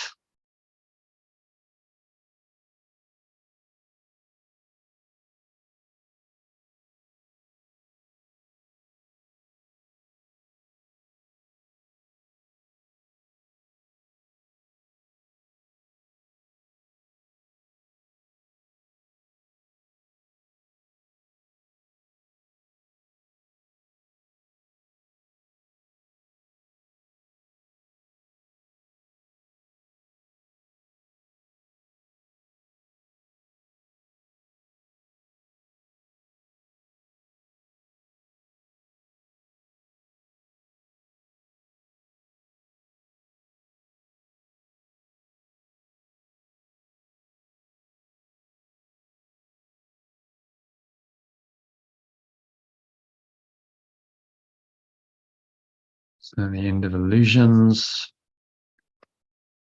What's he really saying here? He's saying that illusions end when we wanting to let them go and return our mind to pure formless awareness of perfect love. Not exactly a new message. It's not the message of the whole course, but just restated again. It's also saying the past and a special relationship work together. So the special relationship activates the past, brings in all the retribution of the past, so guilt, sin, attack, fear, makes all of that real through the special relationship drama between the partners. And all of this is really just the ego's substitute for the truth of the magnificence of our being as pure formless awareness of perfect love. The special relationship is a shabby substitute for that magnificence, and it's designed to cover it over, obscure it with all kinds of drama that is seemingly then justification of thoughts and emotions that are not of perfect love. Guilt, sin, fear, attack thoughts, and so on and so forth.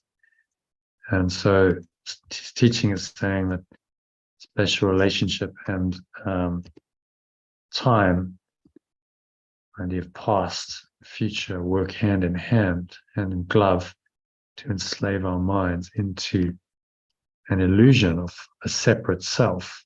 And that's start to see how the ego works, how its system works together, the different aspects like time and the special relationship working together to enslave our minds. You see that it's a system, a thought system that needs to be looked at and undone by understanding what it is. So, see if we can summarize all of this in ChatGPT.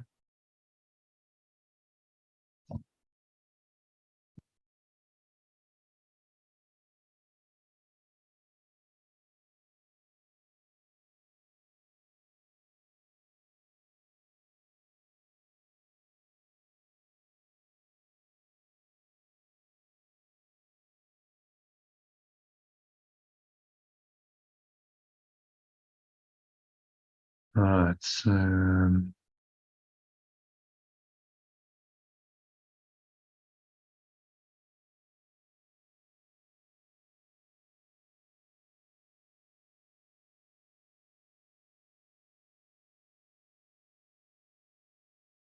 what are we saying? Summarize text below in under 300 words.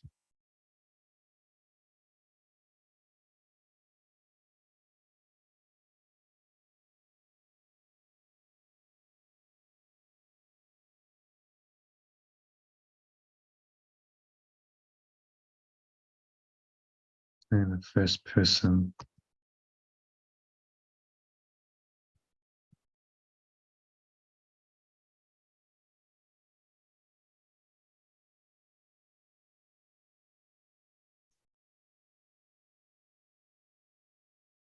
In the first person case. It's first person.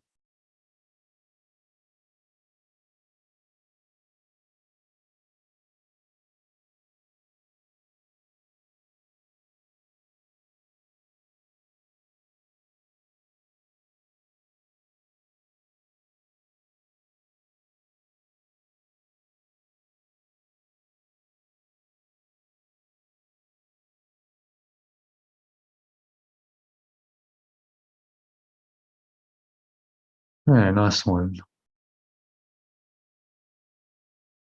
So let's go there, copy that.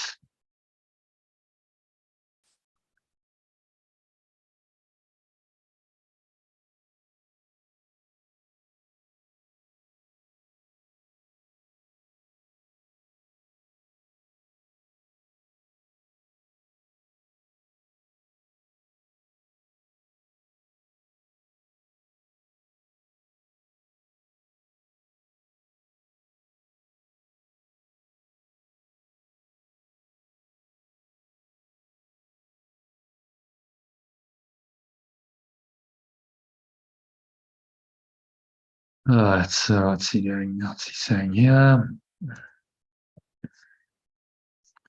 Special relationship, I realize that letting go of the past is impossible without relinquishing it. Special relationship seeks to reenact the past and restore my self-esteem, but it is rooted in imagined slights, pain, and perceived injustices.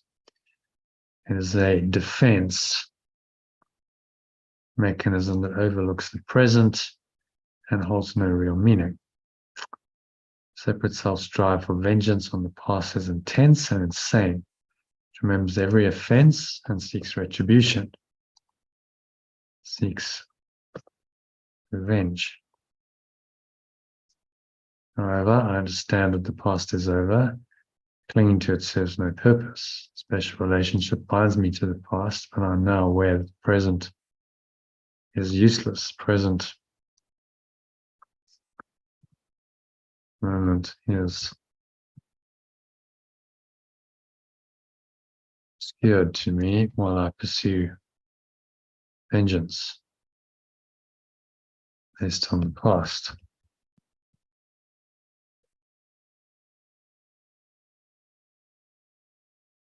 The moments of perfect love offers the wholly aware moment as an opposite to my separate self's belief in freedom through vengeance. In this moment, the past disappears and I embraced stillness, peace, and truth.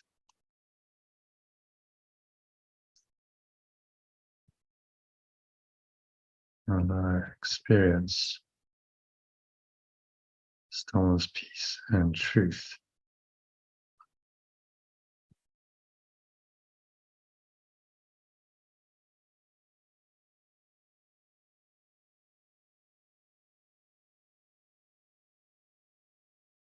While I may attempt to bring illusions into this moment, the power of the moment's perfect love prevails as I join.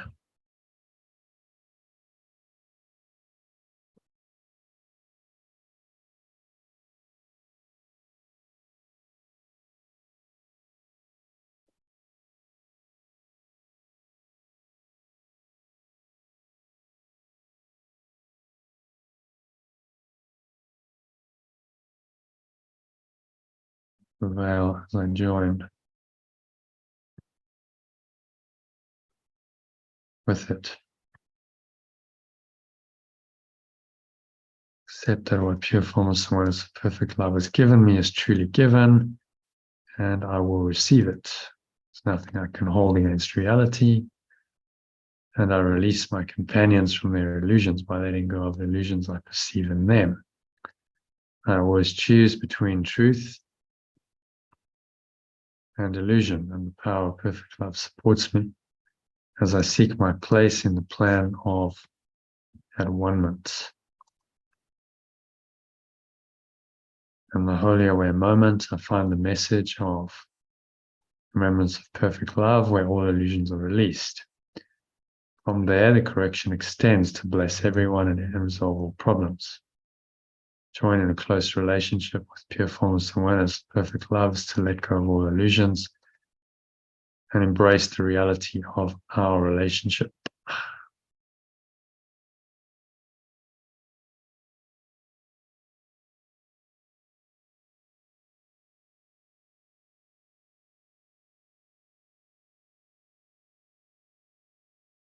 Use this relationship and release my illusions, accepting my true connection with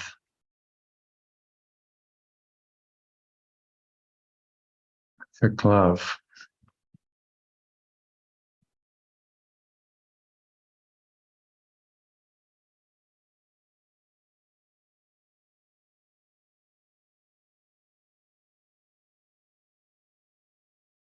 Through my unity with perfect love.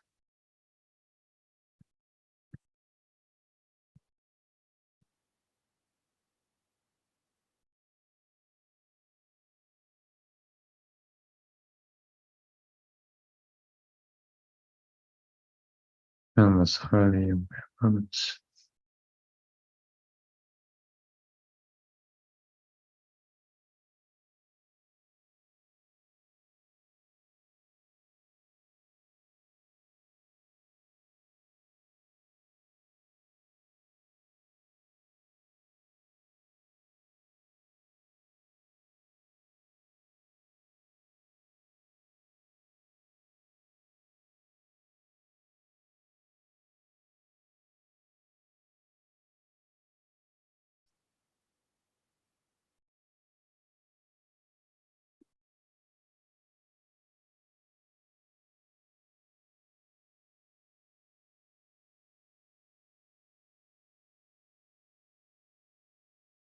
Yeah, so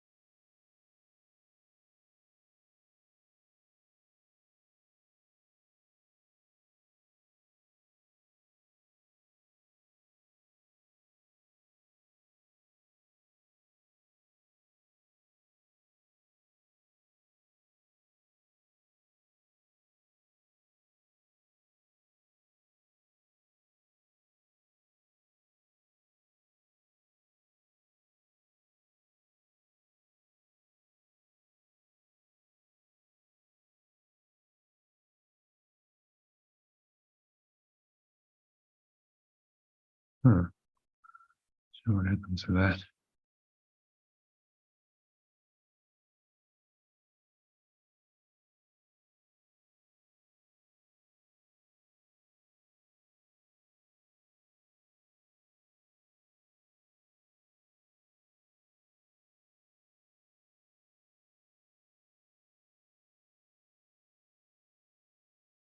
New message: by letting go of the past, releasing illusions, and embracing the holy hour moment, can experience the power of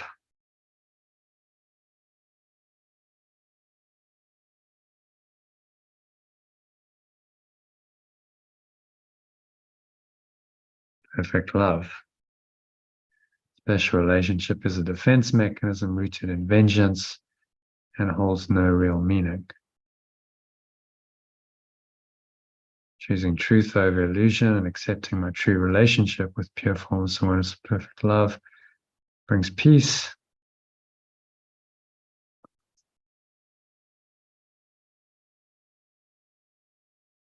resolution of all my conflicts,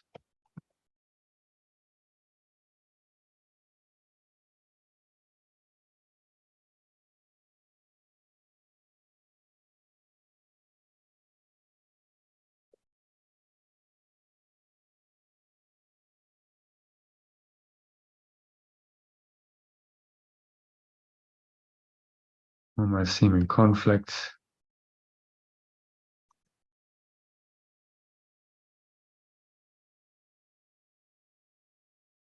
special relationships, and the recognition of my innocence.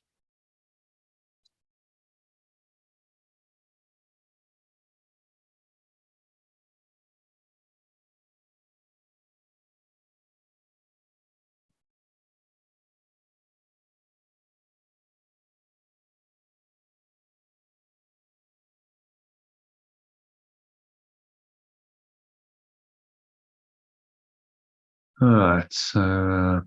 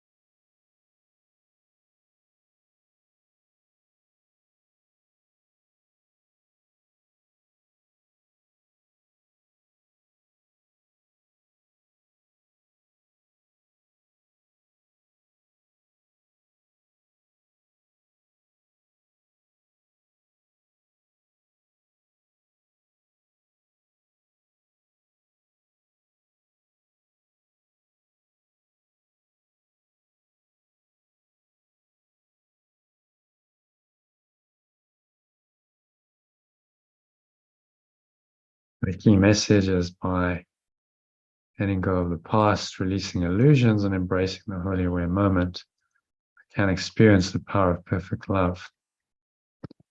Special relationship is a defense mechanism rooted in vengeance and holds no real meaning.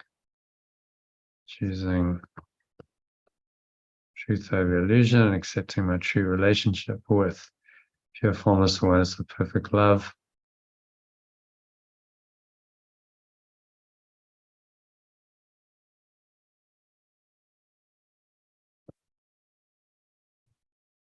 in relation to perfect love brings peace, resolution of all my seeming conflicts,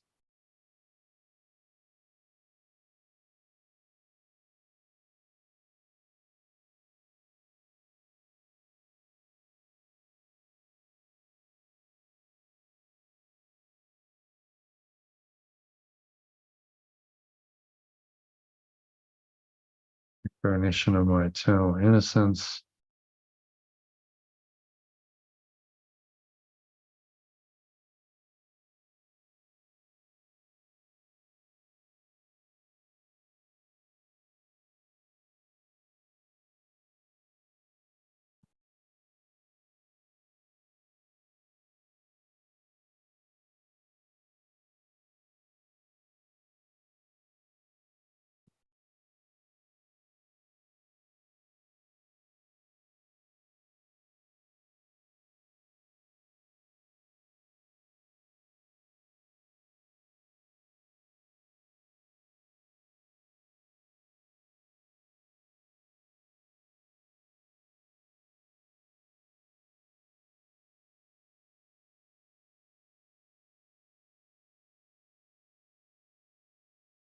I choose truth over illusion, accept my true relationship with perfect love.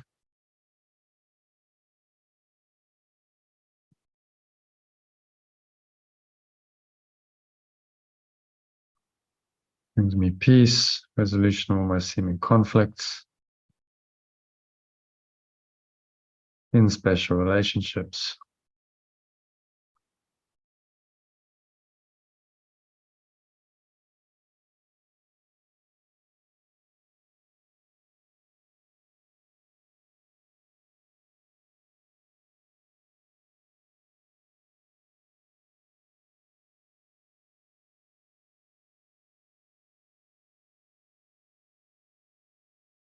And the recognition of my eternal innocence and a highly aware moment.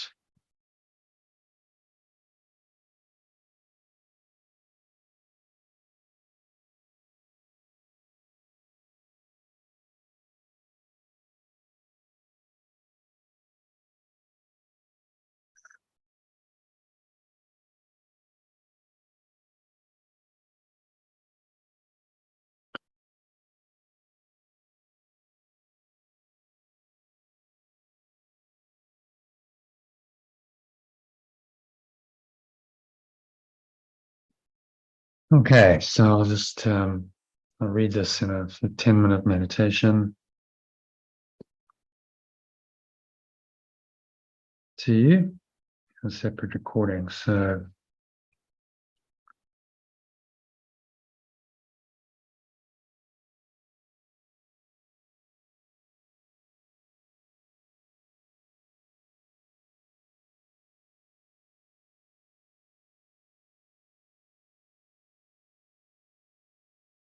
yeah, so this is just a short meditation on personalized executive summary and the key message of this section 7 of chapter 16 entitled The End of Illusions. So just make yourself comfortable for the next 10 minutes. Close your eyes, sitting comfortably in your favorite meditation posture, feet shoulder width apart, back straight, cup your hands in your lap.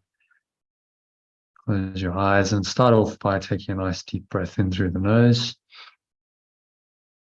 Just to enter into the meditation. So breathing in, spirit, life, pure formless awareness, perfect love, whatever you want to call it. Feel it using every pore, every cell, every muscle of your body, every part of your mind, every fiber of your being. And you're just going to let go of any resistance to the message, to the truth, which you're going to hear. It's all about letting go of attachment to special relationships, to the past, allowing the pure truth of perfect love to arise in your awareness. So just set the intention to allow that through this meditation. So it is said, so it is done. You exhale, blowing away any resistance. It's going, gone with the help of your breath. Pull the lower stomach into the spine, expel the last remaining air out.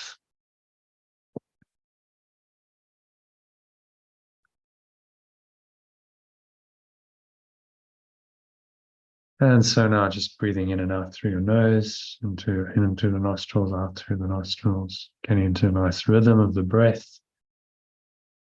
Just set that rhythm in motion. Keep breathing as you listen to these words. So you breathe in as I speak, and then when I pause, you exhale out through the nose and repeat the words that I've said.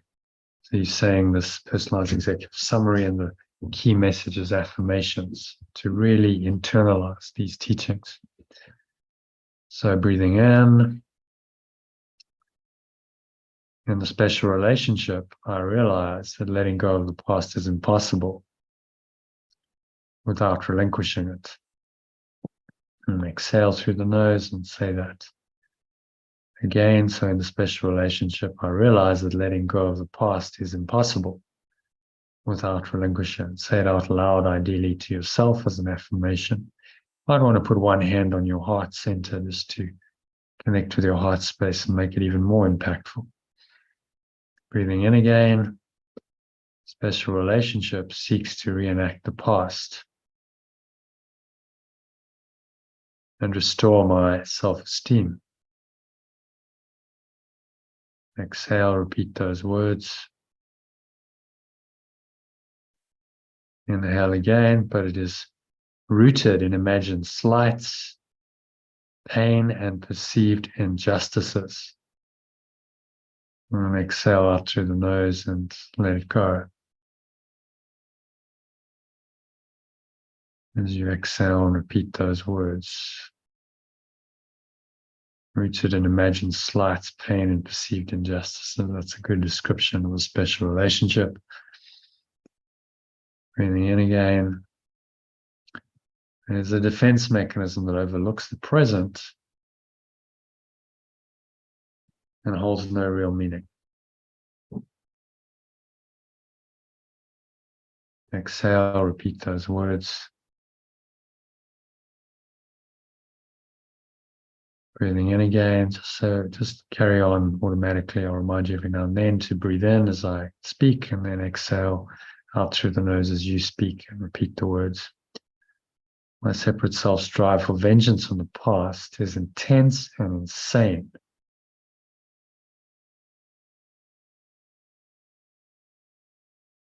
Remembers every offense and seeks revenge for it. However, I understand that the past is over, and clinging to it serves no purpose. Breathing in, the special relationship binds me to the past. Repeat those words. Inhale again. But I am now aware that the present moment is obscured to me. While I pursue vengeance based on the past. Exhale, you repeat those words. Remembrance of perfect love, as you breathe in, offers the wholly aware moment as an opposite to my separate self's belief in freedom through vengeance. Remembrance of perfect love offers the wholly aware moment as an opposite to my separate self's belief in freedom through vengeance. Breathing in again. In this moment, the past disappears and I experience stillness, peace, and truth.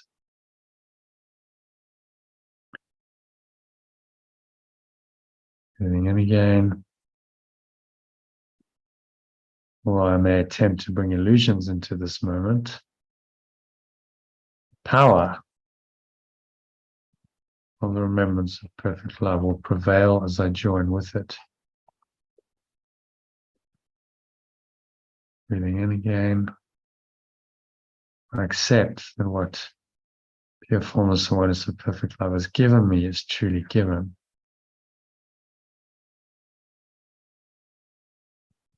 And I will receive it.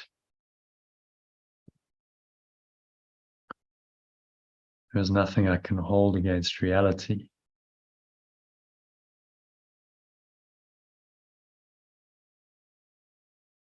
And I release my companions from their illusions by letting go of the illusions I perceive in them.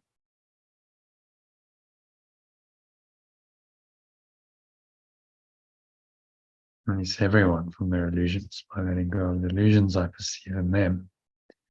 Breathing in again. I always choose between truth and illusion. Exhale as you repeat that. Breathe in again. Through the nose. And the power of perfect love supports me as I seek my place in the plan of enlightenment.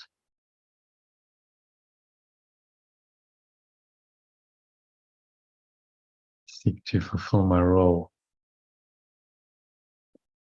A better way of saying that. Seek to fulfill my role in the plan of enlightenment.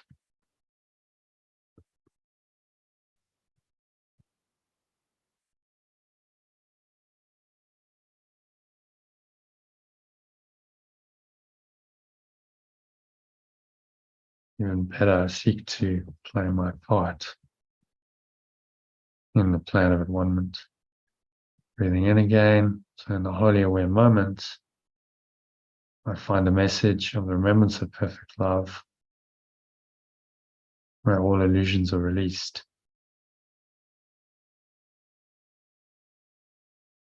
Breathing in again.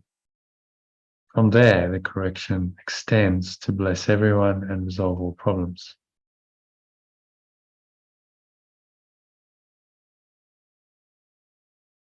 Breathing in again. To join in a close relationship, pure formless awareness of perfect love. Exhale as you repeat those words. Inhale is to let go of all illusions and embrace the reality of this relationship only.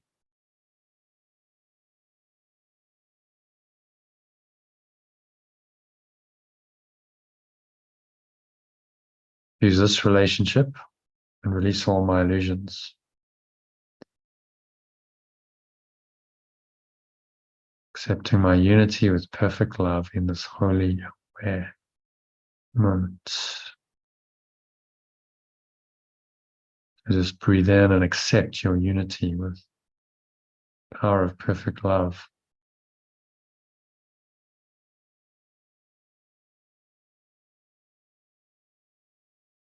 Accept my pure wholeness. And it's a perfect love in this wholly aware moment. So say that again. I choose this relationship and release all my illusions.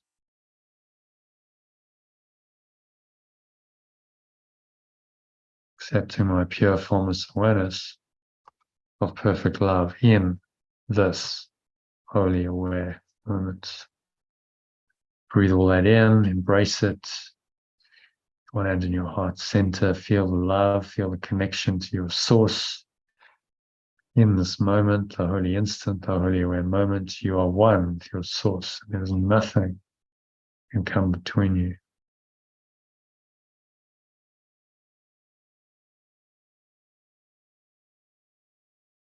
So the key message, summarize it even more, is by letting go of the past, and repeat these words as I speak them. So by letting go of the past, releasing illusions and embracing the holy aware moment, accepting the holy aware moment.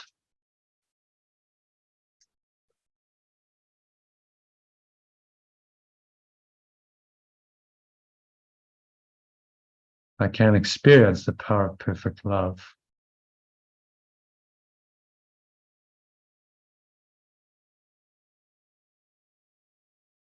Special relationship is a defense mechanism rooted in vengeance.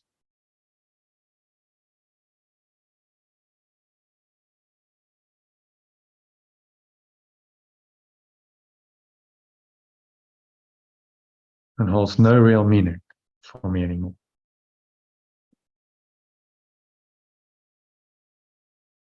Breathing in again. I choose truth over illusion.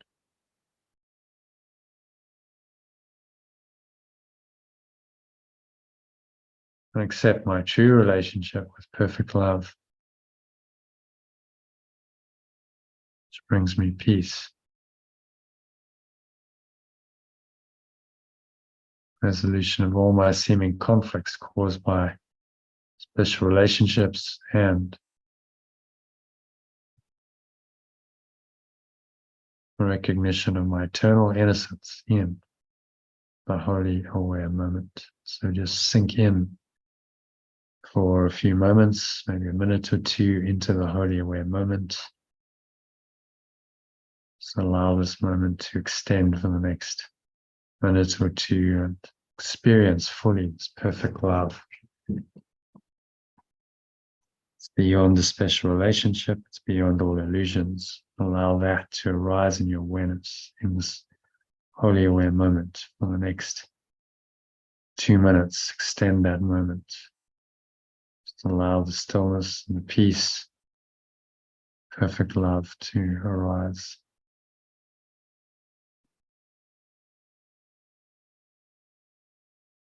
There's nowhere else to go, nothing else to do, nothing else to think about. Just breathe, relax, be still, and surrender in to this wholly aware moment right now. For the next couple of minutes of deep connected silence.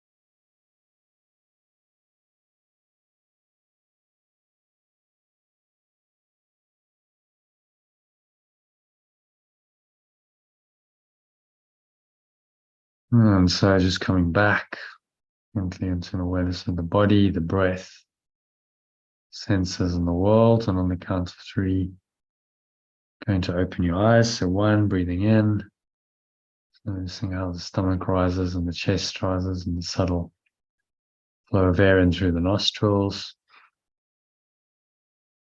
Connect with the wholly aware moment, feel the presence of perfect love. If there's anything else that seems to be there that's blocking that awareness, that's disturbing your peace in any way, observe it and just choose to release it with the help of your breath. Blowing it out, letting it go.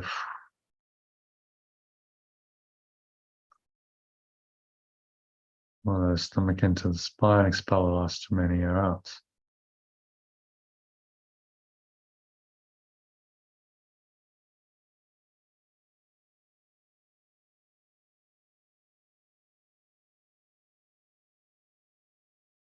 So exhale, blow it all out. Notice how the air flows out, chest and the stomach suck back in. Letting go of any illusions. Seem to block this wholly aware moment and the perfect love that streams through in that moment. Letting it go, it's going, gone. Pull the lower stomach into the spine to expel the last remaining air out. And then just rest in this wholly aware moment for a few moments. In the now, it's a portal to eternity, so feel this whole awareness opening up in your mind and your heart.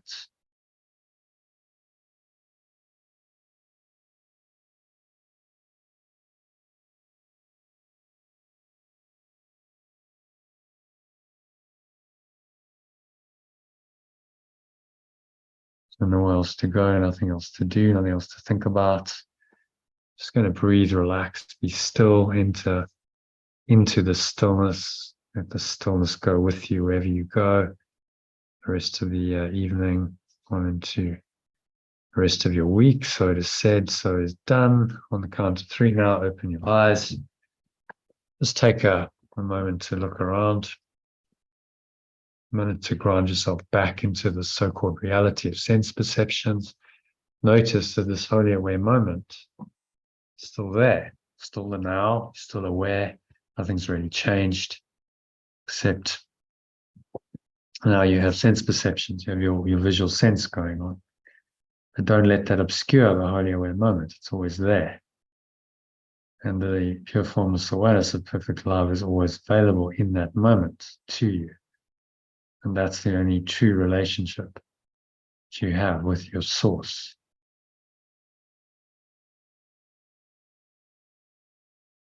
Everything else is illusory.